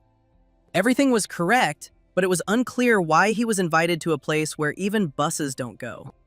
This interviewer was acting like a pig, so the guy didn't want to kill him, but when he went inside, he noticed that everything inside was well furnished. He also noticed only 2 visitors, and one of them immediately asked if he had sent the registration application. After hearing an affirmative answer, the man asked the boy about his nickname, and he introduced himself as the Right Dragon of the Black Flame. The interviewer's nickname was My Age 30, and the guys were surprised that he was also a player. Walking behind the table, the man introduced the guy to Miss Kukuma, who had come to the interview first. Perhaps they would become members of the same community. The dragon could hardly believe that this walking nothing was also a player, and that he could smear such an opponent across the wall in no time. Looking around, the guy decided that business was going so-so here. There were no customers or regular employees. In fact, this place is quite remote, which is one of the reasons why they rented this place to conduct the interview. But then the owner would have to be present, and the man explained that he was currently in the kitchen making preparations. There are no security cameras here either, so he could kill those 2 right now and run away, and no one would know about it. However, he cannot leave after killing only 2 hunters, but before the interview they had to wait for another candidate. As soon as he was here, they would immediately start the interview, which made the guy a little nervous. Even though he was late, they should wait for him a little longer. And at that very second, another guy in a suit approached the cafe. Upon meeting him, the man began asking the same questions, but when he heard that it was Black Scythe in front of him, shock immediately appeared on his face. Several days earlier, an online meeting was held among the cafe's management. All but 1 player are present, but they can now begin the periodic meeting of the 3rd week of April. This week, approximately 2,000 people joined the cafe, although the number of players is decreasing every month. An article was published that talked about creating a cafe for associations, not players, and this attracted a flood of people. Year of the Lamb hired a reporter, although the others did not know that she had connections among journalists. As one would expect from one of the first participants, if you filter out all the trash from these 2,000, the question arises, how many people will remain? After weeding out players without a profession, there are 1,200 people left, but they need talents that can lead to a profit. First of all, it is worth mentioning the player Right Dragon. Although he is an ordinary warrior of level 10, he ranks 3rd in his region. He most likely has a good rune, or it is all a lie. However, he is a talented player who can be promoted to a leadership position. There is also candidate Kukuma, and according to her, she is constantly ranked between 4th and 10th on the list of players. Additionally, there are 50 players who are ranked in the top 100 in their regions, which is a lot more talent than they thought. The chairman wanted to know My Age 30's opinion, but he fell asleep, causing the elder to ask what he does at night. He's not going to listen to excuses, and all 50 people need to be interviewed before next week's meeting. If he fails, then perhaps another high-level candidate will take his place. Then the chairman asked if they had managed to contact the Black Scythe. Well, if there had been anything, they would have immediately dropped everything they were doing and reported it. If Black Scythe were to join the cafe, the chairman would be willing to immediately give up his leadership position. However, they need to ask the reporter to write more articles, they need to properly promote the cafe to attract the attention of the Black Scythe. There is no need to worry about payment, and he will provide generous compensation for everyone's hard work. On that note, they wanted to end their discussion of candidates, but suddenly, one of the participants in the call announced that a well-known person had just submitted an application. When they heard that it was Black Scythe, everyone immediately froze in stupor, unable to believe their ears. And right now, my age 30 politely greeted Black Scythe, asking if the journey here had caused him any inconvenience. He then apologized for calling him to such a remote place, but there was no better location for a secret meeting. The man remarked that he looked even more handsome in person and must be extremely popular with women. He pointed to two other players who would also be interviewed today. Kukuma greeted her politely but hesitantly and introduced herself. However, under the hood was Ryu Min, who thought Black Scythe was a funny guy. The dragon could not believe that this man was the same Black Scythe who killed him 5 times. He wanted to ask if they had met in reality and what he had done to him. The interviewer noticed the guy's strange reaction and asked him to say hello, after which he introduced himself. However, the newcomer did not even pretend to know him, although he thought that he would recognize the guy when he told him his nickname. Ryu Min decided that he had thought too highly of himself, even though he pretended to be someone else, but this guy was a real swindler. His real nickname is Kukuru Ping Pong. He is an experienced scammer who has tried all the ways to get rich. He is nothing special now, but he will become famous in the future when he receives the double rune. It's sad that even criminals get powers from another world, but it's good that he met him as planned, because with his help, Ryu Min will get the doppelganger rune. Once everyone had introduced themselves, the man suggested quickly confirming their personal information and starting with Kukuma. Ryu Min introduced himself as 19-year-old Kim Sung-hyun, who had just graduated from high school and was currently unemployed. He is also a level 13 mercenary and ranked 4th in the region. However, all of this was a lie, except that he didn't lie about his nickname. Kukuma is a real nickname, which means he also pretends to be another player, all because in order to get the double rune, you need to fulfill the condition. This condition is that, posing as another person, you need to commit a murder in the place where the rune is hidden. In the past, someone posing as Black Scythe committed murder and obtained the rune. The next person to introduce himself was Right Dragon, and his name was actually Hyuntek, and he was 15 years old and a middle school student. He was the youngest of all the candidates, although the man thought he was already an adult. But he would hardly have laughed so much if he knew that Hyuntek had mercilessly killed his classmates. Not every schoolboy could pull off such a thing. He was an ordinary level 10 warrior who ranked 3rd in the region. The last one to introduce himself was In Hong, who went by the name Black Scythe. He was 28 years old, a fund manager, and he had never fallen below first place, being at level 30. They should be familiar with the Reaper class, so he decided he had nothing more to prove. Ryu Min didn't understand what kind of fund manager was who rode on the backs of others. Now the interviewer asked them to tell why they want to join their company. Ryu Min replied that he was afraid of being alone, so he thought it would be a good idea to team up with other players like him. Hyuntek was supposed to answer next, but he couldn't answer honestly that he came here to kill other players. So he said that he came here for the same reason as Kukuma. He can no longer go to school and is very worried about the next round. In Hong simply applied because he heard there was a cafe here and thought it might be interesting. Such a simple answer satisfied the man, since doors are open everywhere for Black Scythe. They all gave very satisfactory answers, and now we can tell them about the final stage of the interview. It has to be murder. To pass the final stage of the interview, you must not kill a person. The interviewer noticed that Kukuma had misunderstood him and decided to explain so that they would fully understand. As they could understand from reading the article, the government is already taking measures to control players and deal with those who refuse to participate. They are afraid that their powers are superior to those of ordinary people. But in the future, the world will belong to the players, and if they unite, it will happen even faster. So they don't have to follow the laws, they will resist and oppose government control and show that only the players are the law. So they have to killing is a protest that will show the determination of their players. In this way, they will show the government that the laws do not apply to them. In this case, if any of them do not want to take part in this, they can leave them now, and in the future, they may no longer expect support from them. In other words, they will blacklist them, so they want to intimidate them into killing and then make it even harder for them to refuse to participate in the future. Everyone stayed, which means everyone has enough determination and is ready to pass the final stage of the interview and move on.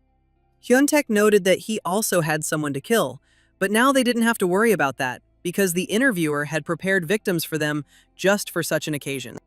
When the man suggested going and looking at them, the restaurant owner noticed that they were already leaving and suggested that they stay longer. The interviewer politely apologized and explained that they had urgent business, after which he asked where the toilet was. The woman showed the way, and the man was going to ask her for something else. Having handed her the keys, he asked her to drive the car for him, as he was in a great hurry. But as soon as the woman was near the car, My Age 30 crept up behind her and strangled her. One pretended to be surprised by his actions, but Hyuntaek did not understand why he killed the cafe owner. The man glanced at the candidates and then hurried them along, while Ryu-min tried to understand why it was necessary to kill her. Sometime later, they arrived at the warehouse where the final stage of the interview would take place. After dropping the woman's body, the interviewer decided to begin and asked who would kill first. The man first proposed Black Scythe as a candidate, but suddenly, Kakuma asked to be the first. The man first assumed that he was scared and would not do it, after which he asked Black Scythe to give way to Kakuma. As the boy passed by, he heard In-hong wish him luck, as he had done him a special favor. Ryu-min thanked him, adding that he would put the double rune to good use, after which he sharply twisted In-hong's neck. Seeing this, the interviewer grabbed his head in shock, not understanding what this even meant and how he could kill Black Scythe. He noticed an unusual gleam in the guy's eyes, like a predator's. He was completely different from what he had been before. At this time, Ryu-min committed a murder while pretending to be another player, and therefore found the doppelganger rune hidden in this place. The interviewer asked him to explain what this meant and why he killed Black Scythe. Putting on a white mask, the guy explained that the man was impersonating him. The man couldn't understand how he could pretend to be Kakuma and what he was even talking about. He had to kill this woman, so he asked why he killed Kosa, and Ryu-min explained that this man was trash, just like the interviewer. The man became angry at these words and immediately took out his weapon, realizing that a battle was inevitable. At that very moment, Ryu-min took out his scythe and repeated that the interviewer was trash. The man suddenly froze when he saw the scythe in the boy's hands, doubting that it was Kukuma's weapon, and he had never seen a player with such a large scythe. It was only too late that he realized that there was only one player who fought with a huge scythe. Ryu-min decided to ask a leading question, whether he understood who exactly Black Scythe was. He then apologized for lying, and the man dropped his weapon and realized that this was not the same Kakuma he had seen before. It was indeed Black Scythe. Falling to his knees, the interviewer began to apologize for not recognizing him, as the guy played his role well, and then began to beg for mercy. However, Ryu-min had no intention of sparing someone like him, and with a sharp movement of his scythe, he chopped off his head. Hyuntaek realized that this was indeed the Black Scythe, and he was on a completely different level. The guy didn't even have time to notice how he cut the air with the scythe. Now it was just the two of them, and if Hyuntaek had any last words, he could say them now.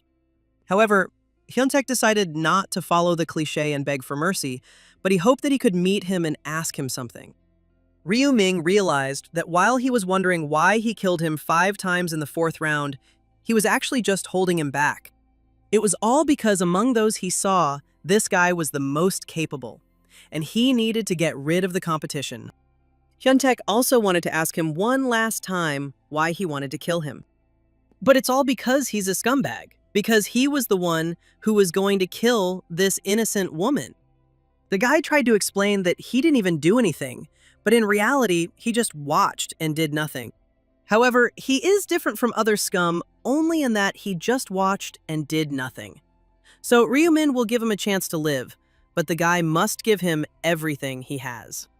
A little later, Hyuntaek laid out his entire inventory, and Ryu-min noticed that he really did have some very useful things, and if he sold all of it, he would receive 2,000 gold. The guy gave away all his equipment and even his axe. These were absolutely all his things. However, Ryu-min took only the most necessary things and left the rest to Hyuntaek. He won't be able to resell these things in the store, but he will keep his promise and spare the guy. Now he needs to live with dignity and decide for himself whether to get rid of the corpses or not. And he will take the girl Ryu Min with him. Bending over the unconscious body, Ryu Min wanted to carefully lift her up to carry her to a safe place. Hyun-taek decided to help him, but he refused, because he cannot trust someone like him.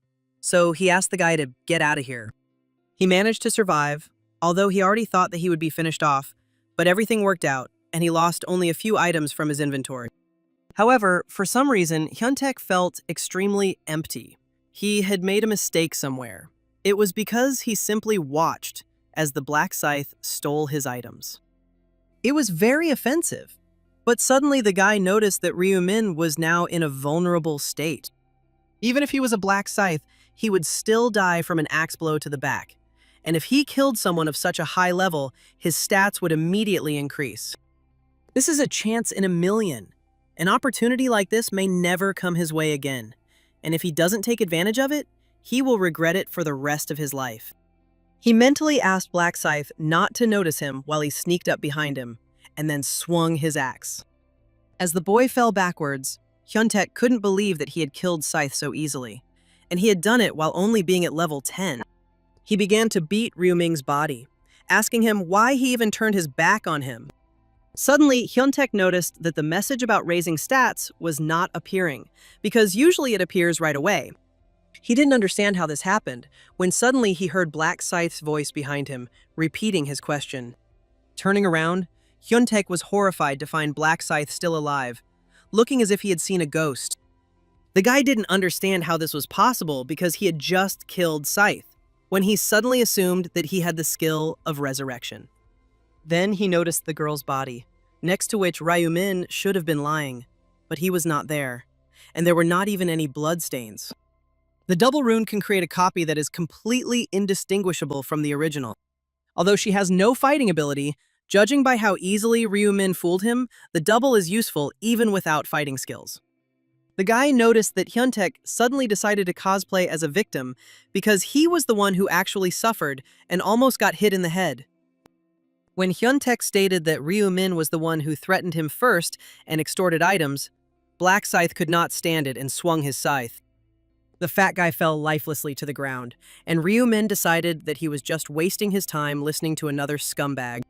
Then, Ryu Min decided to cover his tracks, and anyone who looked at this place would never think that a murder had taken place here. At that very second, he approached the girl and asked her to get up, instead of lying down and pretending to be dead. The girl stood up and said that she felt uncomfortable with the bag on her head and asked him to take it off, but the guy didn't allow it. Before leaving, he decided to ask a few questions, hoping that she would agree to cooperate with him. The guy was curious how many visitors there were and whether she remembered each person's face. There were 4 people there, but she only remembered one man, who was over 40. Even the thought rune said that this was true, so Ryu Ming decided to end the interrogation. As it turns out, she can now go home, but she must not tell the police anything, otherwise there will be retaliatory measures.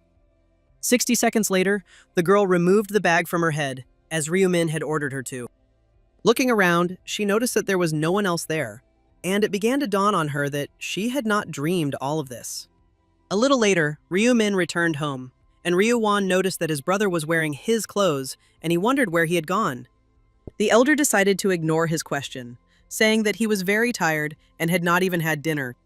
The younger one suggested ordering some food, and Ryu Min indifferently agreed. He did everything cleanly, but he can't just return the clothes to his brother, so he decided to throw them away. Ryu Won was taken aback by this action, but Ryu Min explained that it was already worn out, and he would buy him a new one. But suddenly, the younger one refused, because the school had already been closed for a long time, so he had nowhere to wear this hoodie. Because of people like Hyun-taek, Ryu Won can't even go to school. He's probably bored sitting at home because he can't go anywhere alone. After thinking for a while, Ryu Min suggested that his brother go for a walk with him in Everland tomorrow. The younger brother's eyes also lit up, as he had long dreamed of going somewhere. The next day, they arrived at the amusement park. Things had gotten complicated lately, so Ryu Min couldn't take his brother there. But it was unclear why it was still open, because now many public places are closing, but in times like these, people need hope. Noticing the bored expression on his older brother's face, Ryuan decided to take him to different places. First of all, they went into the store and started trying on animal ears. The younger brother's eyes were wide open because there were so many cute things around, and Ryumin offered to buy him whatever he wanted. After that, they went on a roller coaster ride, but Ryumin didn't feel particularly excited because he was a gambler. After that, they went to look at the pandas, and Ryumin noticed that his brother had been gloomy the day before, so it was good that he decided to take a walk with him. Suddenly, Ryuwan remembered that tomorrow was the first day of the month, and he was worried that they were spending their time like this. Ryumin asked not to worry, because he would return safe and sound this time too. But this round could take more than 10 hours. The younger one decided that it could be dangerous, but the older one promised that he would not leave him alone. Now he needs to stop worrying, since they are on vacation. On April 30th, 10 minutes before the round started, Ryu Min noticed that Zhu Li had texted him, wishing him good luck. Judging by such long messages, she is worried, but the guy promised that from now on he will protect her. 10 minutes later, all the players moved to a new location and began to silently look around. Many were surprised to notice that there were far fewer players this time, as only 500 survived in the previous round. There are incredibly few people compared to the first round, which had 10,000 people, but after the unification, the emptiness that everyone feels will pass. At that very moment, an angel appeared above them, who was glad to see people and congratulated them for reaching the 5th round. The girl noticed that they all looked sad and asked them to smile because the last round was fun and they were so diligently destroying their own brothers. Looking at their reaction, she decided not to make fun of them anymore, as they reacted too boringly. Now, 442 survivors have been called up. Originally, there were 521 survivors, but the number has decreased by almost 80 people. Apparently, this time they fought each other in real life, although it makes no difference whether they fight each other or not. However, they won't be able to play the game properly if there are only 400 people left, so the angel prepared something for them. It was a merger of areas, but some players didn't understand anything and asked for an explanation. In a dissatisfied tone, the angel clarified that they needed to grasp it the first time and not pester them with questions. They may not have known that their country had hundreds of regions, 875 to be precise. She found it funny that people were surprised by such little things, but compared to other countries, it was not much. If there are 10,000 people in each region, then in countries with a larger population, there are more regions. Suddenly, one of the players realized that if each region had its own angel, then there were tens of thousands of them. Everything was exactly as they assumed. They are angels, distributed one per area. Then they realized that they weren't the ones who created the survival game, because it's unlikely that tens of thousands of angels would collaborate to create one survival game. Suddenly, an angel flew up to the player and sternly ordered him not to ask unnecessary questions, because he could lose his head if he poked his nose where it didn't belong. Judging by the way she avoids answering, they hit the nail on the head. Apparently, they are forbidden to disclose information about the creator. Besides, angels, who can be killed even by players, are unlikely to have been able to create such a large-scale survival game. From that moment on, the angel decided not to accept questions from bugs who should only think about survival. She was annoyed that she had wasted so much time, after which she decided to merge the regions. At that very moment, the players felt an earthquake, and a few moments later, hundreds of players began to appear around them. When the union was complete, the angels suggested that they greet each other. The players were shocked to see 10 angels who had arrived from other areas. Now the 10 regions have merged into one, and now there are 4,844 people here. After the merger, the number of players increased significantly, and it was no surprise that there were so many people around. In other regions, there is also a merger to increase the number of people, and naturally, after the merger, the name of the region also changed. This particular area only consists of players from Korea, but it is possible that they will be mixed in with other countries later. Of course, this is not the last merger. It is held every time the number of players falls below 500.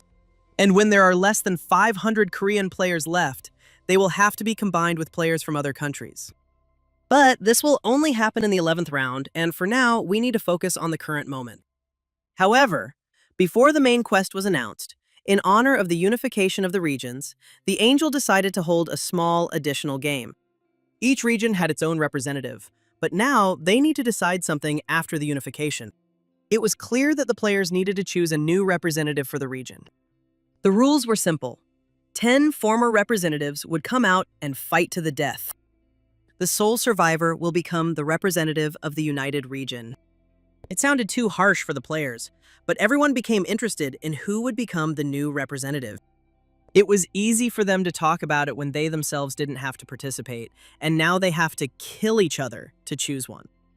Now all the representatives were wondering why they had occupied this position, although they themselves had hoped that this time they would be able to rise again after death. They also considered that they could simply give up the right to be a representative. They didn't have much of an advantage before, but that would all change in this round. Ryu Min decided that he absolutely had to win. However, the angel asked the representatives not to worry. Even though this was a mortal duel, they would not really die, and after the end of the game, all the dead would be resurrected. Judging by their faces, they think that even if they become representatives of the United Region, they will not receive any special benefit. But this is not so. They will have the ability to subjugate lower-level players regardless of class change. They will be able to control any player in the area. The 10-use limit and the rules for transferring rights when killing representatives remain in effect. Players couldn't believe that they could control anyone below level, regardless of class. Seeing the motivation on their faces, Angela decided to start an extra game after preparation. Since the regions have united, the angels also need to choose a leader. But when the question of volunteers arose, no one raised their hand. Because if some angel volunteered to work, he would definitely be a mutant. They found out that there were no people willing to be the presenter. So the question arose as to what they should do. They could roll a die and randomly select a leader, thus relying on luck. They could also set a queue, although this would be unfair, since those at the end of the queue might not get a chance at all. Suddenly, one of the angels reminded that the representatives would soon fight. Therefore, the angel whose ward dies first will become the leader as a punishment. Everyone liked this proposal and they were ready to agree, but suddenly, one angel stopped them. She decided that the leader would not be the one whose protege always leaves first, but the one whose protege survives last. As a result, the angel of the region whose representative remains last will become the ruler. The other angels will be poor and will obey the will of the ruler without question. It turns out that if a person wins, then they will win too, and then one can become a ruler just like a person. This made the game even more interesting, and the other angels supported this idea. The others noticed that the one who was offering the winner to become the ruler was too confident in herself. However, the red-haired angel noticed that the representative of her region was menacing in appearance, and he had never given up first place in his region. Olive just chuckled because she herself would not have bragged about first place in her region. If Priscilla had known who the representatives of her region were, she would have been so surprised that she would have sunk into the ground. The other angels had no reason to refuse, so they agreed on this idea. Now that they had chosen a method, it was time to begin, and now Olive had to talk to the players. Descending to the people, she announced that they would now begin an additional game, and all the representatives were to gather below her. As 10 players stepped forward, the angel waved her hand, creating an arena around them. From this point on, they will begin to fight to the death until there is only one survivor left inside the arena. If they die outside the arena, they will not be resurrected, so escaping is prohibited, even if they are in danger of death. All the players immediately grabbed their weapons, realizing that if they just killed 9 people, they could become king. Judging by the fact that no one is making any sudden movements, they are trying to size up their opponents. But if they are all representatives, then they clearly know how to fight. However, one of the guys smiled slyly, deciding that there was no player stronger than him among them. Because not only has he never given up first place in his region, but he also has a cheating decay rune.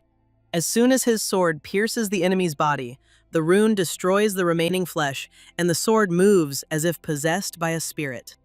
Suddenly, the angels began to hurry them, and the players assumed that they were being bet on. If you take the chance and show off your best self, others will be too scared to do anything. And if so, he needs a victim for his performance. He needs someone who will sacrifice himself. Anyone could attack first, and he would deal with that player first. But suddenly, Ryu Min stepped forward. The guy greeted his first victim with a smile and was surprised to notice the large scythe, as he had rarely encountered such a weapon. He had seen people with a scythe in their nickname, but not players with a real scythe. Suddenly, he noticed that this guy's nickname was Black Scythe, and at first he assumed that he simply had the same name, but names cannot be repeated. So this person really is the same Black Scythe, who ranks first among all regions, the one at level 30. The angel didn't understand what was wrong with this man, because she thought he would start to attack boldly, but for some reason, he suddenly stood up with such a detached look. It was Priscilla's region representative who began to bite her nails as she looked at her charge. Suddenly, Olive laughed and immediately apologized, because she thought it was funny. This guy saw a representative of her region and started shaking like a leaf. The huge scythe makes a great impression, but the angels had never seen anything that could inspire such a feeling of fear at their first meeting. Priscilla couldn't believe that her representative was afraid of Olive's representative. The red-haired angel asked me not to talk nonsense because first place in the region is no joke. Olive smiled, noting that anyone could take first place in a region, and her representative had never missed out on first place among all regions. The other angels assumed that this was all a hoax, but the angels who saw the ratings would understand everything simply by looking at his nickname. At that very moment, they noticed that the guy's name was Black Scythe. Some had seen him, and he always appeared in the results table. Priscilla immediately lowered her head, because if this was the same Black Scythe, her representative wasn't even his opponent. Suddenly, the other angels suddenly screamed, noticing that Black Scythe had barely swung his scythe, cutting off the enemy's head. The other players couldn't figure out what Black Scythe was doing there, because even if they united, they wouldn't be able to defeat him. One of the players immediately greeted the guy politely, but did not dare point a weapon at him. He offered to just talk to him, and the girl next to him even put away her weapon as she did not want to fight him. Literally, all the representatives of the regions raised their hands and announced to the angels that they surrender. The angels couldn't believe their ears, as people had made such a wonderful game uninteresting. Then one of them decided to warn that they would blow up the heads of those who decided to surrender from that moment on, and then they would not be able to rise again. Noticing that everyone had grabbed their weapons, Ryumin realized that they were more afraid of the angels than him and wanted to attack at the same time. But no matter how many ants there are, they are still just ants. Players noticed that the guy was laughing at them because the higher the level, the calmer he felt. However, they are also the best in their regions, so they decided to go on the attack together. Ryuming decided not to stand on ceremony with them and rushed forward himself, destroying his opponents with lightning-fast movements. None of the angels thought that everything would end so easily, but the battle was over in literally a second. In this case, the angel responsible for the Black Scythe becomes queen until the new unification. Suddenly, Priscilla declared that Olive had deceived them because she had made the proposal knowing that she would win. However, she proposed this game precisely because the advantage was on her side. Otherwise, why would she have proposed it at all? She also didn't force them to accept the bet. They all found the game funny, so they agreed. Priscilla became visibly angry, and Olive suggested that she hit her. Angels fighting in front of people will only lower her dignity, and if the Archangel finds out about it, she will end up in a bug bag. At that very moment, Priscilla's eyes widened in fear, because she was ready to do anything but this. Be that as it may, Olive was now queen, and Priscilla could be the guide of the United Region until she got better. Olive then addressed the people, announcing that a representative for the United Area had been chosen. Player Black Scythe became the new representative, thereby earning the temporary skill of absolute power. The others knew that Black Scythe could become the region's representative, and with his level 30, he could take control of anyone. And once the decision was made, the angel decided to resurrect the others, after which she flapped her wing, raising the fallen. The resurrected players tried to understand what had happened, as they clearly remembered how their bodies had been cut up. Angel announced that they had lost, and Black Scythe became the new representative of the United Region. Due to the election of a new representative, all authority received by resurrected players will be cancelled. However, no one would stop them from taking the title of representative from the Black Scythe, and now the bonus game was declared over. The main quest for the 5th round was to kill 300 orcs in 10 hours, and the side quest was to collect 4 balance stones. The Angels heard a lot of complaints that only a quarter of the players would be able to advance further. Until now, they had only had a warm-up, which is why this time they prepared a more difficult round for them with a low percentage of survivors. Players thought that orcs were one of the lowest level mobs, but once they encountered them, they immediately realized how difficult the round would be. However, the players did not understand the essence of the side quest. Unlike the previous round, this time the side quest was immediately open. Although the reward for it remained a secret, Ryuming knew that the reward was the balance rune. One of 18 runes required for it, and the reward is given to only one person in the entire region. Of course, players from other regions also have a chance to get it, but the difficulty of the side quest is much higher than the main one. Even if he manages to complete the side quest, there will be few people who can fulfill all the conditions for using the balance rune. The goal of this side quest is to collect balance stones, and once they complete this task, they will immediately receive a secret reward. But only one person can receive the reward because there are only 4 balance stones in this area. Players decided that if a person does not collect all 4 stones, the quest will be cancelled. But they can steal the stones from another player by simply killing him. However, this rule only applies to balance stones. Other items cannot be stolen, and they also cannot be resurrected after death. After the angel told them everything they needed to know, she announced the start of the round, giving them 10 hours. Ryumin decided that he needed to kill 300 orcs as quickly as possible to set a record, after which he could help Minyuri. The other players were relieved to see Black Scythe leave, though they were initially surprised when he headed in their direction.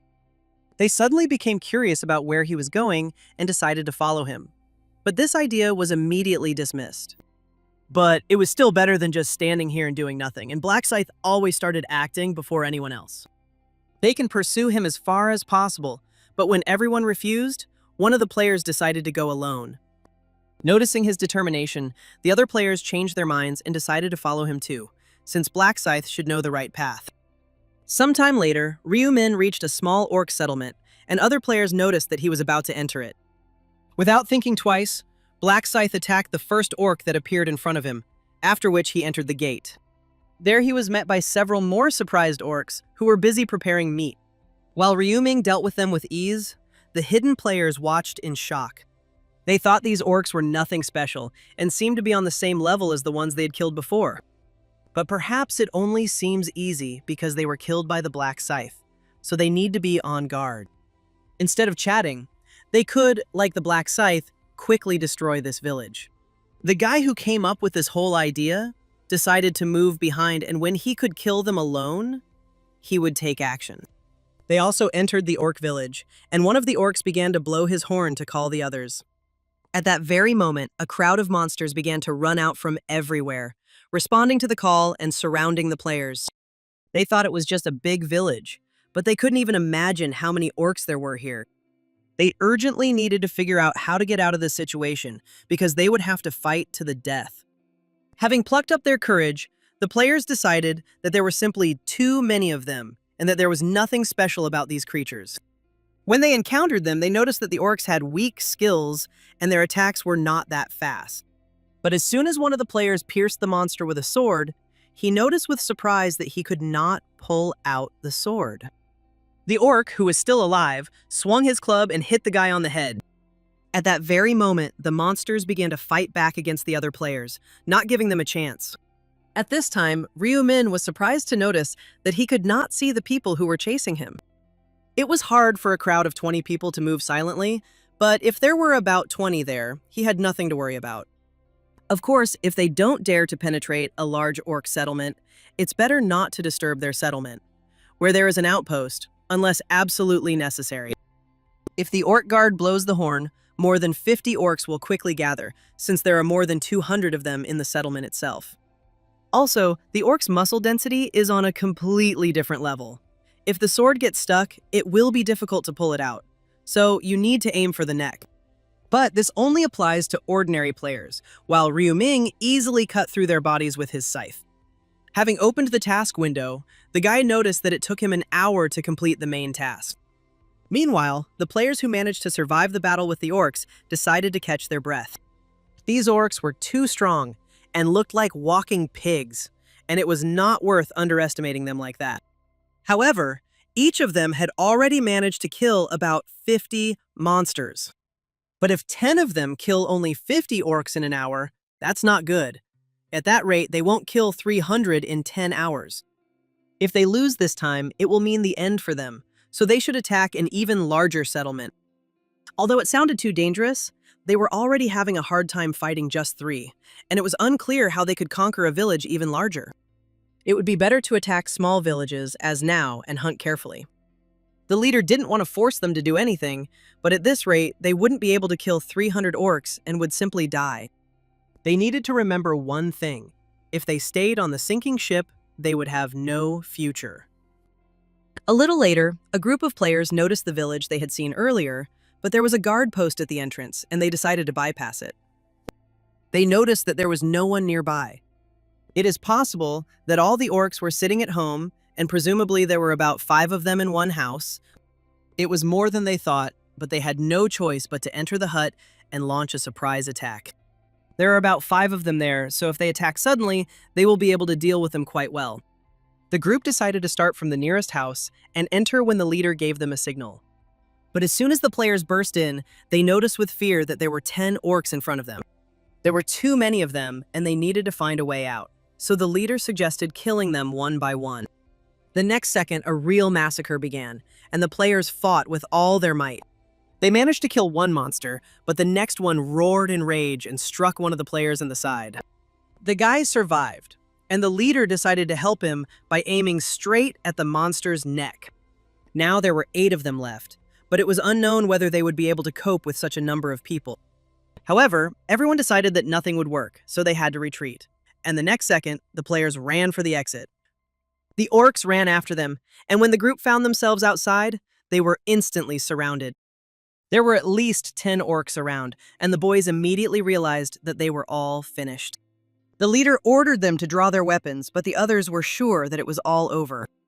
When they suddenly noticed that the orcs were not attacking them, if they wanted to know the reason, they should look at the orcs' expressions. As it turned out, they were laughing at them. They found it funny because they were shaking with fear like rats. Players were supposed to be angry that some orcs were laughing at them, and they became the subject of ridicule, like monkeys in a zoo. They couldn't give up until the very end, so they had to immediately draw their weapons and kill at least one of them. The other guys apologized for making such a pathetic spectacle and promised to be with their leader until the very end. As soon as the guy gave the signal, they were supposed to kill them one by one. But as soon as the leader wanted to give the signal, all the orcs suddenly turned around and ran in the other direction. None of the players could understand what was going on there or why the orcs suddenly fled. The leader noted that there were only 8 orcs left, so they had every chance. After some time, he managed to defeat 8 orcs, and if it were not for the leader, they would have surrendered even earlier and been destroyed. But the leader was confident that they had succeeded because they had fought to the death. He then asked his comrade how his wounds were, as he looked rather battered. He needed to rest first and not move at all. The others should also lie down here, while the leader went and found out if there was a way out of here. It sounds quite dangerous, but the others should not worry and just wait quietly. After walking some distance, the leader noticed that it was very quiet around, and there were not even any tracks visible. But when he turned the corner, he noticed that many of the orc bodies began to glow. Stepping forward, he tried to figure out who could have done this, and suddenly noticed Black Scythe nearby. Ryu-min was surprised to notice that there was someone who had arrived at the village first, and he noticed Yonho, the king of mercenaries. The mercenary is a melee class, similar to the warrior, and can use a variety of weapons and possess similar skills. However, there are differences. He becomes stronger by contracting with others, which is why most players form squads with the same mercenaries. And only the mercenary king, the only representative of the class, can control other mercenaries through contracts. The one and only mercenary king of his class, Yunho, who stood before them, he never imagined that he would meet him in such a place. Ryu-min was surprised when the guy greeted him, although there is no one who does not know Black Scythe. Young-ho himself didn't think he would meet the region's #1 ranked player here. and he didn't know whether he should extend his hand in greeting. Ryu Ming noticed that he was not someone who could stab someone in the back. After all, he had somehow achieved the status of the king of mercenaries. However, to become the king of mercenaries, you need to have a kind heart and leadership qualities. Suddenly, Young-ho asked if Black Scythe had killed all the orcs that were here, and he received an affirmative answer. The boy felt relieved, after which he bowed to Scythe and thanked him for distracting the orcs and saving his life. Ryu Min didn't even know he was here, but it didn't matter, and he still helped the guy. Black Scythe advised them to leave quickly if they were finished, since he had killed the rest of the orcs. Young-ho didn't understand how he knew that he had colleagues, and he noticed his comrades walking towards him from behind. He didn't understand why they came out, because he told them to wait, but they were afraid that he would leave them alone, which stunned the leader. His comrades began to worry about him. He truly deserved the title of King of Mercenaries if he already had such loyal colleagues. Suddenly, the other players noticed Black Scythe, and the guy explained that he came here to hunt. He repeated that they should leave. Now that all the orcs were killed, there would be medium difficulty bosses coming soon, so these players could be in danger. The players immediately thanked the guy for saving them and politely said goodbye. Suddenly, one of the guys turned to the other and suggested stopping and listening to the strange sounds. The leader also heard something strange, and Ryu Min explained that it was a medium difficulty boss and that they needed to run now. At that very second, they noticed a huge monster among the tents heading in their direction. It was an orc warrior, and it was because of him that Ryu Min did not leave the village even after he had killed everyone. Because in order to get the reward for completing the additional task, he needs to kill him. If the guy kills him and the remaining 3 bosses of other villages, he will be able to complete an additional task. This orc was clearly evil in appearance, and the mercenary leader confirmed this. He ordered his comrades to run, while he himself froze in place as the monster swung its weapon at him. Young-ho was about to resign himself to his fate, but suddenly he felt Black Scythe grab him and drag him away. The guy thanked him, and Ryu Min suggested that he move away if he didn't want to die. After this, Black Scythe rushed into the attack and began to strike the monster's legs. Such attacks could not cause serious injury to the monster, and only made it even more angry. The orc himself couldn't hit him, and the guy just had to dodge. With one sharp jump and swing of his scythe, he struck the monster in the neck. This was not enough, and the orc only became more angry. But the guy had no trouble dodging his attacks. He has a thick neck, so even after 2 blows, he did not die. So Ryu Ming quickly closed the distance with him and decided to completely cut off his head with his scythe. When the huge head separated from the body, the monster fell lifelessly to the ground, and Ryu Ming received a lot of experience and 6,000 gold for it. The group that watched him couldn't believe that Black Scythe had killed that huge orc single-handedly. Ryu Min knew that it was much more profitable to kill one boss than all the mobs. And besides, he dropped a lot of good loot. He obtained the Huangdu Tado, an epic weapon that dealt higher damage than the scythe. The guy also got his hands on an orc's heart, which some might have thought was disgusting and thrown away. However, if you keep it, you won't regret it, because it's a unique item that can be combined with weapons. Suddenly, Young-ho thanked the guy for killing that monster, and thus saving his life and that of his comrades. They assumed he knew the monster would appear, and Ryu Min explained that in other settlements, a medium difficulty boss would appear after killing all the orcs. The players realized that this was why he told them to get out of here quickly. Ryu Min stated that it was time for him to go, and the group thanked him again and said goodbye. Suddenly, the most wounded of a group fell to his knees, declaring that he was not feeling well and could not take it anymore. He used to say everything was fine, but then he was worried that the leader would worry, but now he's at his limit. He was asked to try to endure, and if he wanted to survive in reality, he would have to hold out for the rest of the time. However, if he doesn't kill 300 orcs, none of this matters. The guy asked to leave him and go, since he cannot become a burden to everyone else. But if they catch orcs and finish them off, they won't be able to hunt normally, and even then the guy won't be able to hold out for the rest of the time. Ryu Ming didn't expect this. The mercenary king who stands at the head of hundreds of mercenaries showed weakness because of one of his men. If he is truly close to them as his brothers, it is not surprising. Remembering his younger brother, Ryu Min decided to help them and offered to look at the wounded man. He noticed a deep wound on the player's shoulder, but that didn't mean it couldn't be healed.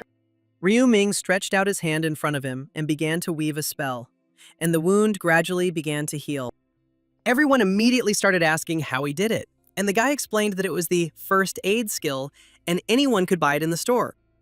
Players had seen this skill that cost 20,000 gold, but they didn't know it was so amazing. They all got it wrong because the first aid skill isn't capable of doing that. It can only stop bleeding and heal minor wounds, but it is not enough to heal a wounded shoulder. However, first aid is a divine type skill, and its effectiveness depends on intelligence, which Scythe had at 123 points. This skill's effectiveness was achieved with the help of the Rune of Magnificence, and now the injured player could easily move his shoulder. But this does not mean that she is completely healthy, since this is only first aid, and if you overdo it, the wound may open up again. However, there shouldn't be any problems with hunting. Upon hearing this, the guy immediately began to bow and thank him. The others also bowed low and began to thank Kosa for treating their comrade. Youngho didn't know if it would benefit him, but he offered to accept at least the crystal as a sign of sincere gratitude. The others also began to check their inventory and offer the guy something from themselves. Ryu Ming wanted to refuse at first, but in such a situation it would be impolite to refuse, since they were very persistent. Even though he got some useless loot, 5 people gave it to him, which isn't so bad, but there is something much more important. Thanks to the guy, this player has a chance to survive, so they will definitely repay him in the future. Ryu Ming kept the mercenary king in his debt and secured his favor. He would have had to improve his communication skills anyway, so he got a pretty good benefit. At this time, Zhu Li was sitting in the forest and trying to figure out if she had enough time, since more than an hour had passed and she had not killed a single orc. She was sure that it was her mistake because she was so scared that she lost sight of Black Scythe. After the 5th round began, it wasn't hard for her to find this guy, because among the 10 representatives, there was a guy with a Black Scythe. However, after she saw how easily Black Scythe dealt with the other representatives, fear washed over her. She couldn't worry because he wouldn't hurt her. He wouldn't be a scumbag who would stab her the first time they met.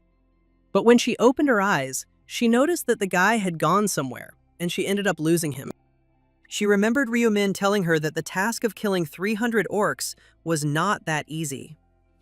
She couldn't try to kill them alone, and when the integration of the regions was finished, she needed to start looking for the Black Scythe.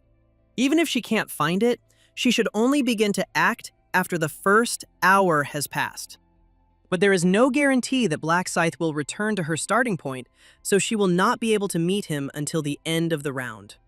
She decided to find him on her own, and sometime later, she approached the orc village. At first, Zhu Li assumed that Black Scythe might be there, but it was too dangerous to go there. While the girl was thinking about this, she didn't notice how an orc sneaked up behind her. She cursed to herself because she wanted to avoid a fight, but there was nowhere to go now, so Zhu Li used a blessing on herself. At the moment, she was happy about 2 things. Firstly, she would only have to fight 1 orc, and secondly, she knew his weak points. Since orcs are very strong, you need to aim for the neck, but its main problem is accuracy. If she misses, he will attack immediately, and it is almost impossible to pull the sword out of him. She has no chance for error. However, the monster moved slightly, thereby blocking the attack, but the girl was able to pull out her weapon. For a while, she was able to dodge all the attacks perfectly, after which she noticed that the monster had opened up. Her first attack was successful, so she continued to lunge with her sword. Just a few seconds later, the monster fell with a crash in front of her. Zhu Li couldn't believe that she was able to kill an orc single-handedly, causing a smile to appear on her face, when suddenly she noticed Black Scythe nearby. The girl had been looking for him all this time, and in the end, he found her himself, so it was impossible to miss him, and she turned to him, offering to fight together. Ryu Ming pretended not to know why he needed it, and Zhu Li asked permission to show it, and began to use a blessing on him. The effect of her skill lasts up to 3 hours, and all stats are increased by 50%. The guy demonstratively checked the information, and the girl added that her skill would help him during the hunt. He concluded that if he wanted to use her skill, he had to team up with her. Suddenly, Ryu Min declared that he had the skill of a representative and could simply force her to become his lackey. He then asked the girl if she could promise not to betray him, receiving an affirmative answer. Afterwards, he shook the girl's hand to introduce himself, and Julie did the same. The guy was surprised that she needed help, since she had dealt with that orc quite well on her own. But the girl admitted that it was the first time she had done this. This was her first kill in an hour and a half. There was little time left, so he decided to help her fulfill the quota. Ryu Min asked her to stay close, otherwise he would not be able to protect her. Julie noticed that he was not as cold as he seemed, and it was good that she listened to Ming. Suddenly, the girl froze in place when she noticed 3 orcs heading towards them. Black Scythe asked her to wait here, after which he suddenly rushed forward to attack first. With a fleeting movement, he deprived the monsters of their limbs, making it easier for the girl to finish them off.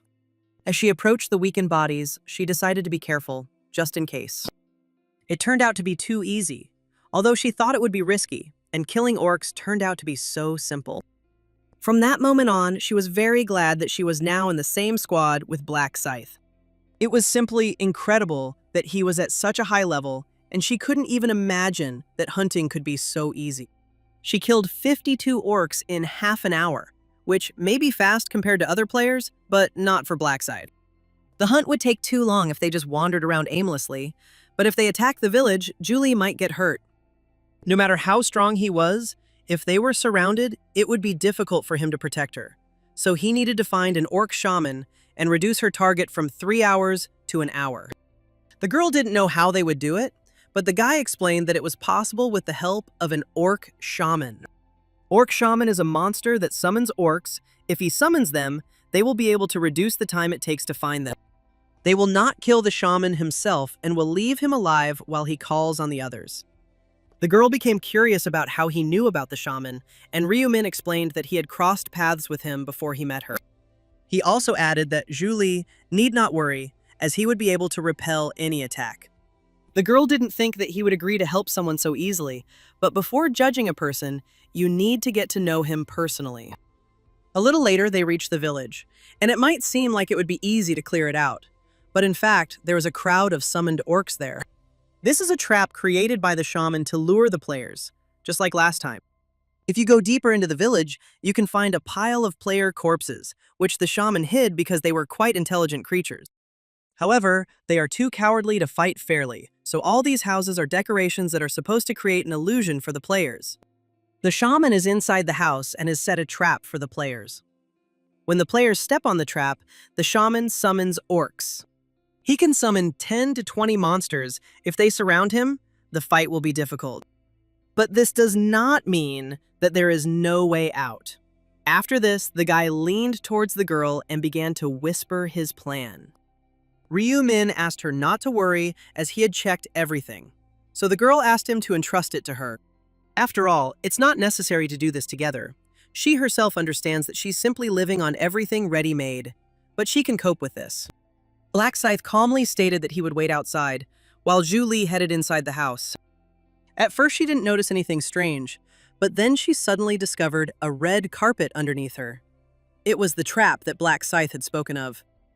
If she walks down the hallway, she will see a room with a red carpet, and as soon as she steps on it, orcs will be summoned and block her escape route. Julie should just walk to the carpet, then go outside, then the shaman will think that he missed his dinner and will send some scouts after her. At first glance, it was a simple task, so she just had to make it clear that she had come and then run away. Suddenly, at the opposite end of the room, a shaman revealed himself and began emitting energy. However, Julie turned around abruptly and ran towards the exit, deciding that there was nothing to worry about. As they planned, she reached the carpet and left, meaning everything worked. Now all they could do was wait, and after a couple of minutes, several orcs came out of the house and were immediately attacked by Black Scythe. Having easily dealt with them, Ryu Ming asked Julie to go out, as she had already managed to hide. After the girl finished them off, the guy asked to lure the orcs out again. Although the shaman has brains, they are no bigger than fish, so he had already forgotten about everything. After 1 hour, Julie happily announced that she had killed 300 orcs and fulfilled her quota. Thanks to Black Scythe, she was able to complete the hunt quickly and easily, and is very grateful to him. She was currently at level 19, and if she earned another 10,000 points, she would be able to increase her rank. As she ranks up, new skills are unlocked and existing ones are improved, so she will only benefit from this. Plus, the guy needs a stronger buff so he can set a record during the final boss fight. Ryu-min offered to help her rise to level 20, and the girl decided that he was showing quite a lot of attention to her. Suddenly, they noticed a group of players heading towards them, who noticed a girl and orc corpses next to him. One of them stepped forward and greeted Black Scythe, while the boy asked what they needed. As it turned out, they went to hunt orcs, but did not know that they had arrived here first. The players couldn't believe that the boy and girl were able to kill so many orcs, and they also found it strange that there were so many monsters in such a small village. Others had a hard time comprehending that Black Scythe had taken someone as an ally. Some people noticed that Kosa's girlfriend was quite pretty, and Ryu-min, who could read minds, asked them not to bother him and to leave. He can't figure out what these people are up to, but they're clearly crossing the line. Players immediately started to show up, noticing how rudely the guy was treating strangers. Julie thought they were crazy to attack Black Scythe like that. They didn't care that he was in first place, but Ryu-min merely swung his scythe, leaving a scratch on the player's forehead. Ryu-min asked them to leave again, and the entire group immediately ran back in fear. They knew from the start that this would happen, so they decided to hide somewhere and see what Black Scythe was going to do next. Ryu-min knew that they wanted to hide and follow him, but even with the midges swarming around, he could still continue hunting. Although one of them can take the boss away from him. Then he will finish him off first and take the reward. But before that, he needs to help Julie reach level 20. At this time, the group of players ran away to a sufficient distance where they should not be seen. They were all curious about how Black Scythe hunted orcs, so they decided to watch him from afar. Hiding in the bushes, they noticed how orcs began to emerge from the house, and Black Scythe easily dealt with them. The monsters fearlessly attacked the guy, not even imagining what fate awaited them. Ryu-min swung his scythe, leaving all the orcs limbless but not killing them. The others immediately understood why this guy was in first place. It took them a lot of effort to kill one. Then suddenly they noticed that he was not killing orcs, and now the girl he was with was approaching him. Then everyone realized that he was really helping her, but it was unclear what he was trying to achieve. Everyone immediately became jealous of how easy it was for her to hunt, and they began to wonder who she was that Black Scythe was trying so hard for her. For some, even killing a single orc is very difficult, while for others, experience points are handed to them on a silver platter. Suddenly, one of the players noticed something strange. Every time she entered and then left the house, a pack of orcs began to chase her. The weirdest thing was that such a house couldn't possibly accommodate so many monsters. If there is a monster spawn in this hut, it means that they were just sitting in one place doing the task and they were driven away so as not to share the place. The players then decided to wait for them to leave and free up space in order to take it first. At this time, Julie noticed that she had reached level 20 and had unlocked a new skill. The effectiveness of her blessing also rose from 50 to 60%, and Ryu-min asked her to use the skill right now. Under the effect of the blessing, all of the boy's stats increased by 60%. Now she cast an improved blessing on him and then used a new skill. The effect of the skill, Swiftness, increased attack and movement speed by 60% for half an hour. It was a very good buff, and the girl promised to cast it every half hour. After that, they decided to stop there and kill the shaman, and Ryu-min asked the girl to try not to get hurt. The guy also noticed that a group of players were staring at him and Julie with wide eyes. But he decided to take his time and see what they were up to, after which he entered the house, and a couple of minutes later broke down the door with his scythe. He was immediately chased by several angry orcs whom he had deliberately lured out.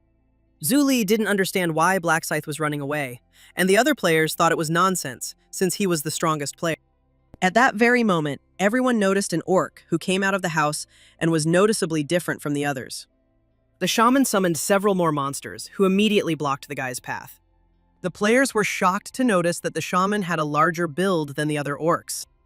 But since it's so huge, it might be a boss, and it turns out that orcs don't respawn. They're just summoned over and over again. Julie noticed in fear that Black Scythe was surrounded by monsters and tried to figure out what to do and whether she should help him. But suddenly she saw the guy's confident look, and no, there was no hint that he was confused. The shaman summoned 10 more orcs, but Ryumin easily dodged all the attacks of such a crowd. However, for the other players, this was no time to relax. They felt that the boss looked completely defenseless. Then one of them suggested committing theft, although the others doubted it because they were afraid that Black Scythe would burn them for this deed. They'll just pretend that they thought Black Scythe was in danger, so they'll pretend to save him. Julie, who was standing to the side, was surprised to see other players sneaking past. At that very moment, she realized that while Black Scythe was distracted, they had decided to try to catch the shaman. Earlier, the girl thanked Kosa for his help, and he explained that he came here after completing the main quest. His goal was not the main quest, but the side quests, and he had already found the balance stone. He was given it after defeating the warrior boss, and the remaining items will also appear if you catch other bosses. He only wants bosses, so the girl has nothing to apologize for. And now she couldn't allow this because the shaman was the prey of the Black Scythe. If she didn't do anything, then the unworthy would steal him. Julie decided to try to prevent this, when suddenly Ryuming used Night of Death, plunging everything around into darkness. The others were surprised that night had fallen suddenly, when a shaman suddenly appeared before them and turned his gaze on them. When the boys realized they had been burned, they tried to run away, but the shaman was faster and summoned orcs who surrounded the players. They found themselves completely defenseless, and the monsters dealt with them in the blink of an eye. At this time, Ryuming had already dealt with the monsters that surrounded him. He lured the shaman out to test what choice they would make. He wondered if they would take the opportunity to kill the shaman while he was in danger. In the end, things turned out very badly for the players, but since they were wasting their time spying on them, they would eventually die due to the quest failure. When the monsters finished with the group of players, they immediately headed to the Scythe, who decided to attack first, destroying them one by one. His attack speed had clearly increased due to the blessing of speed and the onset of night. With a sharp movement, Ryuming closed the distance with the shaman and dealt him a decisive blow. By killing the shaman, Ryumin obtained the Bead of Eternal Sleep, a mysterious wooden totem, and a low-ranking blue magic stone. In addition, he received a second balance stone and rose to level 33, and also received the item Fake. The Bead of Eternal Sleep grants a stat point every time it reaches 100 stacks. Its effect is similar to the Absorption rune that Hyuntek had. The only thing that disappoints him is that it is a consumable item, the durability of which decreases with the accumulation of stacks. But it can be restored with the help of the rune obtained in the 8th round and with the help of players of the Blacksmith class. In this case, he would be able to infinitely improve his characteristics, when suddenly the guy noticed that Zhu Li could not find him because of the Reaper rune. But first, before canceling Death Knight, he decided to hide the traces of the fallen players' bodies. When he canceled his skill, the girl wondered why it was getting dark and then light again. Then she spotted Black Scythe and ran up to him, and the guy explained that he was a little busy. The girl noticed that he killed the shaman and asked about other players who wanted to steal the monster for themselves. Ryu Min lied and said that he didn't see anyone there, although the girl thought it was strange because she heard some screams. Nothing good would come from her seeing their corpses, so the guy suggested that she go and kill another boss quickly. Sometime later, they reached the next village and Ryumin began to fight the archer boss. For defeating him, the guy received the boots of a nimble archer, a rusty arrowhead, and a low-rank green magic stone. He also received the 3rd balance stone and decided to check the rest of the items. The nimble archer's boots were much better than the shoes he was wearing now, so there was no reason not to change them. And if you combine them with the newly obtained green magic stone, they will become even more useful. And now only the high-level boss remains, the Great Orc. Unlike other bosses, in the battle with the Great One, the time attack rule applies. You need to kill him as quickly as possible, spending as little time as possible, because the faster you kill him, the better the rewards will be. Since he has Julie's buff this time, he might even be able to set a new record. But it would be better to reduce the time much more. First, you need to raise the level to the maximum and improve the characteristics with the Bead of Eternal Sleep. There was half an hour left in the round, and during this time, Ryumin had defeated countless orcs. Now it was time to move on. If he leveled up by at least 1, he would be at 40, but there was absolutely not enough time. But there was nothing to regret, and he achieved his goals receiving 9 attribute points. He informed Julie that they would no longer hunt and would now go kill the final boss. The guy suggested that they split up here, since she was already very tired from following him. She felt sad to leave like this and thought of asking if she could stay with him until he defeated the boss. But then she dismissed these thoughts because if she stayed, she would only get in the way, and it would be the right decision to split up here. Ryu-min noticed that she had become attached to him in such a short time, but the Great Orc was too dangerous a creature for her to follow. At that very second, Zhu Li decided to put a final buff on the guy. Activating the spell, she once again thanked Scythe for helping her hunt, as it would have been very difficult for her alone. She then opened her inventory and took out a crystal, deciding to give it to him as a gift for his help. Ryu-min asked to keep it for herself, but the girl refused since she just needed experience points. She showed concern for him without even realizing that Ryu-min and he were the same person, and it seems she thinks that she is now indebted to Black Scythe. But suddenly he declared that she had helped him too, so they were even. He decided to accept the gift and said goodbye to her until next time. After that, Ryu-min headed towards the boss, finding his location with the help of the skill. Last time, no player was able to kill the Great One among the 4 bosses that appear in this round. The Great One is too strong. Perhaps he could be dealt with if 100 level 20 players attacked him, but there was no way an ordinary player could handle him. Ryu-min himself died 4 times while trying to kill the Great Orc, and thus he set a record of 43 seconds. There were 321 meters left to the goal, and the guy was confident that this time he would be able to break the previous record. As they approached the boss, Ryu-min noticed that someone was already fighting him, but luck was not on the player's side.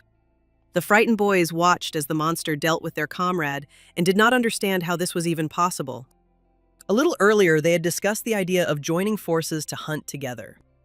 After this, one of the players offered to introduce themselves, introducing himself as Junsuk, who was a warrior of the 12th level. The next guy to introduce himself was a guy named Brad Pitt, and his specialty was Hunter. The third to speak was a martial artist with a hard-to-pronounce name who suddenly felt ashamed. At first, they all benefited from it, but despite the fact that the squad was formed in a hurry, they got along well and communicated well. Since they acted together, they dealt with the small orc village without any problems. When the hunt, which lasted more than 6 hours, was over, they had managed to complete the main task. They joyfully announced to each other that they had been able to kill all 300 orcs and survive. However, they were sad to part like this, so they decided to hunt a little more to level up. Thus, they began to hunt together and were able to reach level 20, increasing their rank. Over time, they became even stronger and were proud of their achievements. Finally, one of the players suggested trying to clear out one last large settlement. But before he could finish speaking, Junsuk noticed some huge monster that looked like the boss. The girl who was among them suggested that they take him down, since the 5 of them could handle him. If he drops a reward, they can fairly divide it between themselves. But as soon as the boss turned and looked at them, all the players were immediately gripped by fear. They were sure that they had become stronger, but when the monster attacked them, everyone realized their helplessness. Without any extra effort, the boss killed players who could do nothing against him. Their opponent was not the game in this hunt, he was death itself, which did not give them a chance of survival. Junsuk knew he was going to die right now, as the monster started heading towards him. He had already lost all hope of salvation, but suddenly, a guy appeared behind the monster and cut off one of the monster's heads. Ryu-min couldn't even imagine that the boss would die from one blow, but nevertheless, the deed was done. He reached level 40 and his rank was upgraded to expert, and he can now use the trading function. All of his skills were increased, and he also learned the Reaper skill, Moonlight Destruction, which was the only area attack skill. It builds up energy for 1 second and then fan-shaped it out to deal 1,200% damage in front of it. Usually, if there is only one attack skill and it doesn't work, the risk becomes too great. But because of this skill, it will be easy to hit the target. It is also very useful because it deals physical and magical damage. So even if the enemy is immune to physical damage, they can still be dealt with. Only low-level monsters will appear now, but this skill will definitely come in handy later. In addition, he received the Great Orc's Fang Gloves and a low-ranking purple magic stone, as well as the final balance stone. By combining them, Ryu-min received the Rune of Balance as a reward for the side quest. The Balance Rune allowed you to double your stats if the difference between your minimum and maximum stats was 10 or less. It only affects pure stats: strength, intelligence, agility, and luck. Ryu-min assumed that, having received the rune, he would be able to evenly upgrade all pure stats. Since the rune had already been imprinted, he decided to take a look at how much the characteristics had increased. His eyes widened when he discovered that absolutely every stat was over 300. It has a round buff and a blessing, but even so, the stats are simply unreal. The Balance Rune helps you level up like nothing else. Since Ryu-min defeated the boss in 1 second, he received 100,000 gold as a reward, and with this money, he will be able to unlock all the skills that he has not yet learned. He has set an unprecedented record, and his achievement will be recorded in the Akashic Records, and he can choose a unique item as a reward. This didn't happen before, and now the guy can choose the artifact he wants. He was given a choice of one piece of equipment, such as a weapon, armor, or jewelry. He doesn't need a unique weapon, as he plans to create it upon his return. In the end, his choice fell on the helmet, while Junseok could not believe that Black Scythe killed this monster with one blow. He couldn't comprehend how strong Black Scythe was, as even 5 people at level 20 couldn't defeat him. However, now is not the time to think about this. He should at least greet him and thank him, but from fear, he completely lost his voice. A few minutes later, angels appeared to them, noticing that the number of people had greatly decreased in 10 hours. However, they certainly could not have died fighting with ordinary orcs, and perhaps killed each other for the spoils. They then decided to look at the results and found that Black Scythe was once again in first place, having killed 300 orcs in an hour. The other players couldn't believe that he was already level 40, and they were also amazed by his record. As a result, he received an epic rank necklace and a special reward of his choice. And for placing first in 5 rounds in a row, he received the title of Ahead of All. It is precisely because of this title that he has never given up first place in the region, because the opportunity to develop 1.5 times faster cannot be missed. Now that he has received the title he wanted, it is time to look at the awards and choose a necklace. If he were an ordinary person, he would have simply chosen at random, as if on an exam. But he had already used each of them more than once. In the end, he chose the Java necklace, which gives all stats a 3-fold boost and also provides 35% resistance. Right now, he doesn't need improved stats or increased strength. He needs resistance to various effects. Besides, items that increase resistance are expensive. So when the necklace is no longer needed, he can sell it for a profit. He had to choose a special reward, and Ryu-min chose to triple the amount of experience he received for the next 6 rounds. The angel addressed the players again, asking if they had checked their rating via message, and added that 1,585 people had completed the main task. Everyone in the top 1,211 would be eliminated, and at that very moment, some players began to disappear and beg for mercy. The angels found this pitiful and compared people to insects. At first, she thought that no one had even been able to complete the additional task of the 5th round. But then she discovered that Black Scythe had managed to do it. She had nothing more to say, so she ordered everyone to rest and said goodbye until the next round. Once home, Ryu-min's first thought was to eat, as he had spent 10 hours in another world. He then opened the fusion window, inserting his scythe, orc heart, mystic totem, rusty arrowhead, and great orc fang. If you make such a combination, the weapon will be improved to an epic rank that corresponds to its level. But there is also a black diamond that he stole from young Min. If you add this stone, the weapon will not become epic, but completely unique. The merger was successful, and his scythe was now called Death's Side, and its characteristics were much better than before. Only now was he able to get rid of the Death Scythe, but he was still pleased with the result. And now that he has so much money, he should also upgrade his skills. Ryu-min decided to start with local navigation, which would allow him to see the surrounding areas as a minimap. Enhanced peripheral vision is incomparable to normal human vision, and basic resistance increases resistance to effects by 15%. Sleight of hand increases the chance of skills hitting a target by 20%, and that's how he learned all the basic skills. Even after purchasing all the skills, he still had 140,000 gold left. But there was nothing worth buying except for epic grade items. However, they would appear in a few days, and looking at his status window, Ryumin was damn pleased. This effect is achieved with just one balance rune, and if you also use the brutal kill rune, the results will double. Now that the guy has become stronger, you can start a business with Junglook, and after that, use Young Min. He suddenly became curious about whether the guy had survived like last time, and decided to track his location. From what we can track, he's alive, so Ryumin can use him a little longer.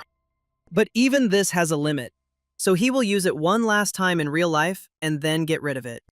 The next day, sitting in a restaurant, Julie tried to understand why Ryumin had called her again. She began to imagine him touching her hair and declaring that he missed her very much.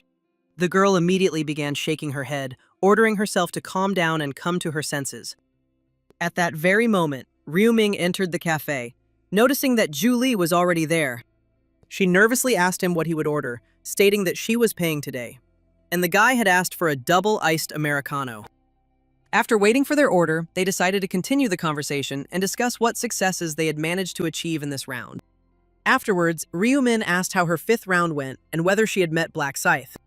Julie doubted that such a person would team up with her, but once she showed him her skills, he immediately agreed. He helped her a lot, and thanks to his skills, she easily completed the task and even took 2nd place in the region. Ryumin was genuinely happy for her and decided to ask what reward she had been given. She received a rare mid-grade necklace that increases agility. But suddenly, Julie gave it to the guy, since she only got it thanks to his prediction. But Ryuming tried to refuse. The girl admitted that it wasn't difficult for her. Black Scythe helped her, so the hunt went like clockwork. The guy then offered to give the reward to Scythe, but Julie doubted that such an item would interest such a player. The guy was very pleased, but he didn't need the necklace because he hadn't even received a regular rank yet. Ryumin decided to lie that he was now level 19, and he somehow managed to kill 300 orcs in 10 hours. After putting the necklace back into her inventory, Julie felt upset as she remembered that the fortune teller was not a combat class. Suddenly, she became interested in how fortune tellers fight, and the guy lied about having magical skills. Julie realized that he really didn't need to improve his agility, since mages used intelligence. Then she took out a crystal from her inventory and asked him to accept it instead of the necklace.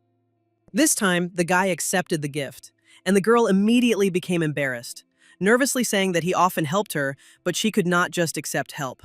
Suddenly, Ryumin stated that, in that case, he should also give a return gift, namely, information about the 6th round.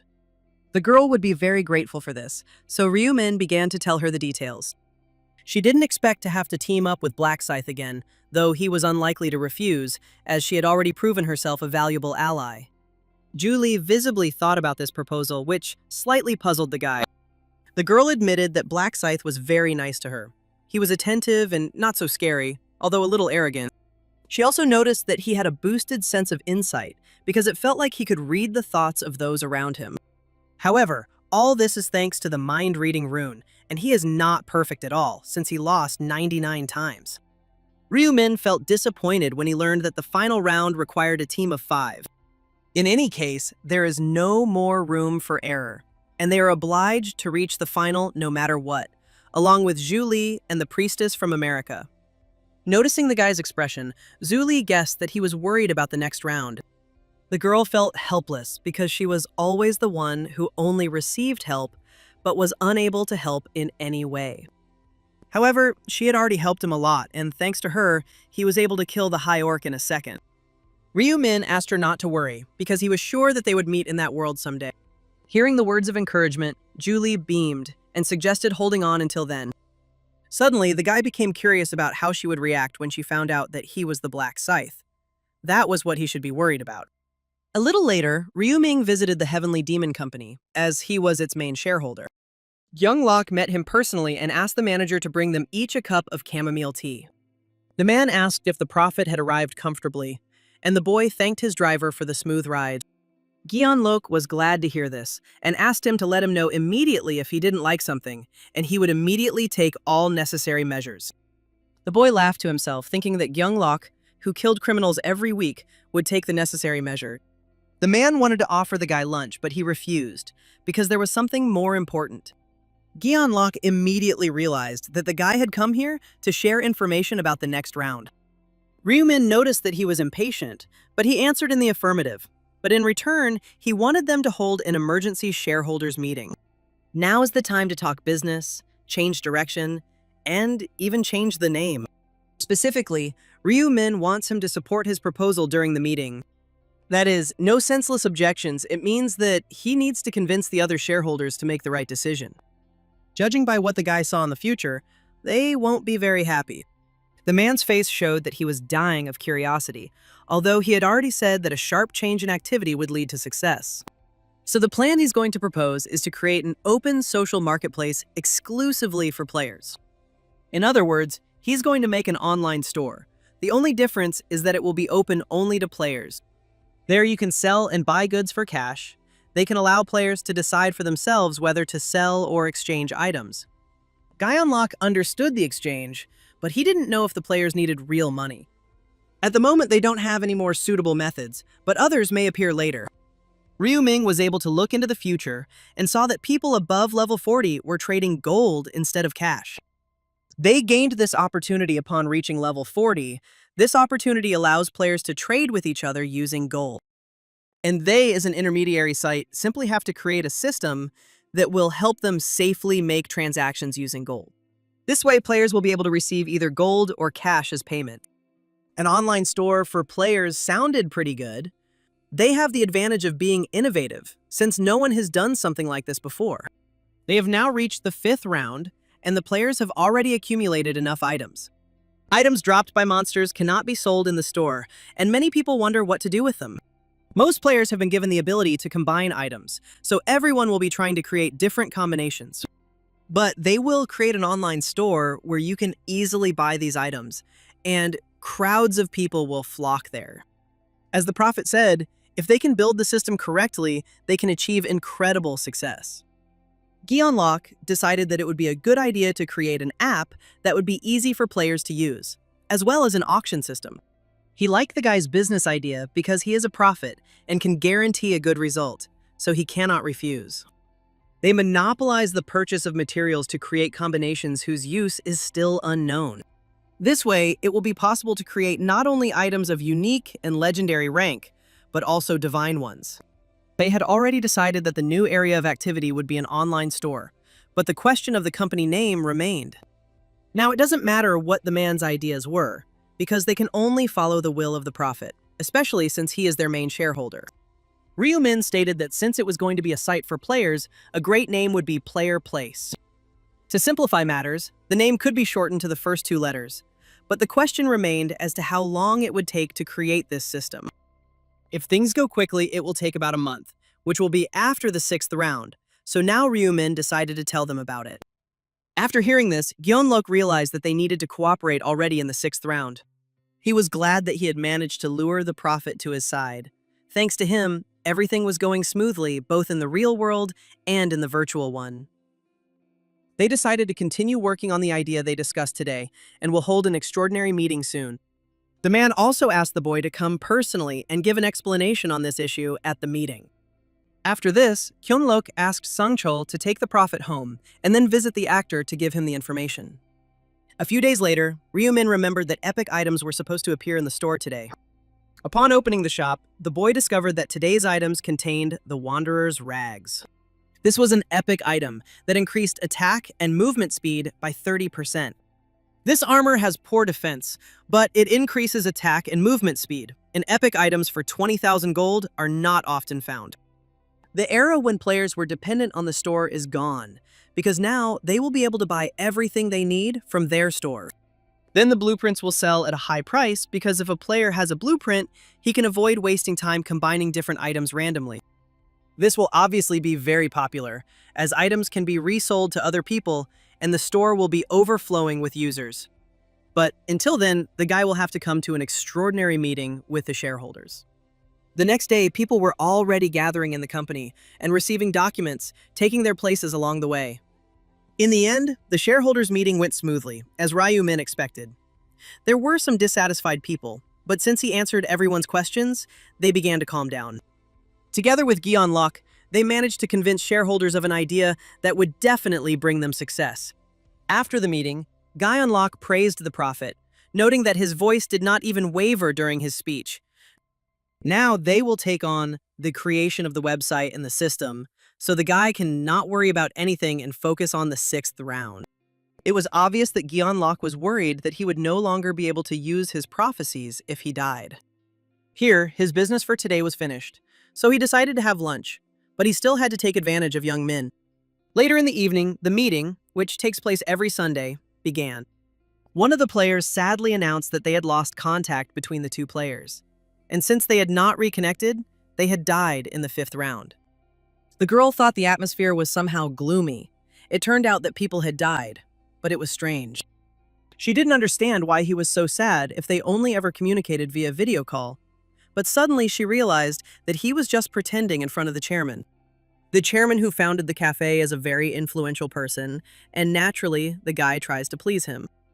The girl decided that she couldn't lose either, so she pretended to be very upset.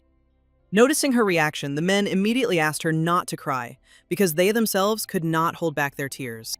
In the end, she managed to outwit them, but all people are cunning at their core, and at that very moment, the chairman joined the video call. The man looked at his subordinates in surprise, trying to understand why everyone was crying. When he learned of what had happened, he tried to reassure himself that everyone else had survived. They could have recruited more people this time, but it's unlikely they'll have that much talent. And the people they sent applications to last time haven't even gotten in touch. No one had heard anything about the 3 people who were interviewed, and they called several times, but they did not pick up. The chairman decided that these 3 also died in the 5th round, but one of his subordinates stated that Black Scythe definitely survived. If he is such a strong person, then nothing will happen to him, either in the game or in life. However, it is unclear why Black Scythe was hiding all this time, even though he applied to participate, but no one could answer this question. It might not have been Black Scythe who submitted that application. The reason they couldn't contact him was because that person died in the 5th round. There was meaning in these words, and the fact that it was an imposter explains everything. A giant like Black Scythe would never join a cafe like that. But when the man realized what he had said, it was too late, and the chairman asked to clarify which cafe he was talking about. Perhaps he has some grievances against their cafe, which serves as a springboard for a new era of player unification. The man immediately began to apologize, but the leader decided to remove him from his leadership position and ban him from entering the cafe. In a situation where even their combined strength is not enough, they cannot trust the person who is belittling the cafe. Now that they had eliminated the reactionary, the chairman smiled and suggested continuing the meeting. Suddenly, the Lost Yak announced with surprise that someone had just applied for membership, and the player's nickname was Black Scythe. But the real name is different from the Black Scythe name that was last time, and this time, the application was submitted by someone named Young Min. The chairman asked to visit his house once. Even if it is not Black Scythe, they have no choice but to meet with him. But if it is an imposter again, then he must pay the appropriate price for daring to make fun of them. Ryu Ming already knew that another person had appeared posing as Black Scythe, so the cafe managers wouldn't be able to sit still. They will likely go to the candidate's home to meet under the guise of an interview. However, under the fact of joining, they force others to participate in the murder, which will ultimately lead to destruction. That's why Ryu Ming can't sit back and watch. It's better for him to kill the leaders who are the masterminds. One day, this cafe will grow into a major force, with over 30% of their country's players joining. Therefore, instead of disbanding the organization, it is better to use it to control multiple players. All that remained was to use Young Min to remove the leaders and take the chairman's place. At this time, a guy in a balaclava entered one of the stores and threw a bag on the counter, surprising the seller. Pointing to the bag, the robber ordered that all the cash he had be quickly put there if the man did not want to die. The seller decided to ask him if he was a gambler, and the guy immediately slammed the counter, declaring that he was not joking. The man immediately began to shake with fear and began to collect all the money he had, trying not to make any sudden movements. There was little money as business was not going well and the production of lottery tickets had been suspended. However, the robber knew perfectly well that he had some gold hidden in his storeroom. Once the guy got about 10 million won, he decided that it was enough. As he left the store, he sternly ordered that he not report to the police, otherwise he would escape from the detention center and kill him. Having moved a sufficient distance, Young Min took off his balaclava, delighted with his remarkable catch. In the real world, he can live peacefully, but it is unknown whether he will be able to survive the next round. It's all because of the Black Scythe, because of whom he lost his friends and his stats were below the plinth. Young Min let out a loud scream of anger, then flinched when he noticed the cat behind him.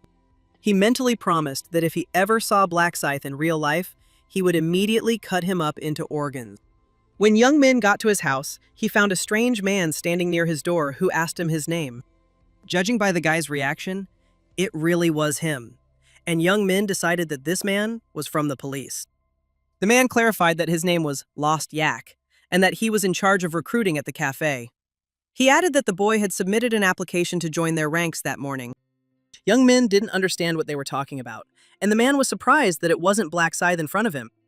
The guy took it as a joke, which visibly angered him. Lost Yak decided to leave, but Young Min asked him to explain properly what was needed from him. The name and address matched, meaning someone had accessed his personal information and decided to play a little joke. As a friend, there was another guy in a white mask in the hallway who said that he was the one who used his name. Young Min immediately insulted the stranger, not understanding where he knew him from. In response, Ryu Min took out his scythe, letting the others guess for themselves. The Lost Yak didn't understand where he got such a huge braid from, but then he realized that he really was the Black Scythe. However, he was short, not even reaching 170 centimeters, and his build was fragile. This was not at all how he had imagined him. At this time, Young Min was in shock, although the physique was different, but the speech and behavior were the same. And most importantly, this look, the Black Scythe, actually appeared to him in the real world. But it is unclear why he came here and appropriated his name, since they have nothing in common. Yak noticed that the guy began to shake, realizing that this was indeed the Black Scythe, although he himself had never seen him. He, with his 20th level, definitely won't be able to cope with him. Suddenly, Ryu Min noticed that the man had not come here alone and asked him to tell the others to leave. At that very second, 2 more players appeared behind the guy, wondering how he knew they were there.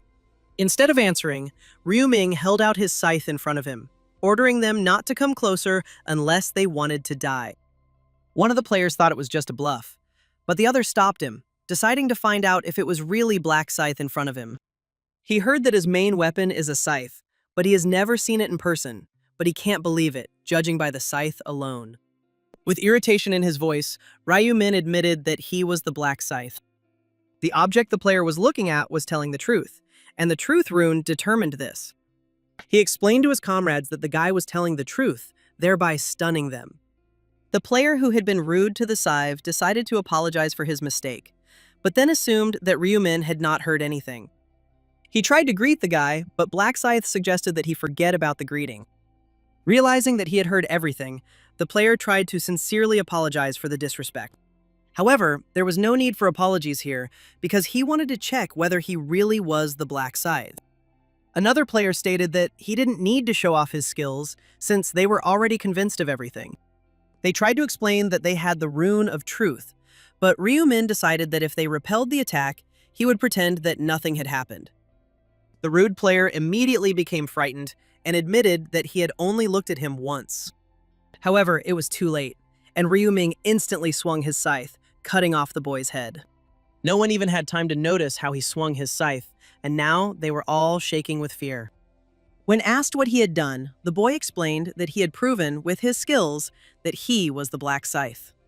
Lost Yak had already told him that it wasn't necessary, but it was too late. He did come here to recruit Black Scythe, but he couldn't hire a man who would cut everyone down for no reason. It's dangerous to take Black Scythe as a colleague. Since he can't hold him back, we need to kill him here and now. He's at level 40, it won't be easy. I'll have to pretend they're giving up first and then take advantage of his letdown guard. Suddenly, Ryu Min said that it was funny that they thought he wouldn't notice their intention to kill him. The man tried to wriggle out of it, but the boy explained that he planned to pretend to meekly surrender. He then decided to explain why he had applied, including Young Min's name and address. Because he wanted to see who the lost yak was working with, and all this in order to kill them with his own hands. One of the men decided to first try to convince him and then buy time. But it was too late. Ryu Min swung his scythe and killed Yak, and the remaining player realized that he had lured them all here to kill them from the very beginning. Unable to bear it, he loudly asked what he wanted from them and why he was doing this. Ryu Min asked the same question, asking what had offended them so much that they would kill people under the pretext of an interview.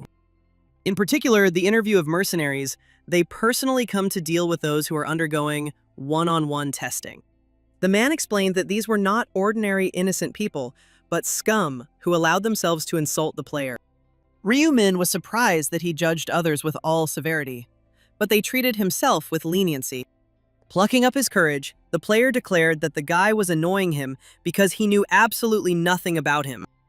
With a sharp swing of his scythe, Ryu Min took the man's life, concluding that these scum were killing civilians. He then turned to Young Min, stating that he had nothing to fear as he would soon be heading back to his comrades. Young Min didn't understand how he knew his friends, and Ryu Min hinted that they hung out together. To be precise, his gang was following him, after which the guy decided to take off his mask, showing his face. Young Min, recognizing Ryu Min, immediately remembered how he had previously beaten him, ordering him to bring money.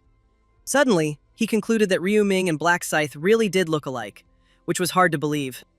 The guy noticed that Young Min didn't believe that he was Black Scythe, judging by his reaction.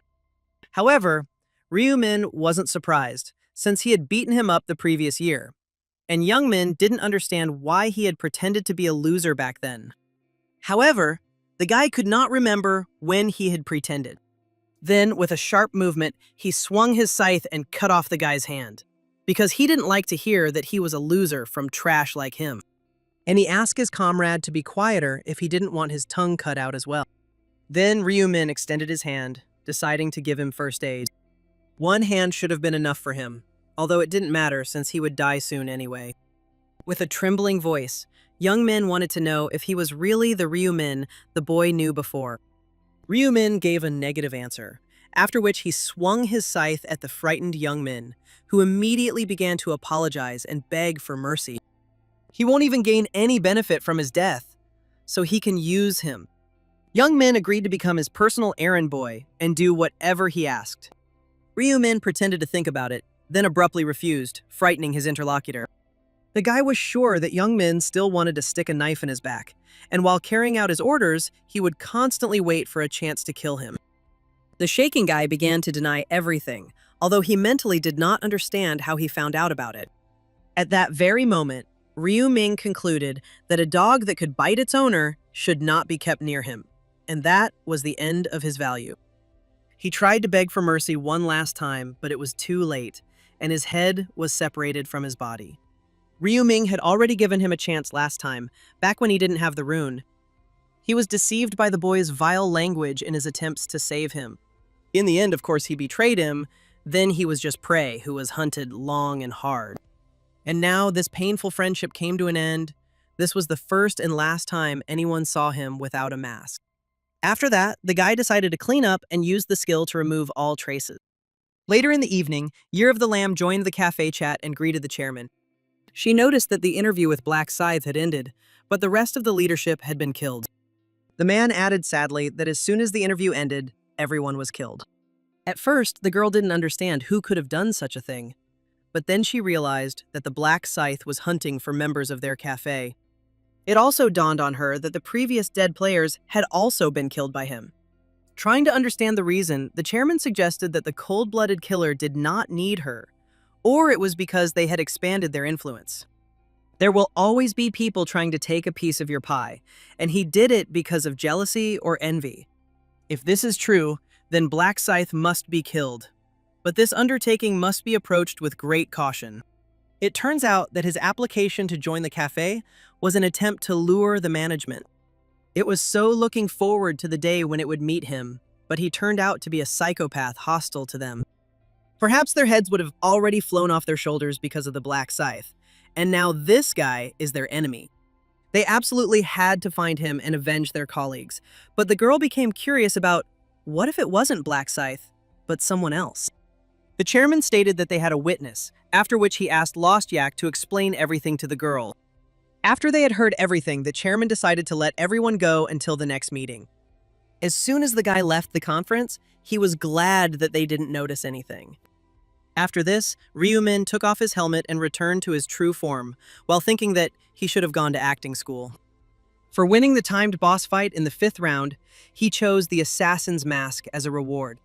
If the activation word is spoken, the player takes on the appearance of the player they killed, changing their face, skin color, voice, and physique. Changing your appearance to that of a killed player is a wonderful reward. Killing an ally with a backstab is as easy as pie. If it were up to him, Ryu Min would have taken on his appearance after killing the chairman, but the mask's effect doesn't apply to him because he's not a player. The head of the player's organization is not a player himself, which was quite ironic. Moreover, it is impossible to get close to him since a dangerous player, Year of the Lamb, stands in the way, and now his abilities are no match for hers. Until he has countermeasures ready, he should avoid contact with the leadership and monitor the situation, continuing to play the role of Yak. They're unlikely to need the lost Yak until the next conference, and in the meantime, they can restore the durability of the beads of eternal sleep. A few days later, in a remote house in England, a blacksmith was working. He created another dagger of his own and was happy about it. But then the smile disappeared from his face. He just makes them for the drawer and doesn't even sell them. Ever since those damned angels appeared, his number of clients has greatly decreased. He's managed to stay afloat for a while now, but now he's really at his limit, and his bank account is at rock bottom. He would like to work as a blacksmith all his life, but it seems there is no way out. Suddenly he remembered that they said that if you reach the 20th round, one wish will be fulfilled. He can't just give up blacksmithing, because what's good about simple youth in a man, there must also be passion. That's why he decided to go to the final round and fulfill his dream. Because even in that world, as if by fate, he was given the profession of a blacksmith. Even though blacksmithing isn't useful on the battlefield, he's still capable of winning because he has the weapon polishing skill, which increases damage. The guy decided no matter what to get to the 20th round. But he still needed money, since there wasn't a penny left, even for materials. He'll have to put this business on hold until he has money for materials, and once he's saved up, he'll return to the hut and do it. The guy was thinking about finding a new job, not noticing how some man was approaching his house. Turning around, he noticed a guy of Asian appearance. He didn't often see people like that in these parts. At first he thought he was lost, but Ryu Min extended his hand to him, recognizing him as Russell Daniel. The blacksmith tried to figure out who was standing in front of him, and judging by Ryu Min's answer, he found the one he was looking for. Then he decided to find out where the guy heard about him, and he explained that he didn't hear, but saw. Ryu Min immediately explained that he was a prophet and could see the future, but Russell did not believe it. The guy decided to prove it and told him that Russell was level 21. His profession was a blacksmith, and he also named his region. He might have been lucky in guessing the level and profession, but he even named the region correctly. Russell Daniel was still hesitant, as this was the first time he had heard about the profession of a prophet. He may know that there are unique classes, and prophet is one of the professions that can only be held by one person. After that, Ryu Min smiled and said that he came here to make a deal with him. He needed to fix one item using the repair skill. He asks only for this in exchange for useful information. It was the 6th round information, and upon hearing it, Russell Daniel visibly tensed up. If this guy already has the information, it will definitely help him with his strategy, but it's too much of a reward for such an easy job. The blacksmith decided to check whether he would really give him information for repairing the item and not ask for anything else. It was just like him. Ryu Min would have even been upset if he had simply agreed. To cut to the chase, Ryu Min genuinely wanted to befriend him, which puzzled the blacksmith. The guy saw a future where he became the best blacksmith and was able to survive until the 15th round without anyone's help. But that's all. After this, he has no future, and it's all hopeless.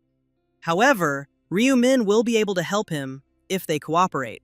Not only will it be easier for him to level up, but he will also get past the 15th round. Besides this, he will be able to work as a blacksmith all his life as he wanted. In return, the guy didn't need too much, and he suggested that they simply help each other. Russell Daniel, the only blacksmith to survive to the 15th round, could be useful to it.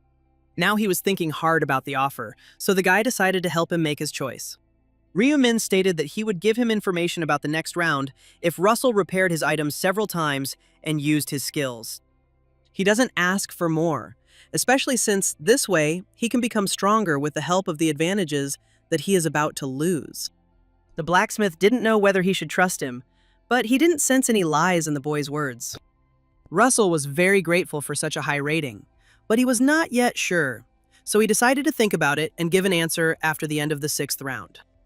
Ryu-min agreed to do what was convenient for him, since they were not signing a contract. The blacksmith decided to repair the item first, and then Ryu-min could tell him the information about the 6th round. The boy handed him a bead of eternal sleep, which had only 1 unit of durability left. After accepting the artifact, Russell immediately used his skills, instantly repairing the bead. Taking it in his hands, Ryu-min personally confirmed that the durability was once again 1,000. Russell didn't know what kind of necklace it was, but it seemed to be pretty good, and the guy was probably going to keep using it, gradually increasing its durability. Judging by the blacksmith's expression, he doesn't know what this item is. He deliberately didn't read the description as he considers it confidential information. Ryu-min thanked him for restoring his strength, but now the blacksmith was waiting for information. After listening carefully to everything, Russell concluded that he should assemble a squad of strong players, since the monsters would be very strong. After that, their deal was concluded, but Ryu-min also asked to sell him some things. The boy asked him for some black iron filings with a smile, and Russell was surprised that the boy knew he had them. Ryu-min guessed that the blacksmith was looking for work because he didn't have enough money to buy materials, and he would pay generously for it. Russell, surprised, declared that the guy in front of him was truly amazing, and now he definitely believed that he was a prophet. To be honest, he thought there was some kind of catch to it, for which he apologized. However, he has nothing to apologize for. He simply told him what he saw, and he himself decides whether to believe him or not. The blacksmith decided to give him the shavings for free, because he thought it was fair payment for the information he received. He was not so unscrupulous as to pay for information by fixing just one item. Ryu-min was genuinely surprised that the guy would just give him such an expensive item. Black iron chips are a material for crafting divine rank items, and he probably doesn't know that such an item is difficult to obtain before the 11th round. In fact, the blacksmith didn't even know how to use it, and only he, being a prophet, knows what this item is worth. This item must have been extremely important, since Ryu-min asked for it, but the guy decided not to poke his nose into something that wasn't his business. Ryu-min was pleased with the blacksmith's easygoing nature, after which he threw him the bag and asked him to open it. Russell started shaking when he discovered 20,000 pounds inside. After all, the guy can't just take the item from him, and this should be enough to buy materials. Now he wouldn't even have to look for a new job, for which he was infinitely grateful to the unexpected guest. Ryu-min asked him to take the money because shavings are a very expensive item, and he gave money not only for the purchase of materials. He advised the blacksmith to open an overseas investment account and buy Korean stocks with about half of that amount. If he invests in his company, which will soon grow, then he will not have to worry about purchasing materials for the rest of his life. Russell decided to trust his words. After all, he earned this money without putting in any effort. Afterwards, Ryu-min wished him good luck in the next round and asked for his phone number. Suddenly, the blacksmith realized that he had forgotten to ask the name of his guest, and Ryu-min asked to call him Master Ryu. When June first arrived, all the players were transported to another dimension. They found themselves in a desert this time and tried to guess what task they would be given. The 6th round was a co-op round, and Ryu-min had to find people to join his team. First of all, he needed to find Ju Li. In fact, he didn't need anyone else except her, but for a squad of 5 people, he needed 3 more. Suddenly, the boy turned around, hearing a familiar voice, and discovered that Zhu Li herself had found him. The girl was in high spirits, but she spoke to him too formally. The other players tried to figure out who this girl was that she was talking to player number 1 like that. although she herself took second place in the last round and was so close to first place in the ranking. Julie asked the guy if he had killed the final boss in the last round, and he answered in the affirmative. He also managed to complete an additional task, but he was not going to tell what the reward was for it. She was surprised that the boy answered the question before she asked it, and concluded that Black Scythe was a very perceptive person. As soon as she realized what she had just said, she immediately felt awkward. The girl blushed deeply and began to apologize to the guy, bowing low along the way. Ryu Ming thanked her for the compliment, and Julie remarked on how responsive and charismatic he was. Suddenly, two more people, Arin and Sangchul, approached them, and the first thing the actress was interested in was who this girl was next to Scythe. After that, they politely greeted the guy, hoping that he had not forgotten them. And Rin assumed that the girl next to him was his companion, but the guy was not obliged to say this. The actress sadly noticed that before he was smiling, but for some reason he was so rude to her. Then the guy asked if they needed something from him. They probably came because it was prophesied that they would be in the squad with the Black Scythe. Sangchul decided to admit that they would like to be in the same squad with him. He understood that they would only get in the way, but he promised to try his best to prevent this. Ryu Min decided to pretend that he was in deep thought, although he just needed these two to fill out the squad. But what if he takes them into the squad, and not someone else? Gyeonglok will treat Blackbraid a little better. However, Sangchul didn't ask to be let into the squad just like that. He has information regarding the 6th round, and he is ready to share it. Ryu Ming frowned, realizing that the man was about to leak information, and he should think about it. The boy refused, surprising the man, who thought it would be useful to know in advance what awaited them. However, Black Scythe has decided to act as he sees fit, and he is not going to rely on unreliable information. He then decided to find out where Sangchul got this information and who his informant was, seeing how he was hesitating. The man refused and was surprisingly secretive, not telling about the existence of the prophet, which was not a bad thing. At first, Sangchul thought that there was nothing more that could be done. But to his surprise, Black Scythe decided to accept them into the squad. He can be trusted since he didn't reveal his information, and besides, Ryu Min hates chatterboxes. It was a huge relief for the man, because if he had told about the prophet, they would have been driven away. So he and Arin thanked the guy. He then decided to introduce Zhu Li, explaining that they had an agreement.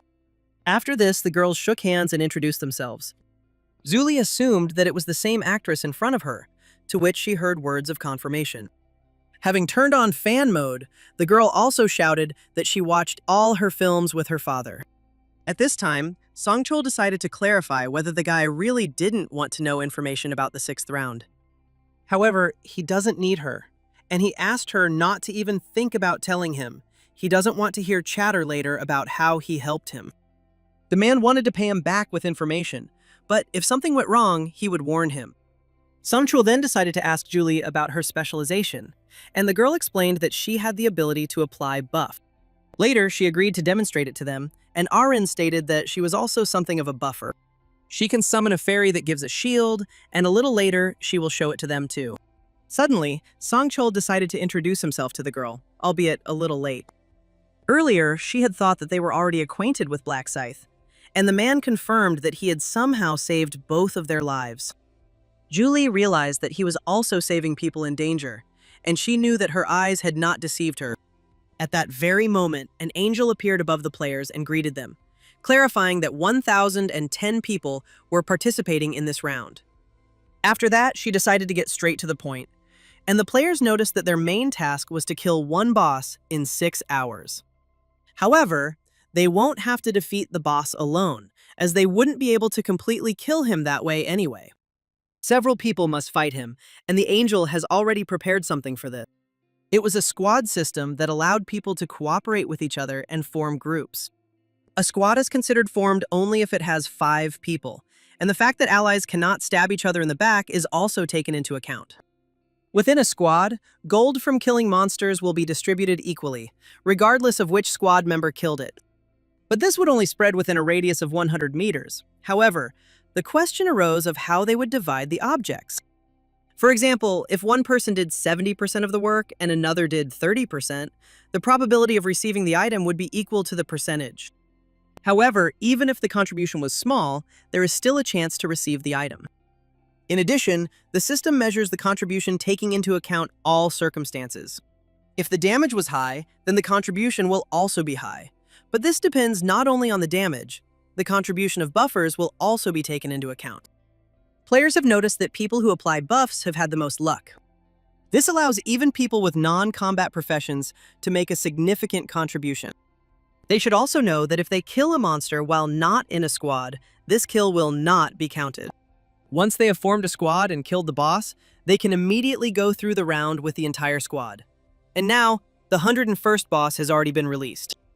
For the Angel, this task did not seem so difficult, because they would complete it simply by killing one boss. After this, the Angel wished everyone good luck at the end, noting that there were no additional tasks in this round. The players were skeptical of the Angel's words about a simple task, but if this is a boss, then he must be tough. The system asked to pay attention that the task will not be counted if it is not completed as part of a squad.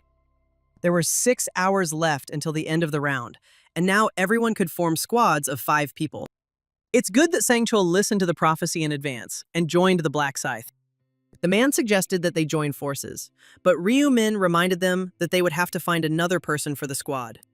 Julie asked who would take the remaining seat then, but the final decision was up to Black Scythe. Lost in thought, Ryu Ming began to hope that that very person was somewhere nearby. So Ryu Min can pretend to make the decision and naturally include him in the lineup. Players have already started thinking about assembling a squad, keeping in mind that there should be 5 people in the squad. After this, different players started inviting others to join their squad.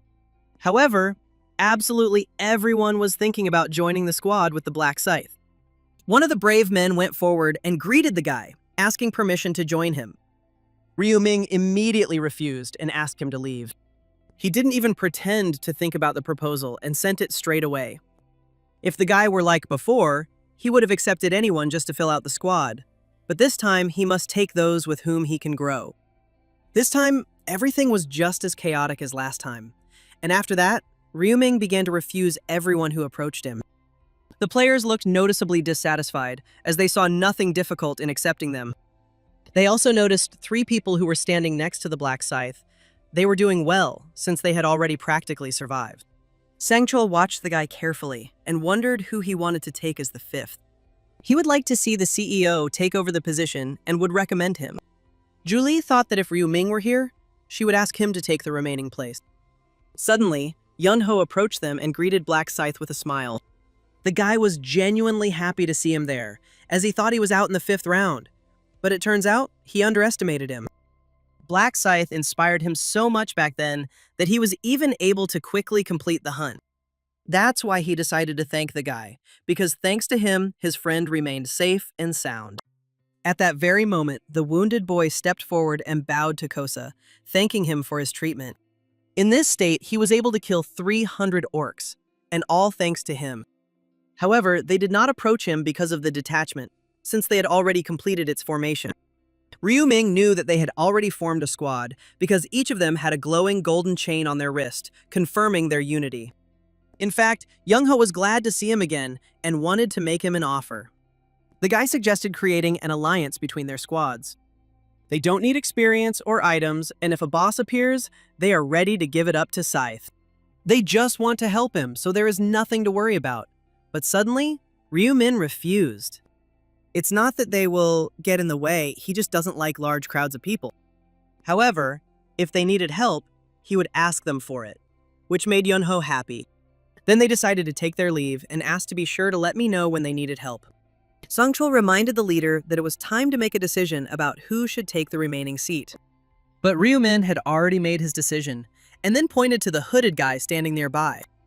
He asked him to come over and asked how long he had been following him, receiving an affirmative answer. The reason was that he really wanted to join his squad, but he couldn't bring himself to approach. The guy added that he was level 23 and his specialization was a black mage, although Ryu Min didn't care. After which he announced that they would take him for the remaining place, thereby surprising the rest of the team. He turned down all the other players, but took this secretive one. However, Ryu Ming knew that in the future, this guy would become the head of a sect that would worship the Black Scythe as a deity. He will become his ardent follower, and if Ryu-min establishes communication with him in advance, it will play into his hands. After this, they began to form a squad, holding hands. The Black Mage immediately blushed, unable to believe that Black Scythe had chosen him. The man everyone else turned their backs on starting in 5th grade. He was a punching bag for the bullies because he looked too gloomy compared to the others. They had no reason to bully him, and he was an easy target. The hooligans demanded money from him, but the boy lived with his grandmother and they didn't have much. However, he was even forced to steal, since because of him, they would all become beggars. And if he doesn't do it, they promised to bury him with his grandmother. Unable to bear it, the guy tried to brush them off, but at that very second, he was brutally beaten. He wanted to die, because that would make things easier for him. But if he left, what would happen to his grandmother, who had to endure so much because of him? He promised her that he would earn a lot of money so that she could live a luxurious life, so she had to hold on. The guy held out for 3 years because he was driven by the desire to pay back his grandmother. And it all finally ended, but the appearance of an angel changed everything. He had difficulty finding a good part-time job that could provide him with a living. When the second round ended and the guy returned home, he heard the voices of those same hooligans in his house. They had warned him before that they would bury him with his grandmother, but now they decided not to limit themselves to words. As soon as the boy saw his grandmother's lifeless body, he created a black arrow with tears in his eyes. Without any hesitation, he fired arrows towards the offenders. That's probably when he started building walls between himself and other people, and also stuttering. Taesok decided to reach the final, to make a wish and save his grandmother. Since he changed his specialty, he has never fallen below 1st place in his region. But there are places that rise even above the heavens, and he saw how Black Scythe automatically beat all the winners of the 9 regions. And now, before going hunting, Julie decided to put a buff on everyone. After experiencing the increase in his stats, Sangchul understood why Zuli was on his team. Then Arin also decided to apply a buff using a summoned creature. After this, the girl summoned 2 fairies, who began to circle above the players. Previously, it only cast shields and had no offensive abilities, but now they can do that too. Arin can also create a golem, which became available to her after reaching level 20. The golem does not provide any buffs, but it can distract monsters. And Rin wanted to know Black Scythe's opinion, since she could also be useful, but the guy didn't really react. Taesok noted that they were all outstanding players, so he should also help out somehow. After walking some distance, the group noticed another squad that was already fighting the monster. The players were pleased to have found such an easy boss, and then rushed to attack him. However, he still had some serious power, and the players were trying to figure out how to attack him. One of them decided to strike from behind, but immediately regretted it, receiving a hoof in the stomach. Looking at their strategy, Ryu-min called them idiots for aiming at the horse. A few minutes later, they finally managed to defeat the boss and thus steal 1st place from the Black Scythe squad. Taesok couldn't believe that they just stole 1st place from them. He heard the players cheering as they completed the task and marveling at how easy the round had been. Taesok thought that their leader was also offended, but suddenly he noticed that Black Scythe was too calm. Suddenly, the players began to notice with surprise that they were unable to complete the task. It simply didn't count for them. After which it began to dawn on them that the centaur they had just killed wasn't the boss. The real boss is a bull-headed minotaur, and it will take 20 people of level 20 or higher to defeat him. That's the catch with this round. Everything was designed so that the boss could be defeated by a squad of 5 people. Of course, no one said that the boss could only be defeated by 5 people, and the angel probably knew about this, but pretended not to know. However, Ryu-min can't tell them this, and at first, they will just have to observe. Except for Taesok, who was nervous and didn't know the prophecy, everyone else seemed calm. Then the guy decided to use a proven method. He announced that judging by the reaction of the others, it was not the boss. For now, they will hold off on killing the boss and kill the centaurs first to level up before the time runs out. This monster is difficult to kill with 5 people at level 20, and it will take at least 3 or 4 squads to defeat it. They shouldn't rush into killing the boss because they don't know how strong he is, and there might be other traps. It's better to wait and see how the situation develops, and in the meantime, hunt mobs so as not to waste time. Sungchul didn't understand how Black Scythe knew how to defeat the boss if he hadn't even heard the prophecy. Now, he didn't care about first place, since they would still gain experience. Perhaps first place wouldn't be determined by the order in which the boss was killed, and Songchul didn't understand how a strategy could be determined without knowing the prophecy. And Rin decided that they should come up with some kind of strategy first. But Ryu Min concluded that there was no need for that, and he could kill the monster alone. The girl didn't expect that this guy would be able to defeat a boss that was difficult to kill, even with 5 of them. However, the Black Mage was completely confident that Black Scythe could do it alone. The rest of the team can do nothing, and Ryu Min is the only one who can defeat him. They can just follow him and get gold and experience. There is no better option. He will keep the items that come as donations, and in exchange, they will receive gold and experience without risking anything. Everyone immediately agreed with this, and Taesok declared that he would do whatever Black Scythe wanted. Smiling, Ryu Min concluded that it was a good choice, and they would not be disappointed. After this, the guy suddenly rushed from the spot, which stunned the entire team. They had already forgotten how fast their leader was, and they became curious about how much his agility had been improved. Taesok thought he was fast, but compared to Black Scythe, his speed was just worthless. At that very second, the guy noticed a centaur ahead, towards whom Ryu Min was already rushing. Swinging his scythe, the boy managed to defeat him with one blow, surprising his comrades once again. However, this was far from the end, and Ryu Min continued his hunt, destroying the centaurs one by one. He managed to make 172 kills in 30 seconds, which was a good result for him. There are only 2,000 centaurs currently on the map. At this rate, he can kill them all in 6 hours. But he needs to leave some for the others. Then the guy stopped and found that his team could barely keep up with him. Ryu Min noticed how hard it was for them, so he suggested they take a little rest, to which he received words of gratitude. Everyone except Songchul fell to the ground, trying to catch his breath, and the man noted that pursuit was also hard work.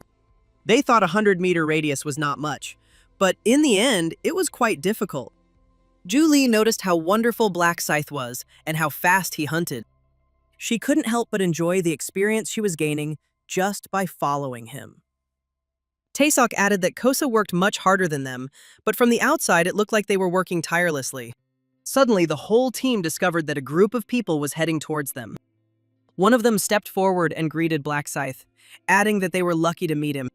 They were simply recruiting a team to hunt the boss, but Ryu Min immediately refused. The man didn't know if Black Scythe knew, but this boss was a monster, not a simple one. He pointed to the bull-like creature, explaining that it was the boss, and that it was indeed very tough. One squad tried to defeat him, but in the end, every single one of them died. That's when he realized that it would be better to unite several groups at once to defeat this boss. But now he didn't understand what was wrong with teaming up. They would help each other and leave the finishing touches to Scythe. Ryu Ming frowned and asked not to make him repeat it a third time. Returning to his squad, the man announced that nothing had worked. They didn't understand why Black Scythe refused and assumed he was scared. Without thinking twice, their squad headed towards the boss, preparing for an attack. There were as many as 20 of them, and they hoped that they would be able to cope without casualties. But at that very second, the boss turned sharply and turned his attention to them. The players were immediately scared, but Minotaurs are generally not that difficult to defeat. His attacks are easy to avoid as they are quite slow. Although his skin is difficult to penetrate, if you continue to attack, you will certainly find weaknesses. In that case, victory was only a matter of time, and now all the players were busy looking for a weak spot. It would still take time, so they had to concentrate on dodging. The next second, a player with a huge axe threw his weapon towards the monster and pierced its skin.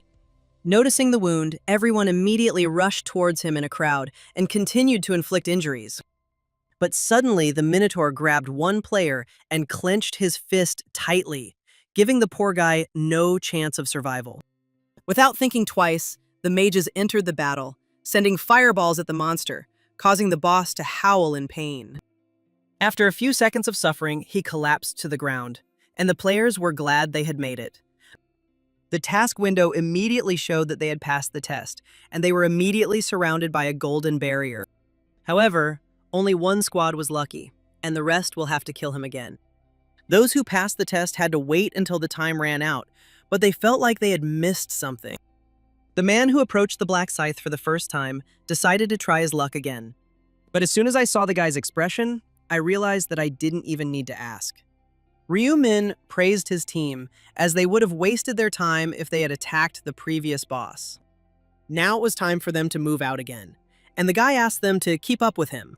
The players who passed the test tried to find out where they stood, but the system said nothing about it. However, it didn't make any difference to them, and the main thing is that they survived, and now they can afford to rest. Suddenly, they noticed that Black Scythe was fighting not a boss, but a centaur. They were shocked that he killed that monster with one attack, but it was unclear why he chose the centaur over the boss. One of the players suggested that he simply decided to farm, since he had dropped out of the top. It was a bit of a shame because they thought that Black Scythe would take first place again, and he can't be first forever. Although this guy is clearly not stupid and thought of farming, which already proved his rational thinking. There were 20 minutes left in the round, and Ryu Min had already managed to kill 1,920 centaurs. Julie suggested taking a short break, to which the guy agreed, since the hunt was already over and it was time to move on to the boss.